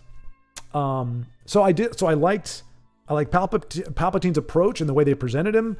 I liked, and because I believed it, I was like, I'm kind of pulling for Palpatine too. I'm not supposed to do that. I'm not supposed to be rooting for Palpatine. I'm supposed to be rooting for the good guys, but the good guys were a bunch of douchebags. So, You can tell them like, I am not pleased with that. But yeah, so there you go. I know I rambled on a little too long, but there you go. I wanted to give a concerted effort to be as fair as I could, to say that there are things that I did like about the trilogy. Because, I mean, and it does hurt credibility, amongst other things, to just be like, oh, everything was stupid, I hate it all. If you can at least say, here are the things that I like, then I think it gives a little more credence to the things that you don't like, because you're not just there to rag on it or to just say it was dumb. It's like, I'm trying to find things to like. I tried one. I mean, trust me, to be fair, I can't say I was a fan for 20 years at that point, because I was only 20 years old. So I had at least 4 or 5 years before I found out what Star Wars was. But from that point on, I was a diehard fan. I wanted the prequels. I wanted them to be good. It wasn't me going, the original trilogy is all we're going to have. It was like, great. We've got more books. We've got all this other stuff. And then Lucas, I mean, I understand. He said from the beginning, hey, I'll let you guys write whatever you want and I'll sign off as long as I don't think it's ridiculous, but it's not going to define my canon. If I'm going to tell another story, I'm not going to base it around the story that you're telling. It's just, glorified fan fiction essentially. And it was like, okay, that's fine. But he made a lot of decisions that to me were inferior to what had already been established by better writers. I mean, Lucas is not a writer. He wrote largely the first Star Wars, which I would say is the weakest script out of the three. He also wrote the prequels. But the Empire and Jedi were both penned by other authors. The story was by Lucas. The overall approach, the overall arc of the story was by Lucas, but he didn't write the dialogue. He didn't get into the nitty-gritty. He stepped back after Star Wars. And Irvin Kershner, who's a fantastic director, is the one who got those performances out of those actors and brought that script to fruition. And Richard Marquand, I believe it is, I can't remember, died shortly after, unfortunately. But he directed it, and there was another person penning the script. So Lucas, he needed to let writers write. A That's not his masterful strong point. Tiago with a unite. That's our second unite of the night. We got to see Io, and now Tiago on the heels too. That's when unite really kicks you in the teeth. If you're the opponent, you got him down. You think he's dead to rights. There's no way he can come back. You can't build a board, and then, bam! The knight is redeemed. I am the knight. All right, let's give Drinks All Day another chance here because he just got railroaded by Invade, and he's looking pretty good here. He's short on cards, but he's oh, and there's that Rothgar Forge. All right, let's see. Okay, Vincenzo is back. Oh, there we go. So Vincenzo, I saw you in game before I saw you in chat, but welcome back. Sure, that's back in 718. So I'm only about 15 minutes behind. Not too bad. Most of the duels were cool. Yep, there you go. Yep. Body bag giving what has now become the universal signal. And to be fair, glasses, a bespeckled mustachioed character is very much. I mean, you are very lucky, Vincenzo, that you have an icon, an emoji that is, about as close to resembling an actual human being that I can think of. Vincenzo says, okay, so remind you all, before I read this, I don't know exactly what he's going to say, but remind you that Vincenzo has been drinking, I'm going to say, copious amounts of alcohol. So, whatever he has to say, I haven't read it, but whatever he has to say, just remember he's inebriated. The pre-Yules were great. They're hated for no reason. And Honey Badger, who is also unfortunately drunk at work, this is very awkward. He is in the ER and he is inebriated, out of his mind, agrees with a backslash, which probably means not really agree. Vincenzo says the original duels were more emotionally based, in my humble opinion. Yes, 100%, Vincenzo. That's a great way to put it. That is a great way to put it. The throne room battle is Star Wars for me. Another look at these, man. This is the third or fourth World Eaters Irie we've seen today. At least fourth one that's gone off. It's very rare for that thing to stick and go off. And unfortunately, Drink All Day has just been getting the business from the opponents here. But we all know that as Vincenzo will log in again. See if he plays better than he opines, if you know what I mean. But no, I do agree with you, Vincenzo. It was, and all three of those battles, and really that's the only explanation for why the battle between Obi-Wan and Vader in New Hope resonated with people, because you came to care for Obi-Wan. It was not the spectacularness of the sword play. It got much better with Empire. Empire, that Luke and Vader duel is pretty darn good and brutal. And then the throne room, like I said, that's what captured my attention. When I saw that scene when Luke, I still don't know what he yells. In the script, it sounds like he's saying no, but essentially he said, Vader says, if you will not turn to the dark side, then perhaps she will. And whatever he says, it's either no, never, or just, yeah. And that launches the song, and it is incredibly emotional. And it's raw. It is, when you look back at it, it's not quite as powerful, but as a child, Luke just looked like a bad A. I mean, he was just going crazy. Now, half the time he missed, but you just saw unstoppable rage. And, but yeah, so I would agree with you, Vincenzo, that it was more of the emotion, with the emotional stakes. And that is where I think the missed opportunities with the prequels, where they did have more fancy stuff. Like I said, a little too much flourishing for my taste, but where they did have that, we didn't have as much of the emotion, except for that final battle. And even though, the jumping around on the different stuff and all the acrobatics, to me, it detracted from it. It didn't need to be, I think it was 8 or 9 minutes long. It didn't need to be that long. It needed to have substance, but it didn't need to be this, running around and jumping on stuff. And I have the high ground and I'm going to jump anyway and try to, again, flourish. I'm going to try to flip 16 times and you're just going to lop my legs off while I'm in the air. Like, that's not quite, I think you could do that fight in a way that Anakin loses those limbs, and it's a much more bitter and painful thing for Obi-Wan to do.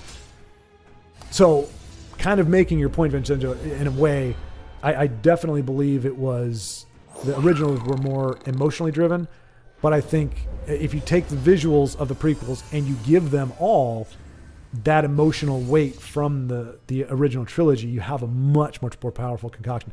So Jonas is weighing in. I agree with a lot of your views on the prequels, but I also really love the overall theme of them, the fragility of centralized power in a democracy, and how can it be tyrannical.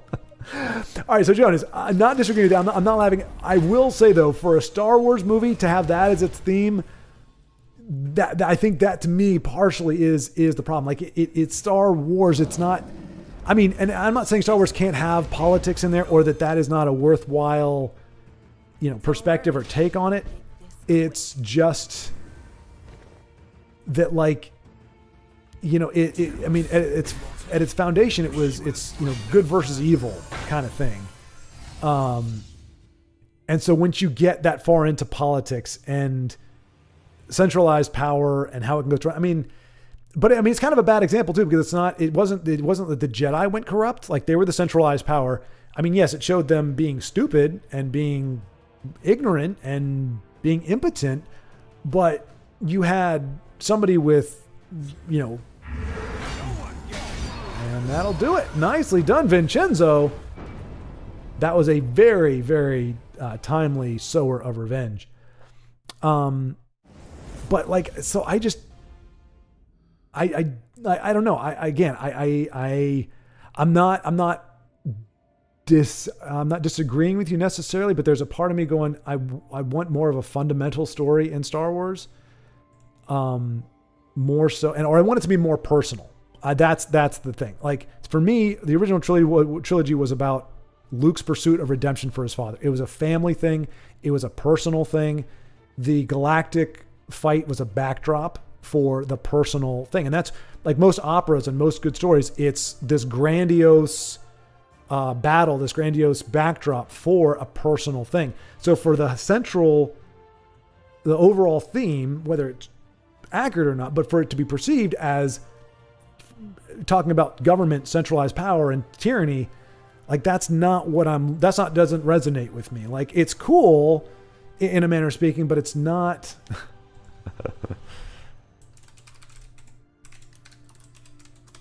It's not going to pull at me the way a purely character driven story is going to. I think part of the detriment is the amount of politics that he had in there. And I don't think, whatever comment Lucas might have been making or not making about some political thing, I don't care. But politics in general, where you have the Trade Federation, you got the Confederacy, and you got this, and you got all these different things and the political jousting.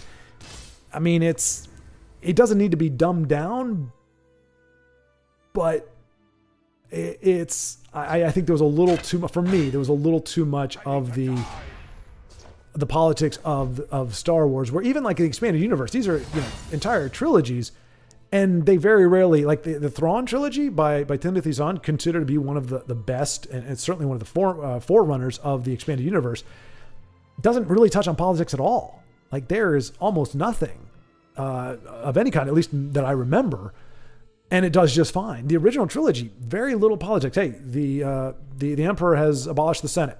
That's all you need to know. So the getting so far into the politics, I think, actually was more of a detriment for the kind of movie that Star Wars is. But anyway, Vincenzo, I'm a couple drinks in though, so we good. So see, he admitted himself he is inebriated. Honey Badger, it was said that you would destroy the Sith, not join them. Okay, so Honey Badger, having seen the prequels more than myself, has the quote there. And even then, I think I like my line better.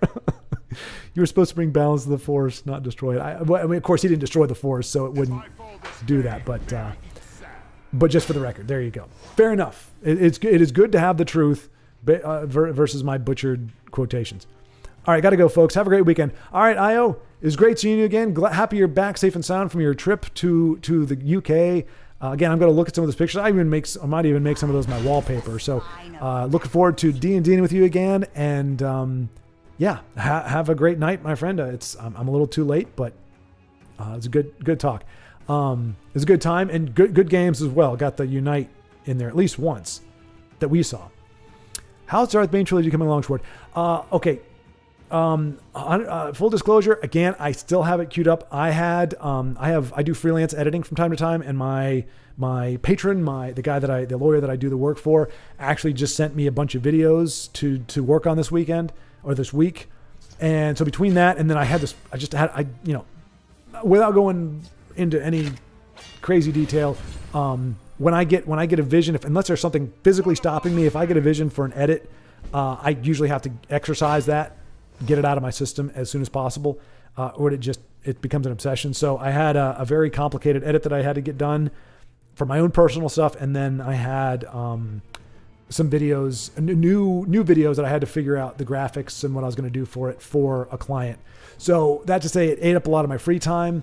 But I am planning on probably early next week, going to try to set aside about an hour a day at least to work on those books.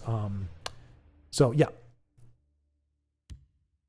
But that to say, have not read it. I've got it queued up on both my phone and my tablet. So anywhere I go, I can turn it on and pick up on that. So it is queued up and ready. Let's see. Vincenzo says still a bit rushed in my opinion. It was self-defense. Not sure what we're talking about. I think it's still a Star Wars, but I don't know which part. Bodybag says it was self-defense. The Clone Wars was really needed when you think about the time gap between episode 2 and 3. We must protect our stronghold. Homie literally had a whole Padawan. I have to respectfully disagree with the sentiment that Qui-Gon strong-armed Obi-Wan into training Anakin. It was his dying wish, which adds a level of love that Obi-Wan had for Qui-Gon. I didn't say he strong-armed him, to be fair, Honey Badger. I just said it was not Obi-Wan's volition. That was my thing. I think Obi-Wan, the way he talked about it in the original trilogy, it sounded like he wanted to do it, that he saw the potential, that he thought he could train him as, he said, I thought I could train him as a Jedi. Now, granted, that does still work with Qui-Gon saying, hey, do it, and Obi-Wan saying, okay, I'll do it. And he could say, well, but again, he didn't say he would do it because he thought he had potential. He did it because Qui-Gon gave him the dying wish. That was my point. Not that Qui-Gon blackmailed him or strong-armed him, but simply that it was not Obi-Wan saying, I see potential here. Like, I'm excited. Like, I want to take you under my wing and see what we can do together. And maybe a little bit of hubris, maybe a little bit of pride there. They're going, he just became a master. Like, I think I can handle teaching a Padawan. And maybe Yoda going, maybe not, don't train him because he's too young, but just going, you just become a master. Have you ready for an apprentice? Think you are? Or, Padawan, do you think you are? Something like that. And Obi-Wan having a little bit of that kind of cockiness of youth to juxtapose it with his more wizened persona later on. But to have that be part of it, to have him overreaching a little bit.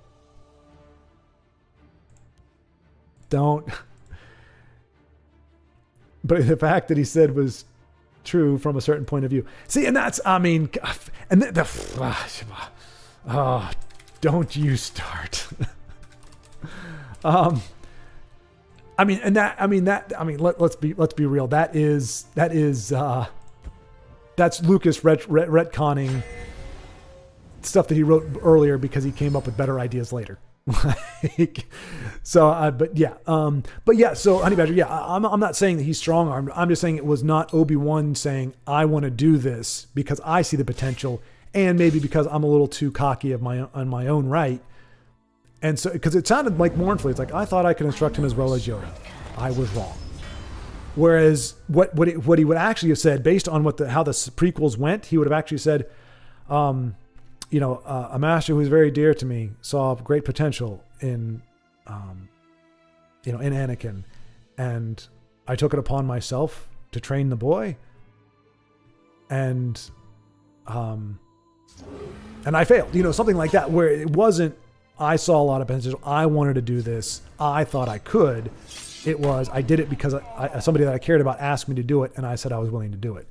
So my point wasn't the strong arm, it was who came up with the idea, and the difference between original trilogy Obi-Wan making it sound like he regretted it, thinking that he, biting off more than he could chew voluntarily, versus being told he can't really blame himself for doing what Qui-Gon asked him to do, is my point. It's only because of Qui-Gon that Obi-Wan is even a Jedi. Right. Well, I mean, now see, I don't know. Maybe they say more in the books, but in the prequels, I mean, Obi-Wan could have been trained by anybody, right? In theory, like it didn't have to be Qui-Gon. Maybe in the books, which doesn't work for the trilogy, but maybe in the books, it's, Qui-Gon, Obi-Wan was too old because for whatever reason, Jedi are ageist, but in backwards of what you would think it is. But if Obi-Wan didn't do it, or Qui-Gon didn't do it, in theory, another Jedi would have, unless, again, Obi-Wan was too young, in which case Qui-Gon took a chance on him. But Joseph says, Palpatine, I feel your angst, Anakin. How does black eyeliner and a red lightsaber sound? We can even paint your fingernails. Good old Skeeve or Shreve or whatever his name is. All right, you know what? I want to see Drinks All Day get a win. Dagnabbit. We're gonna watch Drinks All Day win all day, baby.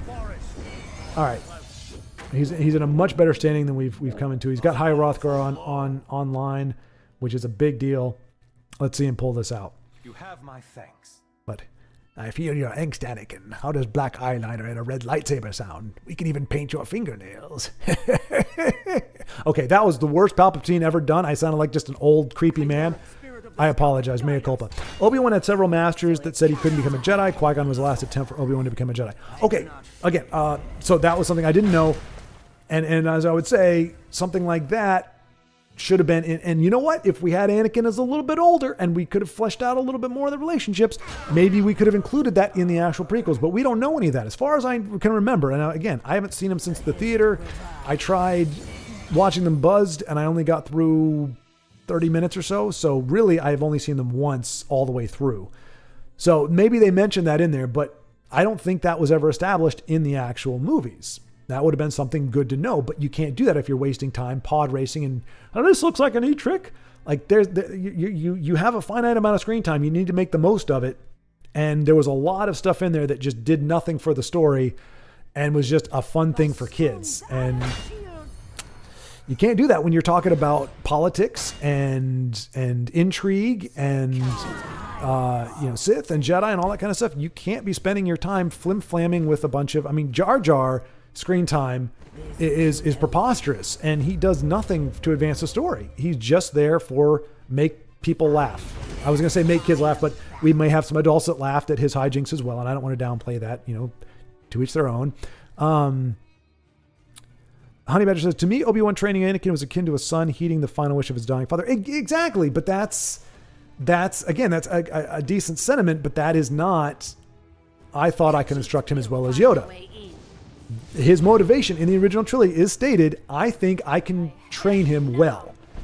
That's not my master, who I love and care about, asked me to train him, and so I did it because he asked me to. That's not saying he was strong-armed, but that's his motivation is not, I looked at Anakin and I saw potential and I wanted to bring it out in him. It was, nope, wasn't going to train him, wasn't going to touch him, but Qui-Gon asked me to, and because I care about him, I'm going to say yes. Two very different approaches, and I think it's an important distinction. Let's see. Body bag. Prequels needed more Ewoks. You are not wrong. You are not wrong. We need more Ewoks. What is he going to do?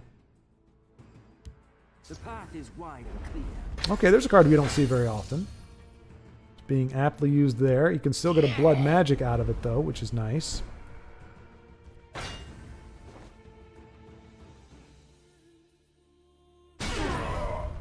Drain life, very good.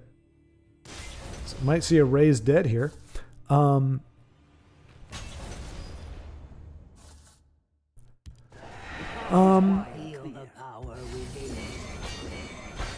Joseph says they took down an ATST. Who are we talking about? Chewie took down Chewie and an Ewok? Okay, the Ewoks took down an ATST. They took down, if you include their booby traps, which the craziest thing is, if you don't have the ATST, all their booby traps are way overkill. Like the logs, you're just gonna crush. These are redwood logs. Goodness gracious. And then the log swinging from the side, those do not hit a person. They were perfectly ATST sized. Now, I'm not saying that the Ewoks didn't look at those scouter things and go, hey, Chawama, we should probably do something to kill those things.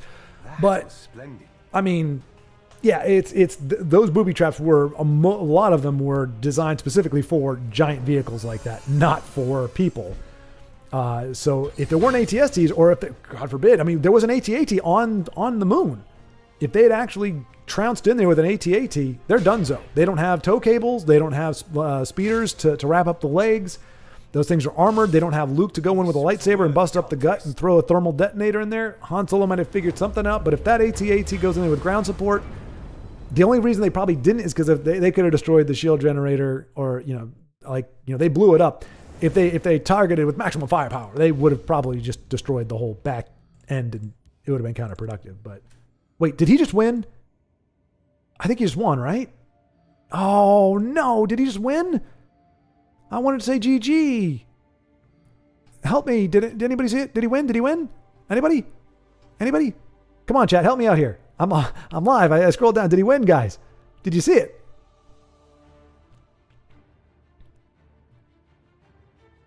No, it's no more last hours. Dag nabbit. Oh man. Well, I don't think he's online anymore. Okay. Well, he's not there. So actually, nobody is. What's going on here? Did everybody just stop playing? Yes, he won. Excellent. Okay, thank you, Body Bag. Appreciate that. But he's gone.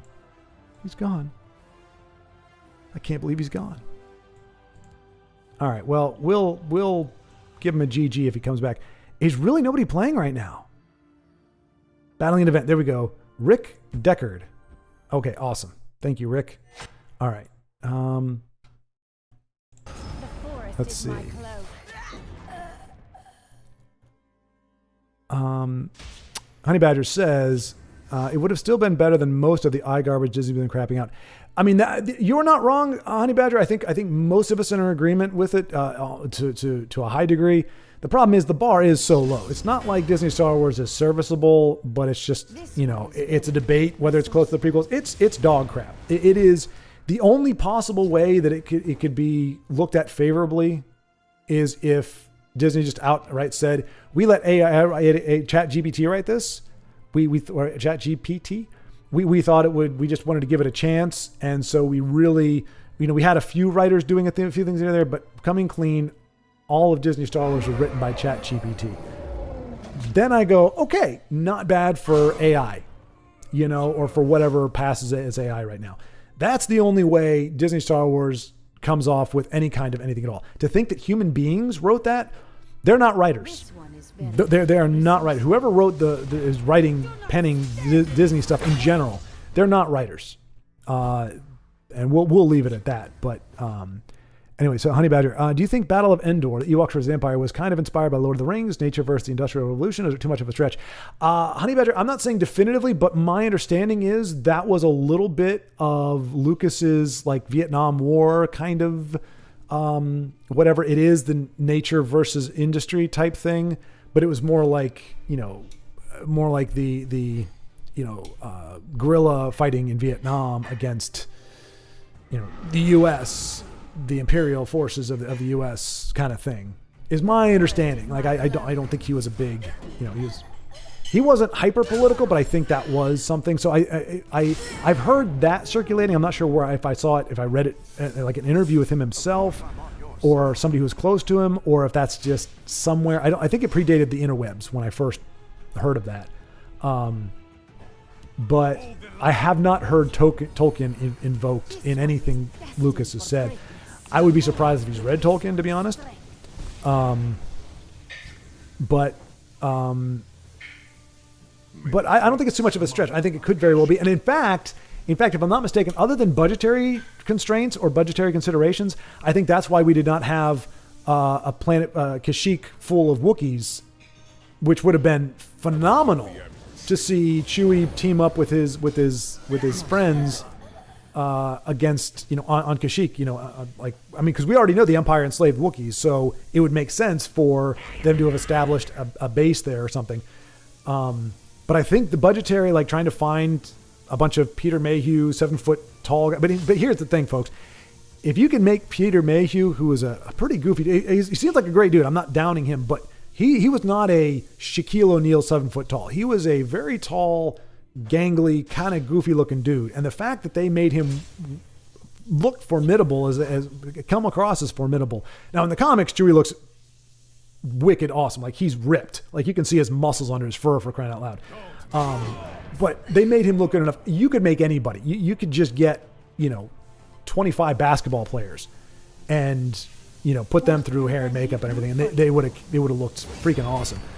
But I think part of the reason why we did Ewoks, other than the budgetary stuff, is because Lucas wanted it to be David taking on Goliath, the little guy taking on the big one, which wouldn't call it a necessarily a horrible idea, but as I've said before, I don't think decisions made when you're making a movie, a decision that's made to try to pitch a politics, to try to push a political view, or try to make a commentary. Like Lord of the Rings, I mean, definitely Tolkien said one of his themes was nature against the Industrial Revolution, but I don't think it didn't hurt the story. It didn't like there was not a decision where you go, okay, so he made that decision because he wanted to make sure he shoehorned this particular view in. It was a very broad, kind of felt very organic to the story. Hey, here's Orthanc, here's the machines of war versus the Shire, which, I mean, that was always, it was a very central, very broad theme. So it just kind of settled in the Tolkien universe, where it seems like the Ewoks was a stretch and was a bad call in a lot of ways. As I said before, Lucas had daughters. They adopted children. He had daughters when he made Jedi. He did not have them when he made Empire and Star Wars. So I think he was trying to do something for his daughters. He wanted to make something in a movie, make a movie that is more geared towards children versus making a movie that's accessible to children. And so I think that's part of it as well. But no, but even if that, you may be right, Honey Badger, and even then I wouldn't say it's a stretch, because I mean, that is something that filmmakers do. They put, and Vietnam was an easy target back then. So, easy dub. So easy win for Vincenzo. Honey Badger, Star Wars House of Cards show, correctively done, would be cool. I have not seen House of Cards. Oh, correctly done. Good. I was about to say, but correctively is not a word. Correctly done. Yes. But yeah, it takes writers, Honey Badger, and I would not trust, there's nobody in Disney that I think has the brain power and the savviness to actually write a well done House of Cards style show. I haven't seen House of Cards as much, but I understand that it's a very well crafted, written, woven tapestry of intrigue and such, and there just isn't the brain power at Disney to pull that off. Joseph says, Honey Badger, that is way too much of a stretch. Okay, so Joseph thinks it's a stretch. Okay, that's fine. It literally just crossed my mind. Like I said, I'm pretty sure Lucas had some anti-Vietnam messaging to put out there, but I could be wrong. And I don't think it breaks the movie, but it does explain some of the decisions, right or wrong. Joseph said there would be no way to know without a direct statement from someone. There you go. Joseph, you can draw a comparison, sure, but to assume it was inspired is a stretch. Okay, right. Yeah, like I said, I've never heard Lucas quote Tolkien or reference Tolkien, so that aspect of it, not so much. But nature versus industry, I do think, or primitive versus advanced, I think, is a thing. But that even goes kind of for the rebels. Not really, because they're still people and they're not simple, but it's like you got little teddy bears taking down big bad empire. It's trying to make a statement to a degree. Vincenzo says, one of the school chiefs was at the bar when I went. Dude brought me a drink, then the bartender got me another one.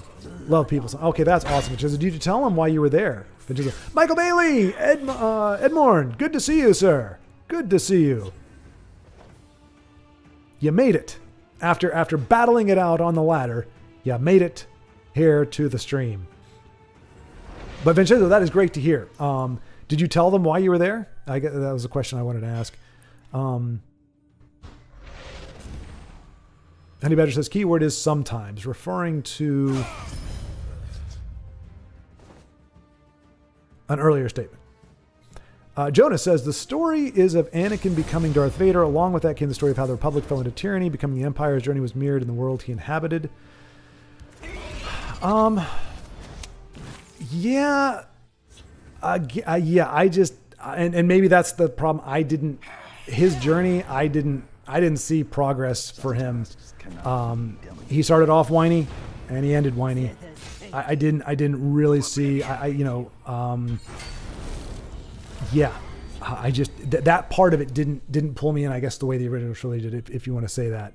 What have we here? And like I said, to me, it's a little bit different if whereas the Emperor, well, I guess he did. He did the whole, like, was given emergency powers and all that kind of stuff. Like I said, it was a, yeah, I'm just, politics don't interest me. Like, I find them more irksome than anything. I don't like them in real life. I don't much care for them in movies, other than like what is needed to substantiate a plot.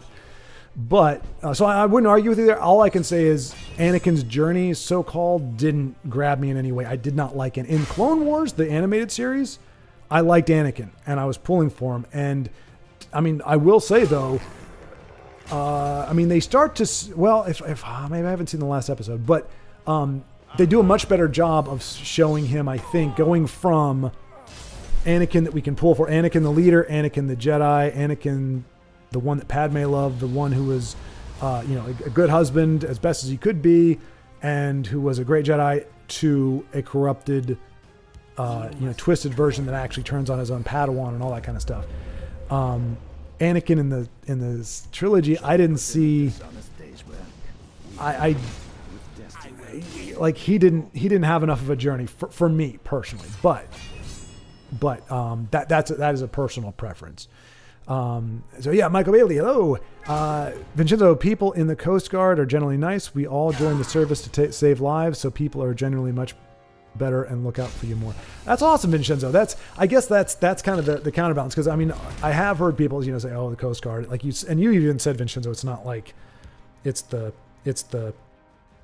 not the showiest branch, it's not the Marines, not the Army, whatever, but it's also one of the more, like you said, it's there to save lives. It's almost the antithesis of the other military branches. And so it's like, who doesn't like a savior? Who doesn't like a doctor? Who doesn't like paramedics? Who doesn't like people that are saving, like your whole thing is to save lives. Like that's the upside to it. It's more popular with the general populace and people. It's like, hey, you're in it to save people. And while, military, necessary evil, all that kind of stuff. No downplay. I have a huge respect for the other branches as well. But I see your point. I see how that could frame it differently in terms of how people respond to it. I never thought of it that way either, but that's awesome. So especially during hard times, we're all great people, and it's why people in every other branch want to join us. That is fantastic. My interaction with Coast Guard amounts to getting my boater's license teacher. My interaction with Coast Guard amounts to getting my boater's license. Teacher was cool. Okay, nice. Okay, so the Coast Guard actually does testing for licenses or license distribution. Let's see. Honey Badger, I do love the fact that Obi-Wan was willing to leave the order to train Anakin. I don't think it was a matter of pride for him. It was his devotion and love to his father figure master. Exactly, but Honey Badger, I think that's part of my issue is Obi-Wan himself doesn't have, like, there's not really a flaw. What is Obi-Wan's flaw? What is his downfall? What is his tragic thing? In the original trilogy, he makes it sound like there was some pride there. He overextended, that he thought he could train him as well as Yoda. I was wrong. He's mournful about that. It sounds like he bit off more than he could chew, and it was a mistake. Whereas here, it was no pride. It was whatever. So what's Obi-Wan's arc? What is his journey? What does he go through? It's pretty much, I'm fighting with clones. I'm fighting with clones. I'm fighting with clones. I'm fighting with clones. And Anakin is being a little turd muffin, and I'm telling him to stop being a turd muffin.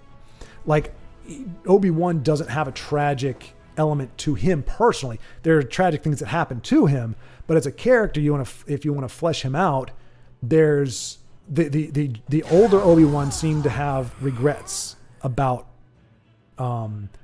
his ability to train Anakin, and not just because Anakin didn't turn out well.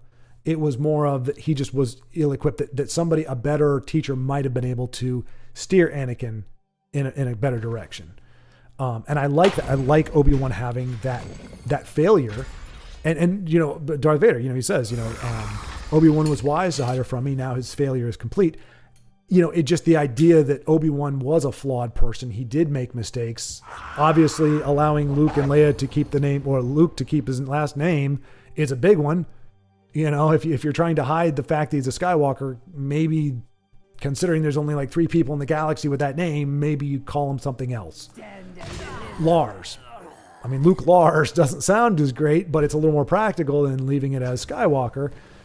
But anyway, but yeah, so I agree. Like it wasn't in the prequels, it wasn't pride that drove Obi-Wan to do it, but I think his character would have been better served if he did have that element to it. It would make him more tragic and more relatable, because I mean that's the thing. Flaws are what we relate to as people. GG. By the way, well fought.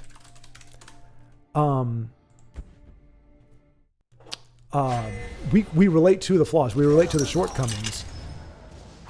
Boy, Brother Ridge is up against it. Really up against it. Son of a gun. Gobos and invade all over the place. So a little bit more of that, I think, would have done well. That's why Qui-Gon was so great. Agreed. And like I said, I like Qui-Gon. I liked him a lot. I wish he could have been in it more. Michael Bailey, I honestly can't consume Star Wars anymore. 100% agree with you. And that's why I said for me, it wasn't. I know the. What did he say? I know the Uardines. I know the Guardians are. Oh,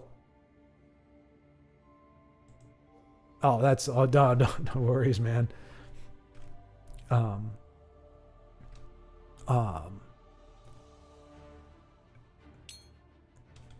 Let's see.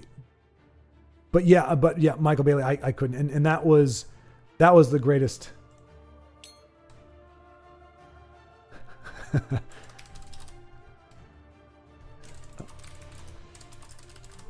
Oh, good man. Oh, good man. That has been brutal for a lot of folks today. Keep playing. All right.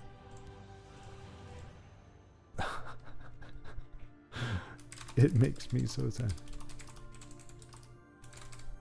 For me, for you, for humanity.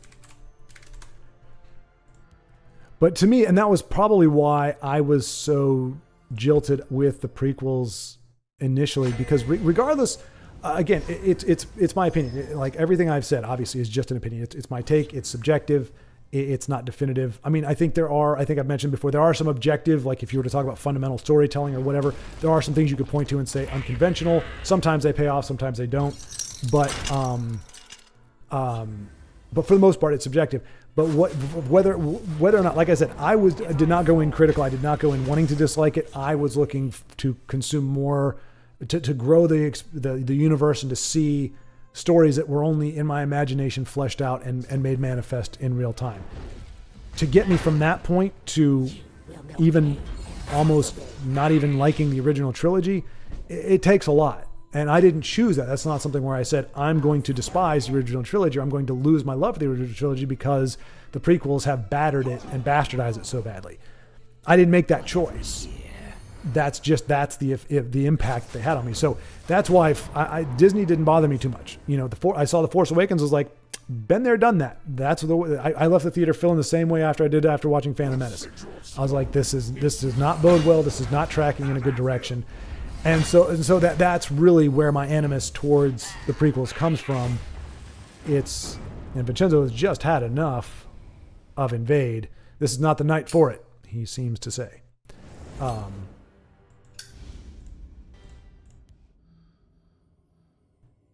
right, so let's take another gander at Drinks All Day here. See if we can pull off another dub. But I 100% agree with you, Michael. I just, like I said, after Phantom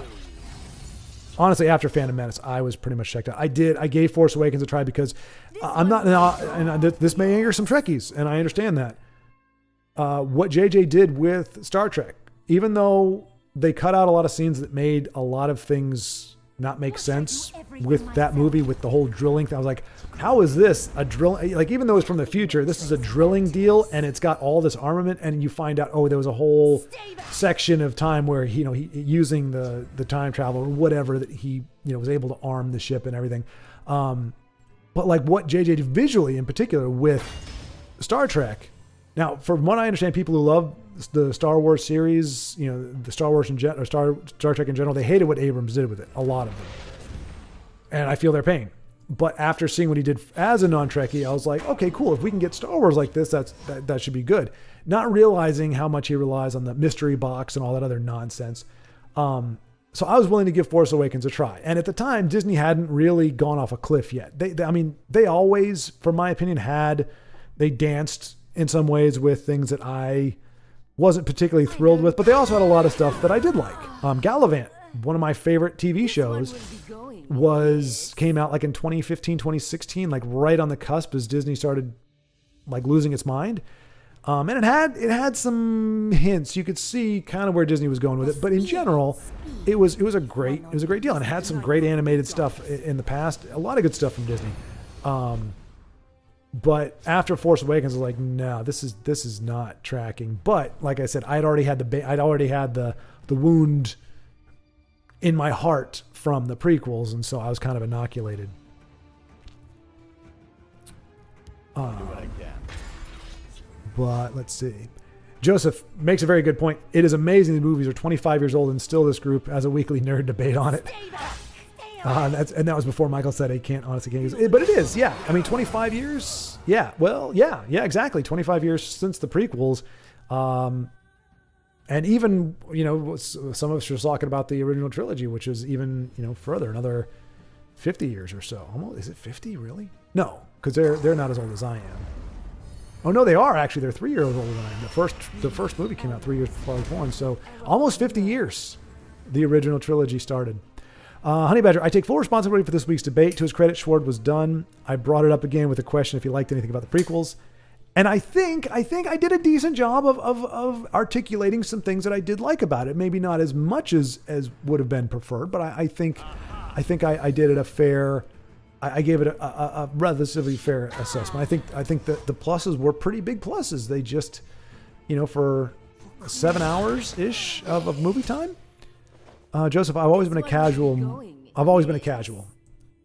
Yeah, Joseph, but yeah, you are a casual. But whether it's because of your brother, or whatever, you're not what they call a normie. You've got a little more savvy than a normie. Michael Bailey, I was also really disappointed by Dune Part 2 ending. Felt really rushed. Bodybag says, don't spoil. I just started watching Part 1 yesterday, hoping to finish them both this weekend. Oh, excellent. Okay. Joseph, who is just a casual, is going to now tell me that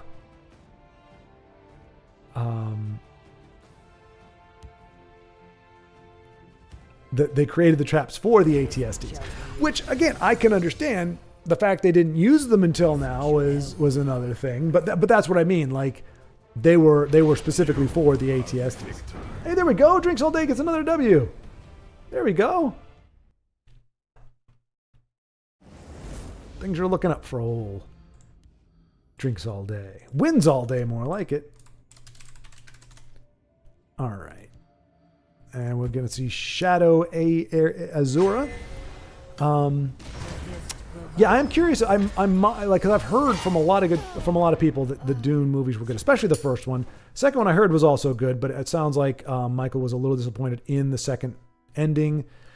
Is it serviceable, Michael? You don't have to get into details. We don't want to spoil it. Well, actually, no. Tell you what, we'll talk about it after Bodybag has watched it, because we don't want to do anything that could potentially, if he's on the cusp of watching it, let him finish. We could talk about it next week. I have some books to read. Otherwise, I might take a gander at them myself. But I've heard they were pretty good. Honey Badger says, in Obi-Wan's defense, Qui-Gon was going to train Anakin. In his mind, Obi-Wan was off to become a knight. Then they went back to Naboo and fought Maul. I don't think he ever thought about training Anakin. Right, Honey Badger. Right. We're not. Our point of contention isn't in the same place. I had that as an L. He should have played it out. Yeah. I mean, that's when conceit efficiency sometimes bails you out. So people don't know what you've got. So, you just never know. But But yeah, may have preemptively done. And who knows? I mean, maybe the guy was just fatigued in general, and if there was a chance he was going to lose, he just wasn't going to mess with it. I've been there. I understand that. But yeah, so I'm not saying that Obi-Wan, like, why, like, in other words, like, in as the prequels are written, it's fine. My point, though, is contrasting OT, Obi-Wan, and how he talks about it. It should have been his decision. He should have, the way the prequel should have been written, it shouldn't have been it shouldn't have been written that way. It should have been written in a way that Obi-Wan was intending to train Anakin. Once you take that out, if you take away the original trilogy, it happens the way it happens, and it's fine, and it makes sense. But I'm saying that in the original trilogy, the way Obi-Wan talked about it, and granted, it's a short scene, it's not very verbose, it's not a lot of detail, but to me, that is saying it should have been, when Lucas sat down to pen the prequels, it should have been done in a way, and remember, this is all contrived, this is all set up, every scene, every dialogue, everything is crafted to tell the story that you want to tell. He could very well have written it where Obi-Wan did. He didn't even have to have Qui-Gon Jinn in it at all. Like, there was no allusion to another Jedi. It could have just been Obi-Wan meeting Anakin and going, holy cow, this guy's amazing. Like, I'm gonna take him under my wing, and then, you know, maybe having somebody like Yoda go, hey, no, what's this all about? We didn't need a Qui-Gon. He was great, but as it was written in the original trilogy, Qui-Gon didn't even need to exist. It could have just been Obi-Wan and Anakin, Obi-Wan meeting Anakin. Almost, you could do it in a serendipitous way. It could have been literally trying to get off world.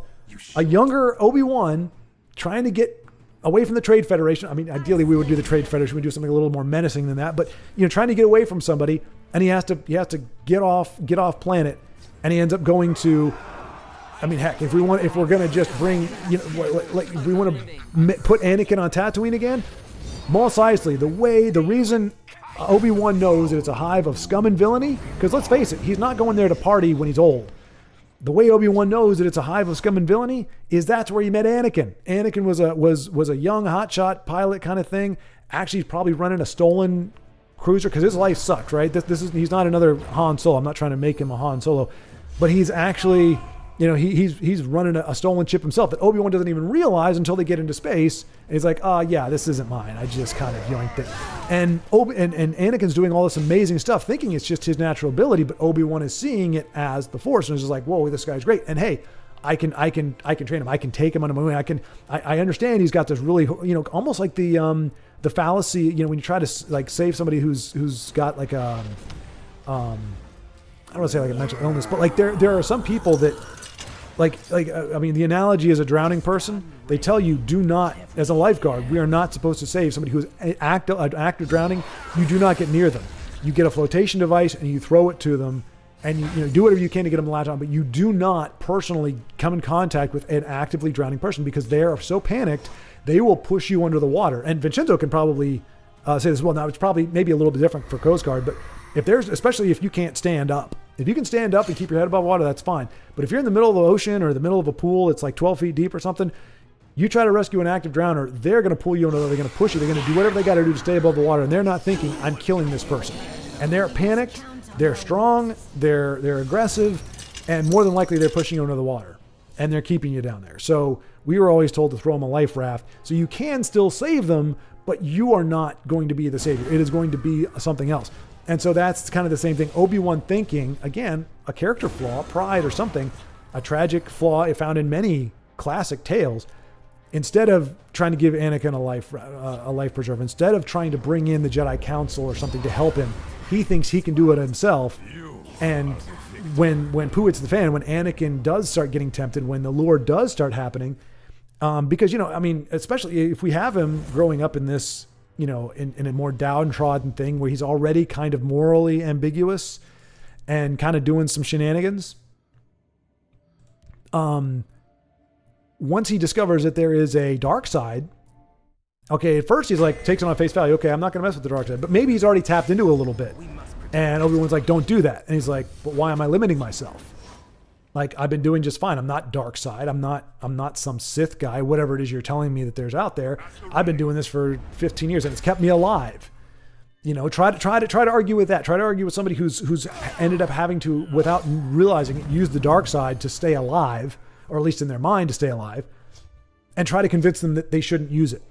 You know, I mean, there's so many nuanced ways you could go with that.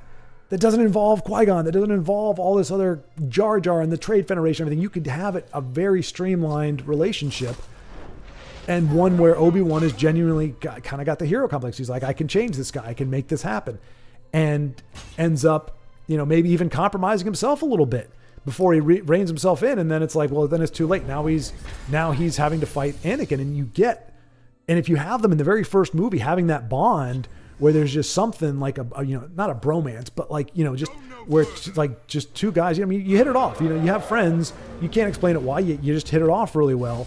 And so you have that, and you see that from the beginning, and Obi-Wan's like a mentor, but also a fan. Because this guy, I don't think they should have gone with the whole Force impregnating Shmi or whatever the crap happened. I think that was a huge misstep. I don't think that helped anything. He could have just been very, very strong in the Force.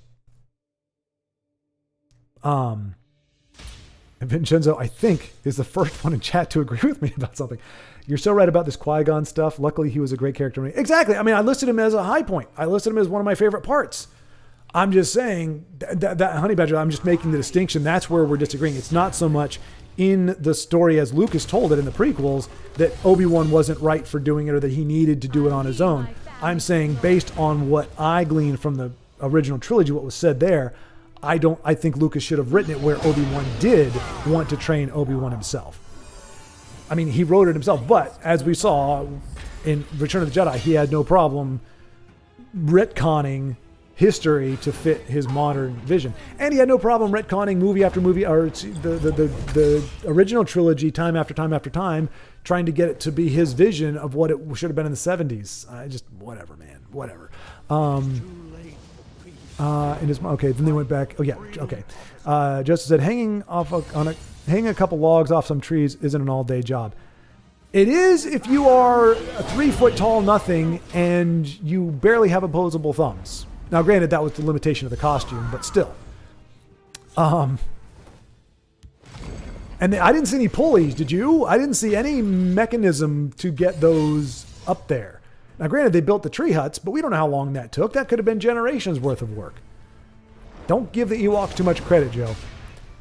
It's a rookie mistake. Okay, Honey Badger, until Maul killed Qui-Gon. Joseph, I don't know though, they are teddy bears. There you go. Do Ewoks have muscles? Not really. Not really. You see the bows they use? Those things aren't hurting anybody. And look, I'm not down on Ewoks per se. I was never an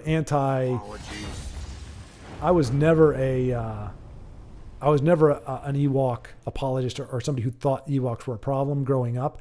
But as I said, you get to a certain age and maybe there's a certain amount of jadedness involved where you look and go, okay, understanding these every movie, no matter how much I like it, is fallible. It can have its faults and failures. Doesn't have to, but it can. And you start looking at it that way and go, okay, maybe this didn't make as much sense. Maybe this wasn't the greatest way to go about this. Maybe the whole, Jabba rescue mission was the most jankiest bit of ridiculousness ever. Like, what was the plan? Okay, you're going to go in and get captured. And then you go in and get captured. And then you go in to rescue the people who got captured. And then you go in to rescue those people. And we're just going to assume that we're going to put your lightsaber in R2 because we just know that you're not going to get killed. You're not going to have a fight, like say with a Rancor, where your weapon would be actually useful. Because, like Luke, nobody grabbed his weapon. He used the Force to grab a gun, and they went to grab the gun. But if he had just stashed the lightsaber on him somewhere, now you could argue that they may have taken it from him, but if he had his cloak on, you couldn't see it. He didn't take the cloak off until he fell in the Rancor pit. Could he use a lightsaber right then? Probably was thinking, really dumb of me to stick the lightsaber inside of R2. Could really come in handy right now. But no, it's like, and that to me is like where you go, okay, what the heck is going on? Like they wrote it to say, we want to get to a point where R2 shoots Luke's lightsaber out of him and Luke does a flip and catches it. That seems really cool. Okay, how do we get there? Well, we have to make it a plan, right? We make it a plan that Luke is going to stash it in there.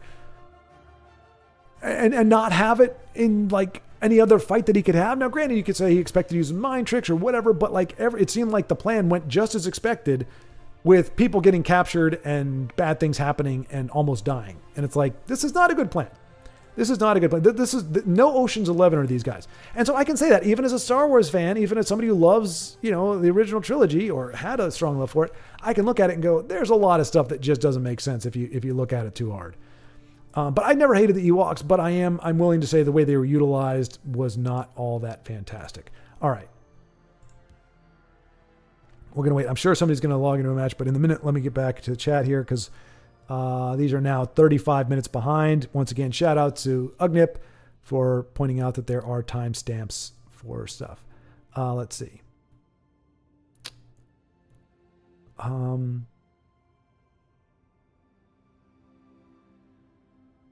Okay.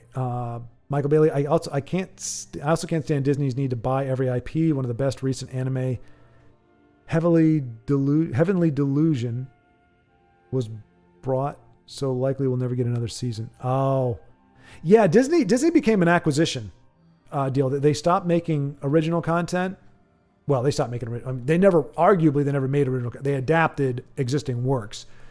But as much as they had been creative, they've gone away from that. And yeah, they just consumed everything. They just bought Fox. They bought everything and didn't have really a plan on how to execute. It's just like, hey, we'll just own all this stuff and then we'll crap on it.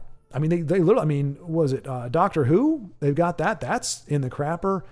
Star Wars in the crapper. Marvel, the Phase 4 has been largely just considered a train wreck. Like, they've just destroyed everything, and they paid good money for that stuff. And it really didn't take all that much. Like, there are some people that when the sequel comes out, if it's not far enough from the original, they may not like it. That can happen. But your primary fan base will eat up anything. Well, you have your diehard fans that will eat up anything. And then you have even the ones like myself that we have standards. But if you just give us more of the same, we're not going to bitch about it. They didn't have to do what they're doing now in order to make money. You could argue they're not even trying to make money. They have other reasons for making these things the way they make them, and it's not for the benefit of fans or people who grew up with this stuff. So Honey Badger continues, so for Obi-Wan, his plan was to graduate to a knight, and Qui-Gon would move on to train Anakin. Right? Okay, I get that. Then Maul-shaped wrench got hurled into those gears and buggered everything up. Right.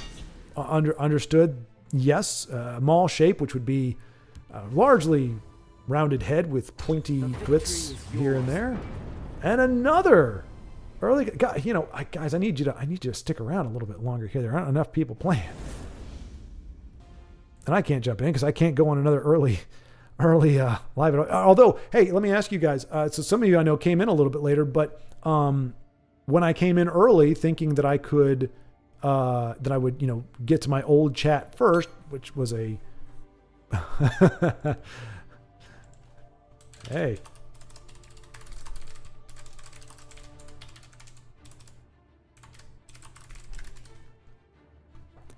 I have to see if he's running that top 10 card back, because if it is, I was going to say that's a pretty big deterrent right there.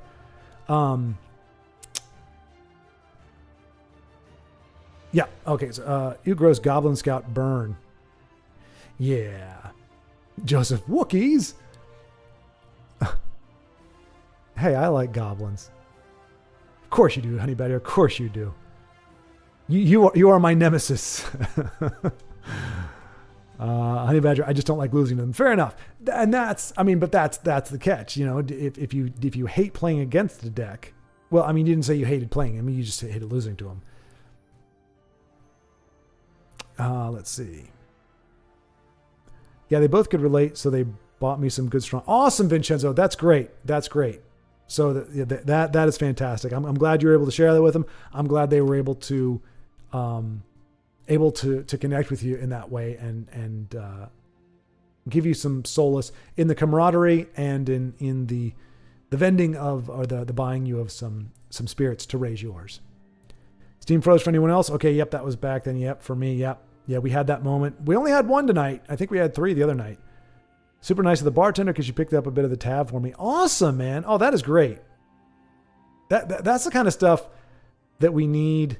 We need to hear more of, to know more of. When, what is it? What's her name from Streetcar? Blanche. I always relied on the kindness of strangers. Just remember that there are good people out there. Friendly match go? Sure. after this game, we can give it a go. There you go. All right. So we will go up against Vincenzo after we see Drinks All Day get his third win on stream. Let's see. Doop-a-doo. I slay the Vincenzo utilizing James Bond training. He's been getting all the girls are taking up his dashing goods. Look, exactly. Jonas, thank you again. I know you've left already, but farewell. Thank you for your thoughts on the prequels, and yeah, the stream it lagging. It definitely kills it for a lot of folks. So you have a good night, Jonas.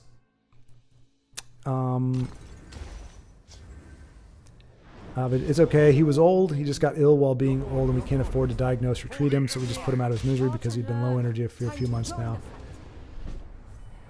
Yeah. And that's the other thing too. I mean, it's something. It can sound crass to say or insensitive to say, but there is the cost. I know people spent $5,000, $6,000, $7,000 on a possible surgery for the dog, and that it testifies to the amount of love and care that people have for them. At the same time, there are just some people who just can't afford that, and it's a hard thing to. It's hard cheese to swallow. It's a hard thing to do, but there is a practical element. Like you are the owner, and it's like, well, they can either suffer, and this surgery may help, it may not, but it is going to make a financial.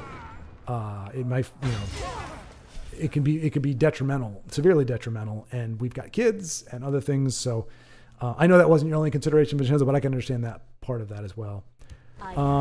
Never watched Star Trek. Me neither. I grew up, Star Trek Next Generation was there when I was like 10, 12. It came on every Sunday night. We'd watch it as a family on occasion.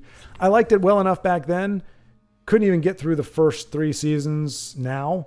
Or I guess it was back in Colorado. So I was like in my 30s, and I was like, this is such a bunch of hoity-toity nonsense. And I know that's probably not the best way to phrase that for out of respect for deference for Star Trek fans. It wasn't my cup of tea. I'm more interested in the wars of stars than the trekking of stars. And people trying to make social commentaries and moral decisions when they're flying around on what equates to heaven.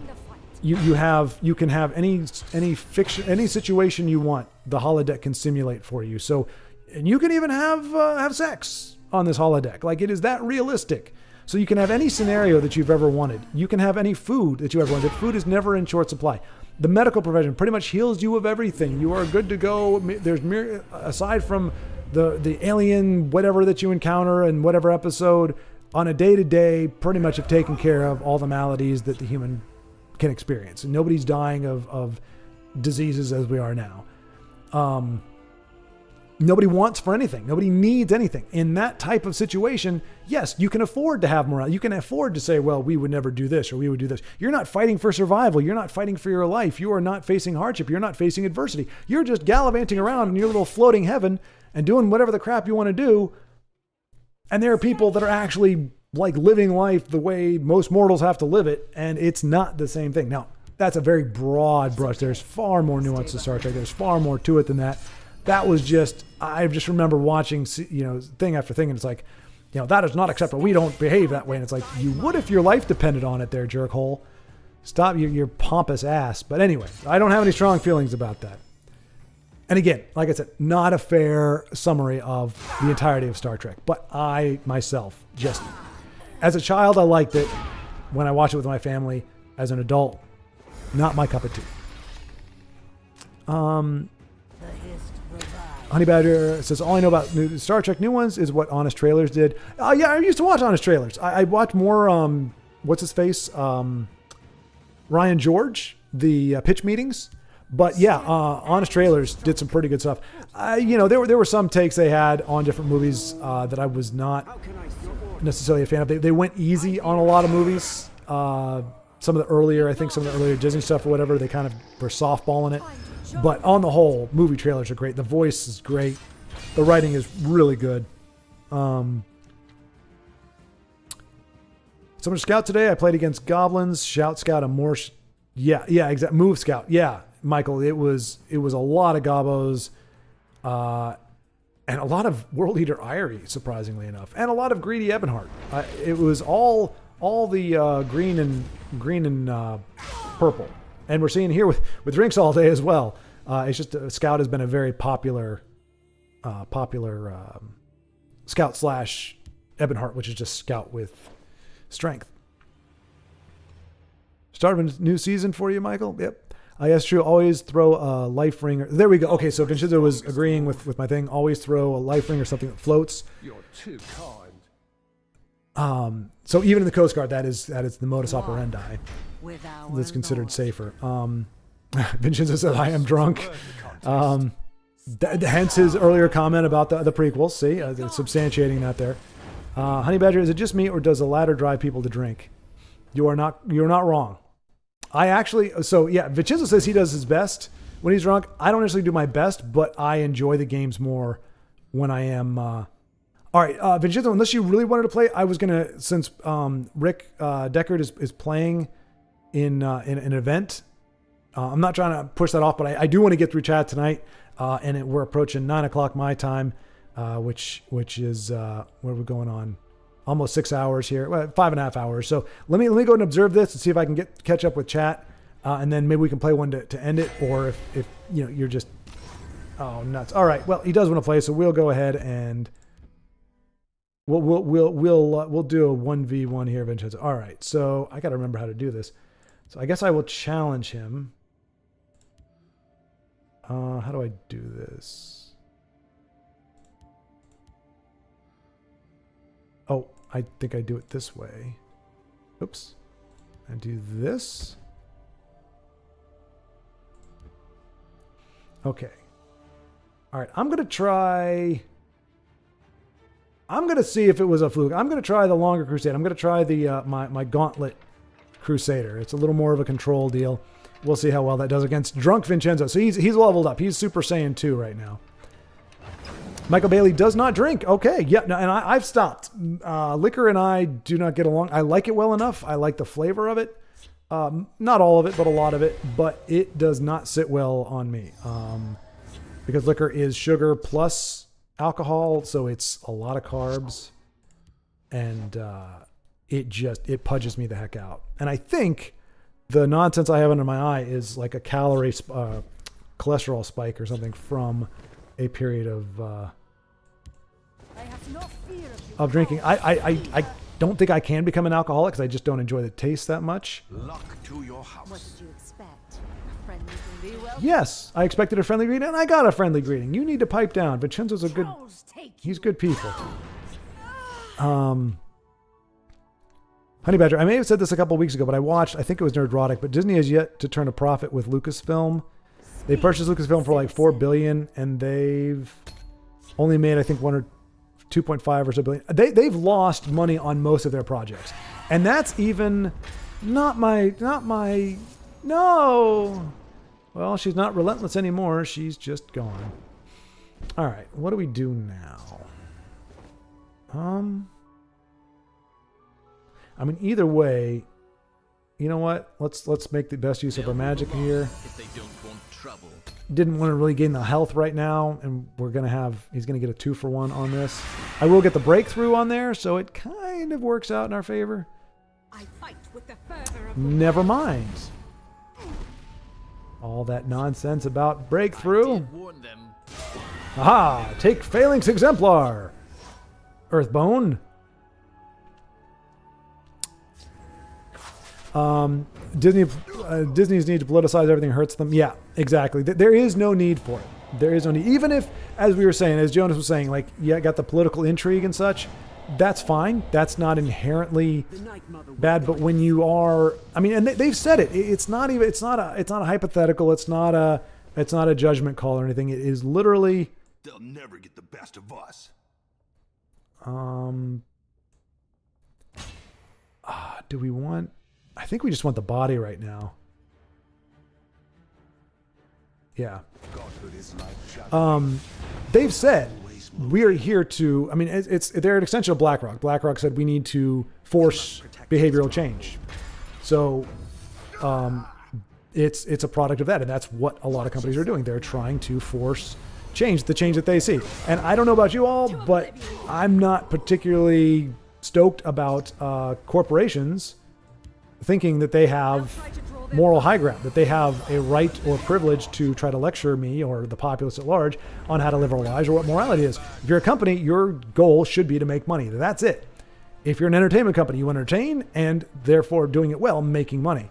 Your goal is your purview, your place is not to try to get the populace to agree with your personal or political ideals. That's not the point. And when you do that, you are going to alienate a lot of people. All right. So we do have aspect online next turn. By our service, we honor kind. 2+2 in guard, so she dies to that. All right. We'll protect him. We're giving Vincenzo cards, which is a dangerous thing to do. The Hand of Dagoth could be a problem. We do have a Javelin for that. Worst case scenario. Okay, just kidding. That's not worst case scenario. That was kind of worst case scenario. Okay, that's going to have to eat a Javelin. That's pretty much the guy thing. We can't let him do it because we are the aggressor. We have to keep going. And we're going to do this just for tempo because we need to try to close it out before he can rally. We no longer have an answer for Hand of Dagoth. Dag nabbit. No more javelins. No hand, no hand, no hand, no hand, no hand. No hand. Masterful move. Careful there, friend. Oh, nut bunnies. Okay. All right, this is a problem. This is a problem. If you got a problem, I'll solve it. Behold my power. You know what? We're going to take a chance. I'm taking a chance that he does not have Fell the Mighty. We're not going to break that rune. We're going to just hope we can push the damage with Loyal House Carl. Oh, he's got Leaf Lurker. Ah, jeez. Just as bad. Just as bad. Is he going to punch me? Nice, Manticore. Okay. All right. Yeah, I think that's the play here.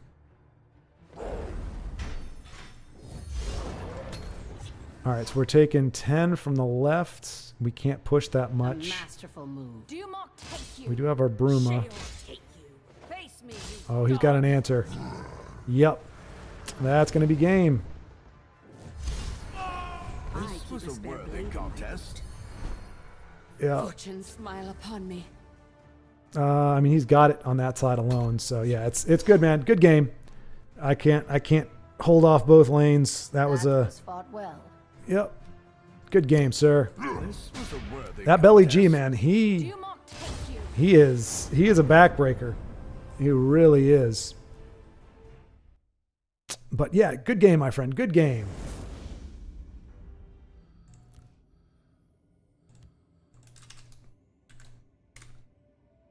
Went about the way I expected.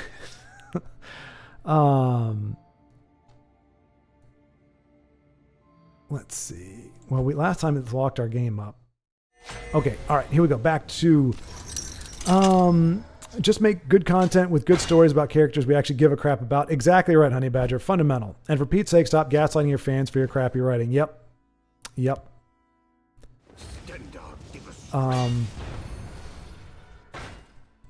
That's what bothers me. Don't blame fans. Exactly. Make them relatable and good. Drunk superpowers kicked in. Exactly right. Yeah. I've learned if I go against you or Joe, it is going to be a cold day in hell that I get a W out of that. It's just even if you're playing the janky decks, even if you're playing your quirky creations, like they're just great players, you know. And you could probably argue that I should have slowed it down. I thought I should go in the aggressive, but it probably would have been better to trade with the board, try to do some value trades and then strike. But I still think we would have got our first big card that we put down there. We still get Belly G'd, and we're still kind of screwed. Relatable and good. Give them good character arcs. Exactly. Sorry, I got carried away. No, it's fine. Ironically, Deadpool 3 will probably be amazing, but not because they have rights to it. Disney doesn't have the rights to it. Yeah, exactly. Spider-Man No Way Home was more of a Sony deal. More of like the writing and everything. And yeah, Deadpool, like I've debated because I mean, I like Hugh Jackman. I mentioned that before. I like the guy. I like Ryan Reynolds well enough. And while Deadpool is a little crass for my tastes, like ideally, I did enjoy the first movie, and I think even the second one well enough. And it looks like it's just going to be a fun romp. But if the money's going to Disney, I'm not watching it. And I think that's. I mean, it's if it's from their studio, if they're the ones that they get it, I'll have to get the Blu-ray on eBay at some point because I will not support Disney financially. Now they own a bunch of different stuff, so I probably buy things at different points that somehow money gets back to them.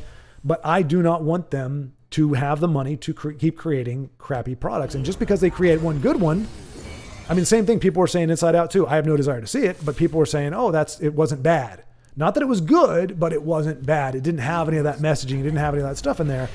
And I'm going, they did that on purpose. It's kind of like George Clooney said that he alternates. He makes a movie he wants to make, which is more like art house stuff or more like less of an audience type thing. And he uses, and then he'll make a movie, or he makes a mainstream movie like an Ocean's 11, something that may be fun or whatever, but that makes him a good paycheck so that he can do a project that he really likes to do. Disney is bankrolling their nonsense with a few good movies here and there. So Deadpool is going to be successful, probably, and it is going to bankroll the next 4 turds that they put out because otherwise they're just hemorrhaging money, and BlackRock can only subsidize them for so long.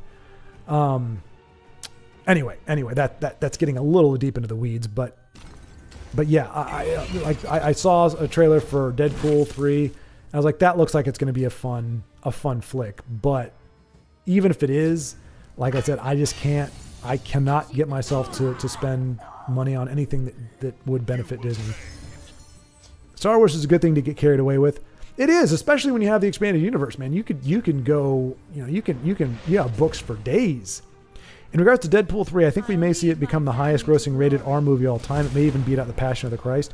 Was Passion the highest money? But I wouldn't doubt it. I didn't realize it still held that record, and it's so crazy. You would think. Now, this just goes to show you, like Hollywood, the bias. Passion was the highest rated R movie. There is a ton. I know that, not everybody's here religious. I'm not even saying religious. If you were to just take, I don't know, follow 1 or 2 characters from the Old Testament,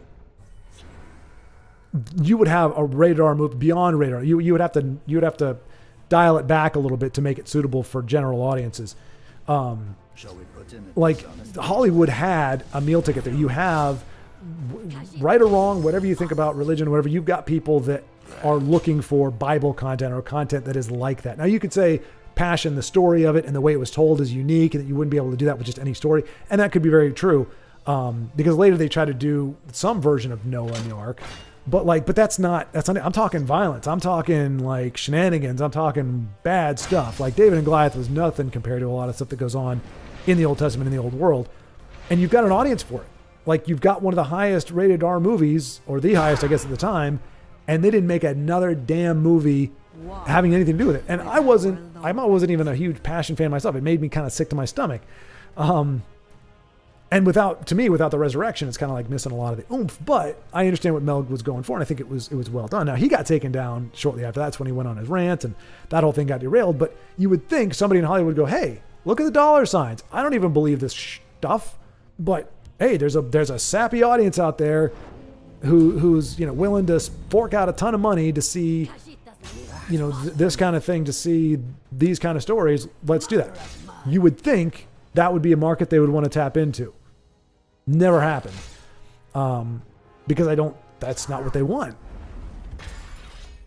Let's see, but it's interesting if that is still the highest grossing rated R movie. That is crazy, and it's ironic. I think that a movie about Jesus would be the highest.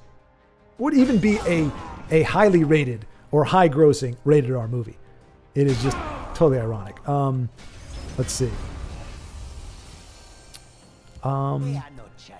Marvel needs some good content. Deadpool crossing over the MCU is good for it.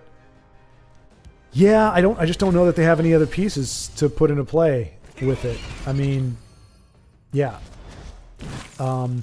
Just wait until Rings of Power comes out in August, then it's going to be fun. Not because the show is good, but because it's going to be so much fun to see what people say about it. Yeah. Also short, I won't peek. That's fine, Vince. You didn't need to peek, sir. You did not need to peek. You are a formidable foe, especially when you're juiced up. So I knew you wouldn't need to peek. Michael Bailey, I'm honestly surprised how well my Aldmeri move deck does. Yeah, honestly, Dominion, right? That's Aldmeri. That is Aldmeri move is impressive. I mean, it's movement archer with willpower. Top tech Leaf Lurker feels bad. Yeah. Like I said, heart of the cards, baby, heart of the cards. But I mean, you play what you got. I mean, I also had Aspect. I had what's his face. It was just one of those things. It becomes at one point if you're both are kind of going face, like once the race is on, it becomes kind of one-upmanship, and it's just like, all right, who trumps what? I'm like, aha, I've got my Manticore. It's like, well, yeah, well, I can bounce your Manticore, and I've also got a lane. I mean, he did a better job of building the board. He had 10 damage in the shadow lane or field lane, and 7 in the other one. I guess you could say I could have. No, because that was my 12 was already dead. So yeah, I could have put a couple guards in the field lane, but I was pretty darn sure he would have been able to push 3 more damage other than Belly G. Michael Bailey says, it's one of the reasons billionaires becoming more and more invested in politics also bothers me. Corporate power shouldn't be trying to sweep up. Exactly, Michael Bailey. Exactly. That's exactly what I was saying. Yes. Again, nobody historically, this is not like a precedent set. It's never been like, you know what? For the longest time, the American people have relied on businesses to inform them of what's right and wrong. When people have been at a lack for moral, whatever you want to call it, a moral compass, they turn to corporations, organizations designed primarily, at least ostensibly, to make money. Also, by the way, that's news. The media is a company. It is there to make money. So this whole idea of them being some righteous purveyor of truth, they need to make money. They need sponsors just like every other TV show out there. If they don't entertain people, if they don't bring in the views, they go away. So they are financially driven as well. That's not going to get him to a 7. I'll get him to a 6 though. Surrender or die. Looks like another tough one for Drinks All Day. Can he push? I mean, he can. Nest of Vipers is going to. Wait, that's 11. He's got it. He could just go face with Martin. Well, yeah, he's got it any which way. Excellent, Drinks All Day. Excellent. But yeah, it's not like we've done this and it's like, okay, now the companies are taking their role and responsibility more seriously and they're maybe getting a little too... Nobody ever said, hey, you exist to make money. How about you tell me what's morally correct? How about you tell me what values I should have and what I should believe in? And I'm not talking about God or anything. I just mean literally like, you bring that into focus for me, their company. Because I believe that you have altruism at your heart. Like, that's never a thing. So why Larry Fink of BlackRock thinks he has a right that he can say, we need to force behavioral change as a company, that he could say that and not immediately go, crap, did I just say that out loud? And not soil himself and not go, oh, I sound like a supervillain. Like, I just don't get it. Honey Badger says, if there's anyone that has a heart of the cards tonight, it's Vincenzo. And hey, you know what? And won a night for it. Honey Badger says, I agree. It's like, why do we care or listen to what the founder of a computer company said? Yes. 1,000 times yes. Honey Badger, go back to building computers. Leave us alone, right? Michael Bailey. Edmorn, I got into Atronach tonight, but I didn't actually have the heart of the cards. I rely on Curve. A more practical man. Less mystery, less mystique, and more science. I understand that. Vincenzo says, that was the only match tonight I've drawn everything I needed. Of course. Well, I'm glad that I could be the opponent. A friendly face for you to bash in relentlessly with no love. Yeah, Determined Supplier and High Rothgar is a nice combo that I've never considered. Because I stopped playing High Rothgar way before that came down, but that's a good call. Vincenzo is going to turn in for the night. Appreciate the good vibes tonight. You all are great. Love you. Have an amazing day, everyone. You too, is Vincenzo. Thanks so much for coming by again. Sorry for Scrap, but we'll remember Scrap, and he will be immortalized here.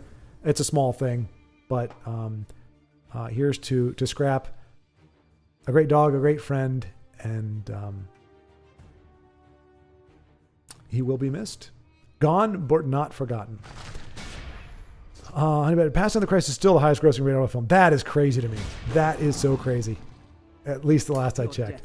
David collecting several hundred foreskins for King's Hall is a little past rated R, even Hollywood. Exactly right. That's what I'm talking about, Badger. Exactly right. So according to the numbers.com, Joker is sitting at number 1 currently. Okay, fair enough.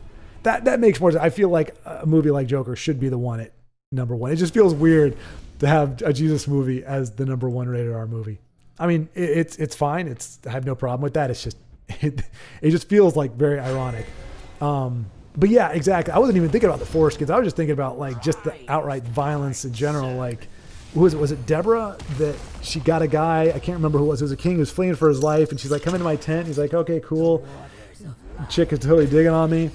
She puts him to sleep. Like he passes out. She takes a temple or a tent stake, puts it on his temple, the side of his head right here, and just bashes it in, drives it into the ground. I remember Jehu, I believe. He was David's right-hand man or one of them. I think it was him. I can't remember. Anyway, it said that he went in, he infiltrated there was like a king. It's a very fat king. And he got inside. I think he used honeyed words. He was like, "Oh, you're the greatest king," whatever. He pretty much tricks him, gets inside, locks the door from the inside, goes in, pulls a dagger out. He's a left-handed guy. He pulls a dagger out of his right. He's like got it strapped to his right ankle. I think it was hidden. Pulls it out. It says he plunged it into the king's stomach until the blubber closed in over the handle and he couldn't pull it back out. I mean, graphic stuff like that. I mean, goodness gracious, it's all there. You just have to. But I mean, but you do have a little bit of a problem there because okay, who are you marketing for? Because your mom and dad wanting to take little Jimmy out to see a Christian movie or a God movie isn't going to let him see that. And there are people that I would say rightly so are going to be a little skeptical of a movie based on Bible stories. So they're going to be thinking, oh, it's like Sunday school stuff. So you'd have an uphill battle trying to market it because I think the only audience would be, I think there are plenty of believers who would be totally down with it. And the thing is, though, it doesn't even have to be, it's a Christian movie in that it would be based on Bible stories. So it's based on the book, but the Bible is a book. And if you don't, especially if you don't believe it's the Word of God or anything, it's literally just a history book or something like that. It's just a collection of great stories if you want to distill it down to that. And so you don't even have to have, and you wouldn't make it a heavy-handed thing.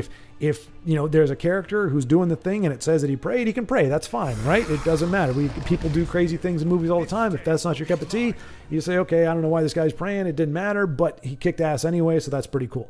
It would literally be biblical John Wick a lot of the time.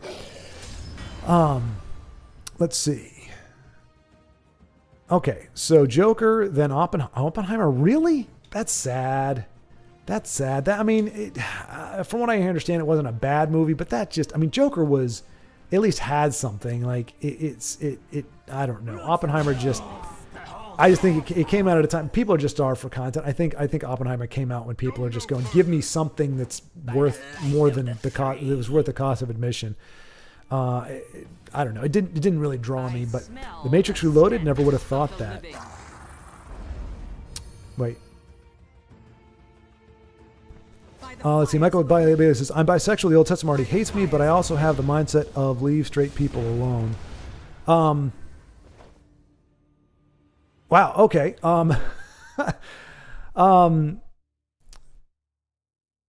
Interesting. Well, I mean, it is kind of a leave it alone because there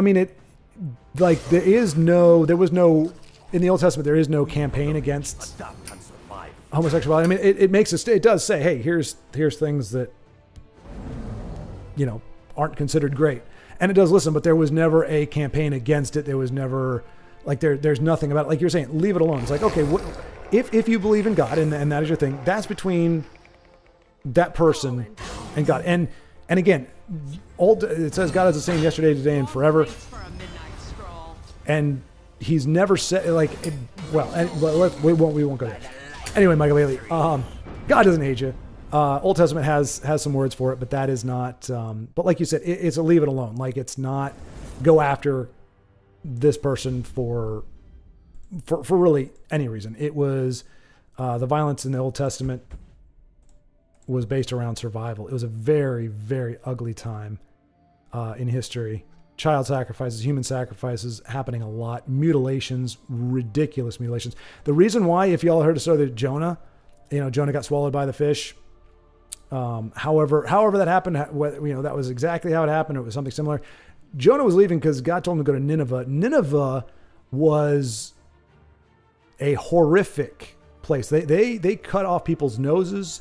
I think it was the last king that the Nineveh guy took, cut off his arms, legs, nose, ears, and just left him pretty much as like a torso just sitting there. And they use them for target practice. I mean, we're talking brutal, wicked, nasty crap. And so not only was Jonah afraid to go into a city like that and say, hey, God said you guys are screwed up and he's gonna destroy your city if you don't repent. Not only was he scared for his own safety because of how disgustingly horrible that place was, he also didn't want the people that are that bad to get away with something. Like, he's like, I'm offering you a way out. I don't want to offer these people a way out. They're horrible people. And God's like, nope, you're going there anyway. And he does, and they turn away. They say, okay, yeah, hey, nope, we get it.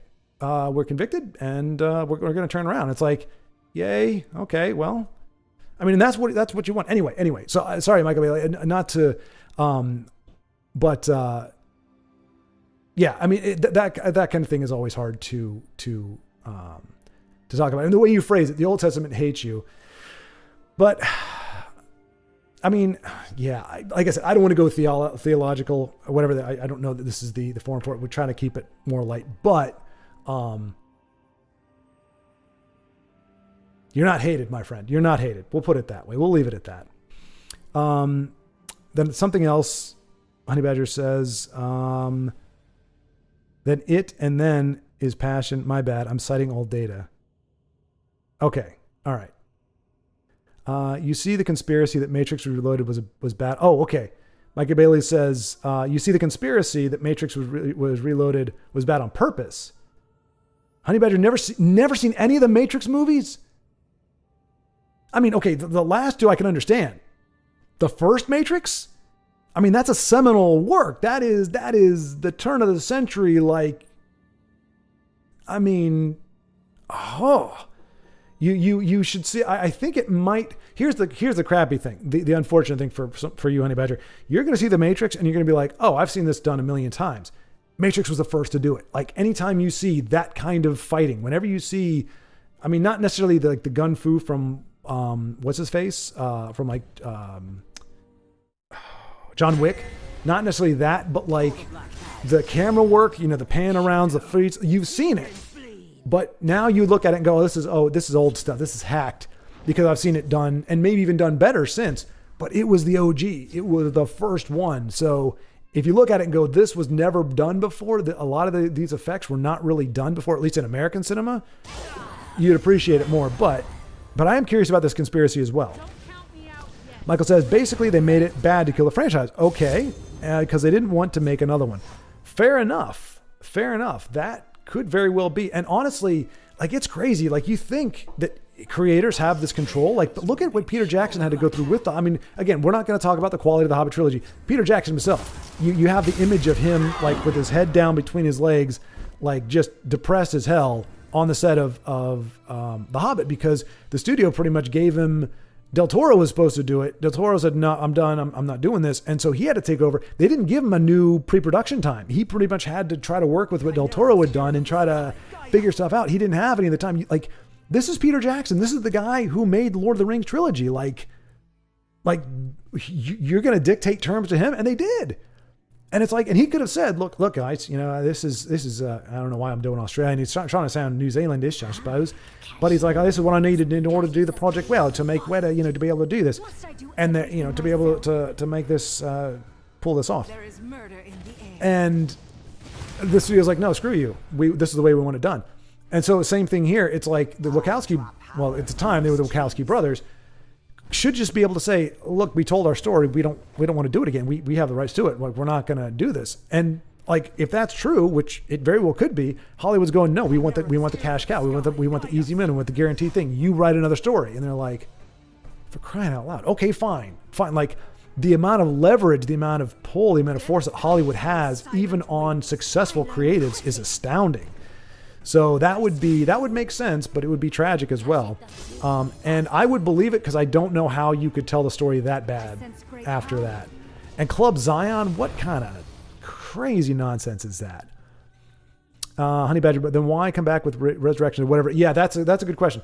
It's whatever the newest one was. I haven't watched them in forever, so probably think, oh, okay, so that makes more sense. Okay, so Honey Badger was referring to the second movie in the trilogy. Michael, you're referring to the last one that came out. That is understandable. That I can understand more. And I don't even know if that's conspiracy. I actually, no, I heard that myself, actually. So I don't even, which doesn't mean it's not conspiracy, but I think that makes a lot more sense, and why they wouldn't want to go back and do it again, especially after the second and third one that did not do so great. Yeah, Reloaded was back in 2003. Resurrections makes sense. Exactly right. Okay, now we're tracking. Oppenheimer was successful because of Christopher Nolan and the fact they were fighting with Barbie. Yeah, they had that whole watch Barbie for her, watch Oppenheimer for him. I just skipped them both. Admittedly, I haven't watched Oppenheimer. Me neither. Michael Bailey, I think my video on YouTube is my video on YouTube is Snowpiercer. It's a sequel to Willy Wonka. Wait, Michael Bailey, do you have a link? You can't post it here, I don't think. My email is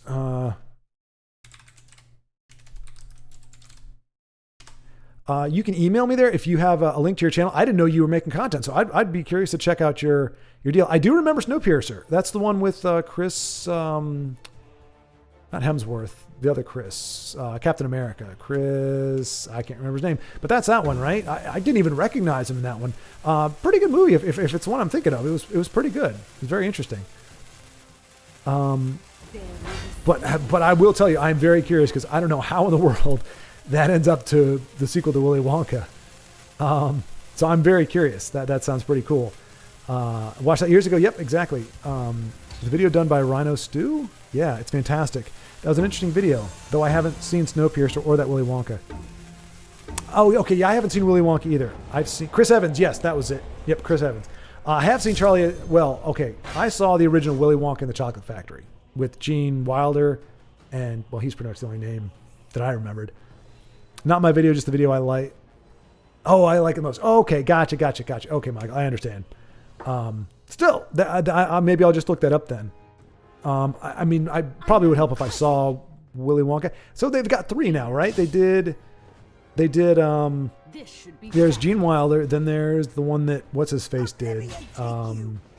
Captain Jack Sparrow. Savvy, Johnny Depp. Johnny Depp did one. And there was a more recent one. Was it the guy that was in Dune? The main guy from Dune was also like, how many times are they going to remake that thing? But apparently they're all very different versions, with the Gene Wilder one being probably the most, from what I understand, like family friendly of them all. But the book is very disturbing from what I understand. Yeah, Johnny Depp. I got there, Honey Badger. I got there. I figured it out. My brain is switching off here. So yeah, I will be. We'll go ahead and wrap it up. We're at the 6 hour mark. So Wonka with Timothy Chalamet, and is Timothy Chalamet the one that was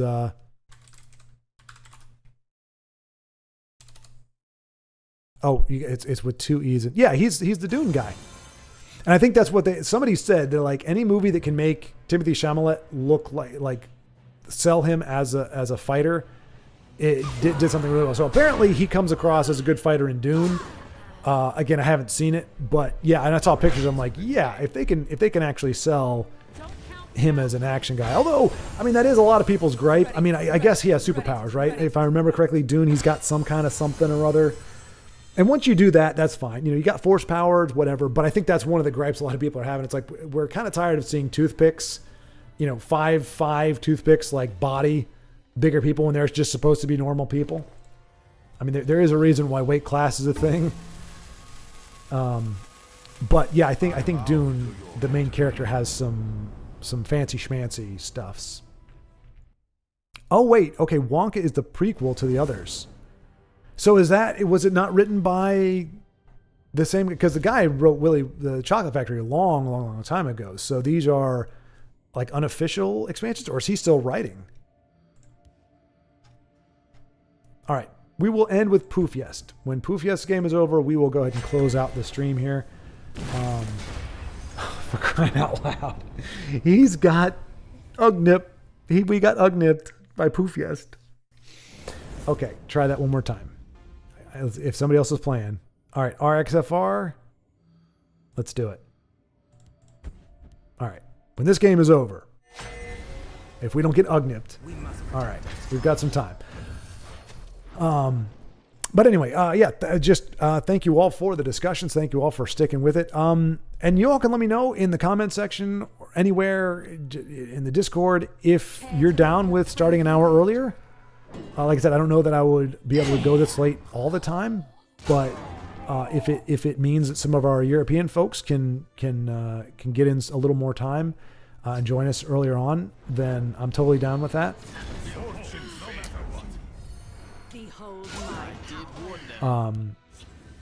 But yeah, I'm totally down with that. But just let me know, because again, I'm here for you all in that regard. I've caught up again. I know, right? I did catch up. Actually, you know what? Let me do this real quick, because I don't know that I got all the way to the end.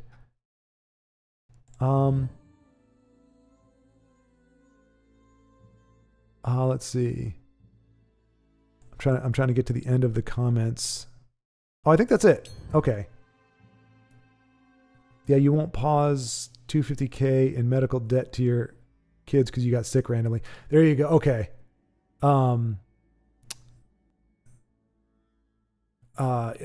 Jim said you won't pass $250K in medical debt to your kids because you got sick randomly. Is that how that happens? I don't know. You can't inherit medical debt, can you? I ate them next to each other. What is that? I made pancakes and sausage gravy, and man, I just couldn't bring myself to eat them together. I ate them next to each other. It was good, but I chickened out. So close. That's hilarious. That you tried. Oh, I don't blame you.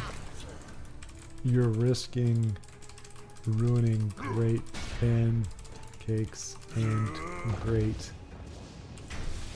gravy. That's awesome. Yeah, I mean, I could be wrong. I don't think you're allowed to pass off debt to family members, but maybe you can. That is the other side of it. The problem is part of it, it's a cause and effect with the medical field. At least this is what the doctor friend was telling me. When people abuse the medical system, it taxes the insurance companies, who therefore raise their rates and do their things. And that's why stuff in hospitals costs so much. It's not that they don't sit down and go, hey, we're going to charge you $250,000 or, 10 grand for a room. It's, well, we've got 20 rooms or 20 beds, and 12 of them are filled with people who are never going to pay us. So we're having to not only pay for that, but that's opportunity lost for us, because hospitals are a business too, folks. That's a sad reality of it. And so, he was saying, like, and again, this is from a doctor's perspective. He's like, we have to charge what we charge because we get stiffed, because we can't collect on it, because people abuse it, because people are doing all this stuff. So I'm not saying insurance companies are really nice and they're looking out for us and what was best for us, but you can see a cause and effect. If there is a system and people abuse it, at some point you go, we need to start recouping those losses. And as so much is the case, you end up having to dig into the pockets of people that are good people that are willing to pay for people who are not willing to pay, or trying to bilk the system, or trying to get something for nothing. I'm not saying that everybody's doing it for that reason or doing it maliciously, but it is a cause and effect. When people abuse the system and enough people do it, the system either collapses or it says, okay, we're going to have to charge the people that are willing to pay us more to pay for the people who aren't willing to pay us. And again, they're corporations, they're going for money, they're going to try to make a buck anyway. So the truth probably lies somewhere in the middle. But speaking practice and everything is like, we charge what we charge. The insurance dictates a lot of what we charge. Like, we're required to charge a certain amount, and whatever, keep the lights on. Anyway, it's not a fun conversation to have in general, but I can definitely understand that, because when I went to the ER just for my what I thought could have been something big, but it ended up being just food poisoning, $2,000 for 4 hours, 3 hours actually, in the ER. Now it wasn't a hospital ER, it was in a clinic or something, but it was $2,000 for 3 hours and effectively basic, water, hydration, IVs or whatever. So anyway, no, I don't, Honey Badger. I got there. There's nothing else left. I got to the end of it and it said it was talking about the thing. Well, and see, and that, Michael Bailey, that's the quandary though, is which comes first. Because we're saying, and again, I'm not saying that I know definitively chicken or the egg first, but you have one side saying, because people are scamming the system, we have to charge more. And then you're saying from like your perspective, which is another one, which is, well, those people aren't paying because you're charging a ridiculous amount. So which one is it? Because both happen. We do know that they do charge a ridiculous amount, but we also know, we were just talking about it, you get a ton of people that abuse the medical system. And you've got, again, don't want to go hyper political, but whether you want to think that there's a few or there's a lot, illegal immigration, part of the problem is they're not paying into a system while they're also taking out of it. So you do have, again, whether you think it's a big thing or it's not a big thing or what have you, part and parcel with that is you don't have a social security number. You're not paying into something. You're not paying taxes. You're not paying into society. And a lot of them don't even use banks because they don't trust the banks, because where they're from, a lot of the banks are very corrupt. So they're not even circulating the cash in the same way in terms of investment.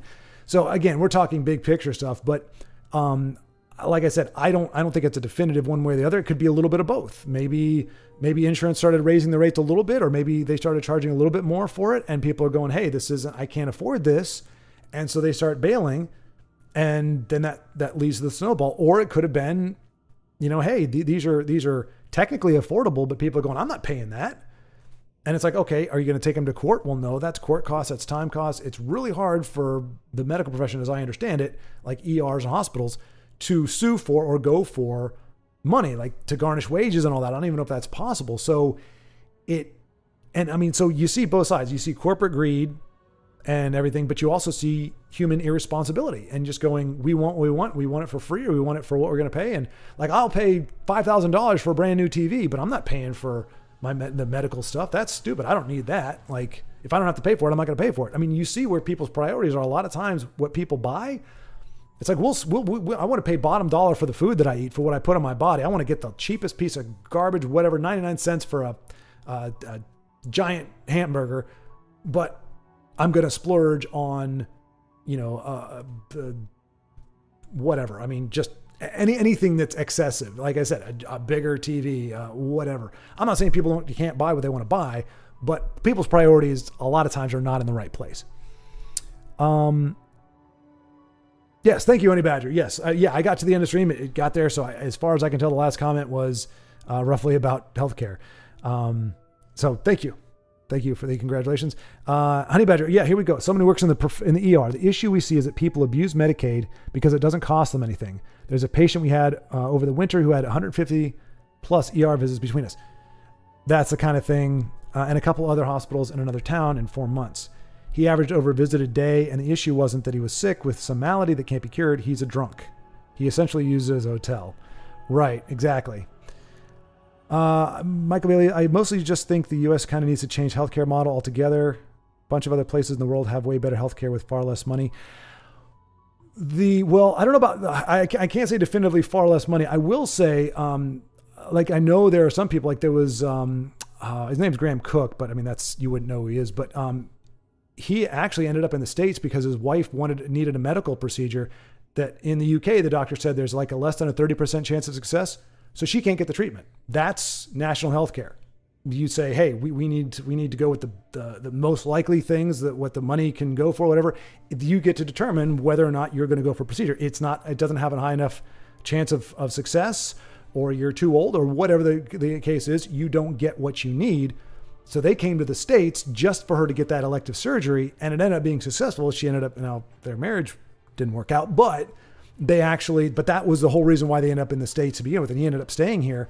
But and that's kind of the trade-off. And healthcare is paid for somehow. There's no such thing as free healthcare. So whatever we end up with, Canada has free healthcare, but they also pay $4 more per book. Like when you look at a book cover, it's like $5.99 US, $10.99 Canadian. And I'm not saying it's all for healthcare, but it comes from somewhere. You have to get that money. It doesn't come from nothing.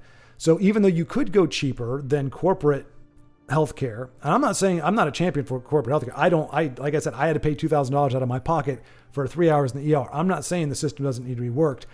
I don't know that I like the idea of healthcare as I've seen in other places, just because the fact that everybody has access to it doesn't mean the quality is necessarily there. And it's the same issue with, like, if you're guaranteed to have money, how hard are you going to work? How good is the care going to be? I think there's people, like, because veterans have access to free healthcare through the VA, I think it is. And a lot of the time it's like, this is not quality treatment. Like, we're not, like, if you want to get good treatment, you go to a private doctor, you go to a private thing, and you pay out yourself, because the free stuff isn't as good. Now, I can't vouch. I'm not saying, because I have not experienced healthcare in the other countries. I just know ultimately you get what you pay for. And so while we may be paying over because the system does need to be revamped, I would say that something that you're getting for free, it's being paid for out of your pocket somehow, in some way. And I would be skeptical. That's all I would say. I would be skeptical about the quality and availability of it. It's like, hey, you're getting this for free. You're going to get it when you can get it, when we say you can get it, versus, hey, as long as you can pay for it, you can get it whenever you want. So like I said, I don't know for a fact, but it's too big to swallow. I just see, regardless of anyone's personal political beliefs, I think everyone should see Charlie Kirk's take on the healthcare system. I'm not sure who Charlie Kirk is, but I will certainly take a gander at it. And that's the thing. Honestly, like I said, I don't have a stake in the game. Like, I'm not opposed to healthcare, but I need there to be an honest discussion about what the drawbacks are, because everything has a give and take. Everything has a pro and con. And anytime usually when I hear people talking about universal healthcare, they're not really discussing the cons, and they don't really seem to acknowledge that there are any. And maybe there aren't. Maybe it's a wonderful system, but there can be. And I would like to know what they are, and then make, obviously I'm not going to determine the healthcare in this country, but it does scare me. If I could have something where I'm going, hey, I would like to get this procedure, and you go, nope, not going to happen. It's like, well, this could save my life. Yeah, but you're 65 years old, and that treatment's going to cost a lot of money. We need the bed for other people. Sorry, but you're just going to have to live with it / die with it. Like, I'm not okay with that. Now, I don't know that that's true of universal healthcare or all universal healthcare, but I know that there are instances where people have been turned down in those kinds of systems because of whatever reason. It's a low probability, they're of a certain age, what have you. I don't like the communal system where there's a chance that me or someone I love is going to be denied even the option. Like, if they could have got it from a private provider, the folks that I was talking about in the UK, they would have done that. They came to America only because they had to pay out the nose for it. But the reason they made that trip is because they could not get it in a place that offered, where you had universal healthcare. So it depends on the country. Some countries invest tax dollars far more into healthcare, so the coverage is just better. Well, and that's what I mean, Michael. That's what I'm saying. Like, where if it doesn't come from taxes, where is that healthcare money coming from? Who is paying the doctors? Who is paying for the medical supplies? Because while they may not be as expensive as what we're being charged for them, they do cost some money. So where is that coming from? If you're paying for everybody, and that means there's no exception whether you're. That's a vast There's far more people. And what do you do with situations like what Honey Badger's talking about? I mean, now, to be fair, the system is being abused, even though it's not even universal health care. But what do you do if you've got a drunk? And that is my doctor friend. That's what he said. It was a lot of drunk people and everything. What do you do when now you're forced to take in all those people? I don't know. Like I said, I don't think inherently, I mean, we got the measurement system wrong as far as I'm concerned in the United States. Like we have the worst measuring way of doing measurements in the world. So I'm not like, oh, America, we got it right. But I am skeptical based on, like I said, what I've heard from other places. And because a lot of people that talk about healthcare keep calling it free healthcare, I'm like, nothing is for free. It's impossible. You have resources that have to be spent on that. Where are they coming from? And how does that change the life that I'm living now? It's not like something like the flat tax where you go, hey, it's pretty clear. And I mean, we shouldn't even have tax. We should not even have federal tax in this country. It was created during World War II, if I'm not mistaken, to pump some more money into the government for the war effort and everything. And it was supposed to go away. We still have it today. The federal government does not need as much money as it's getting. But anyway, that's the whole thing. I have a lot more to say this, but I don't think we have time for this. That's true, Honey Badger. Yeah. We are now going at 6.5 hours. And I mean, let's be fair, as pleasant as this can be, I mean, this isn't really the kind of escapism we're hoping for. Not to discourage anybody from bringing up topics like this. But again, I'm not going to pretend to be an expert on it. I like to hear people's opinions and considerations, and everybody here is always very respectful when they're doing it. And I hate that word now because it has these connotations where it's like, oh, I want to be so respectful. The words can be a little harsh, they can be a little biting, but everybody seems to be very, just, hey, this is what I think, or this would make more sense, or well, yeah, that's kind of a dumb idea. But it's not, it's never personal. We're talking about the issues or the topics. And I think as long as nobody's married to the stuff, I mean, like Honey Badger to the prequels. I mean, I can't really say too much about those, or I start, crushing hopes and dreams. Kidding, of course. But it's, as long as it's, again, we're talking about issues that, let's face it, most of us are never going to have a say in, or at least a significant say in. We can believe what we want to believe about the systems or about how things are going, but ultimately, fortunately, we're actually having some people say some things out loud that I don't think they want to say out loud, or that they should say out loud. So there's not as much speculation about some things. Like we were talking about Disney. We know Disney has made some very overt statements. They continue to make statements about the fans and everything. So some of these things are a little more concrete, but like things like healthcare, it's an interesting thing to think of.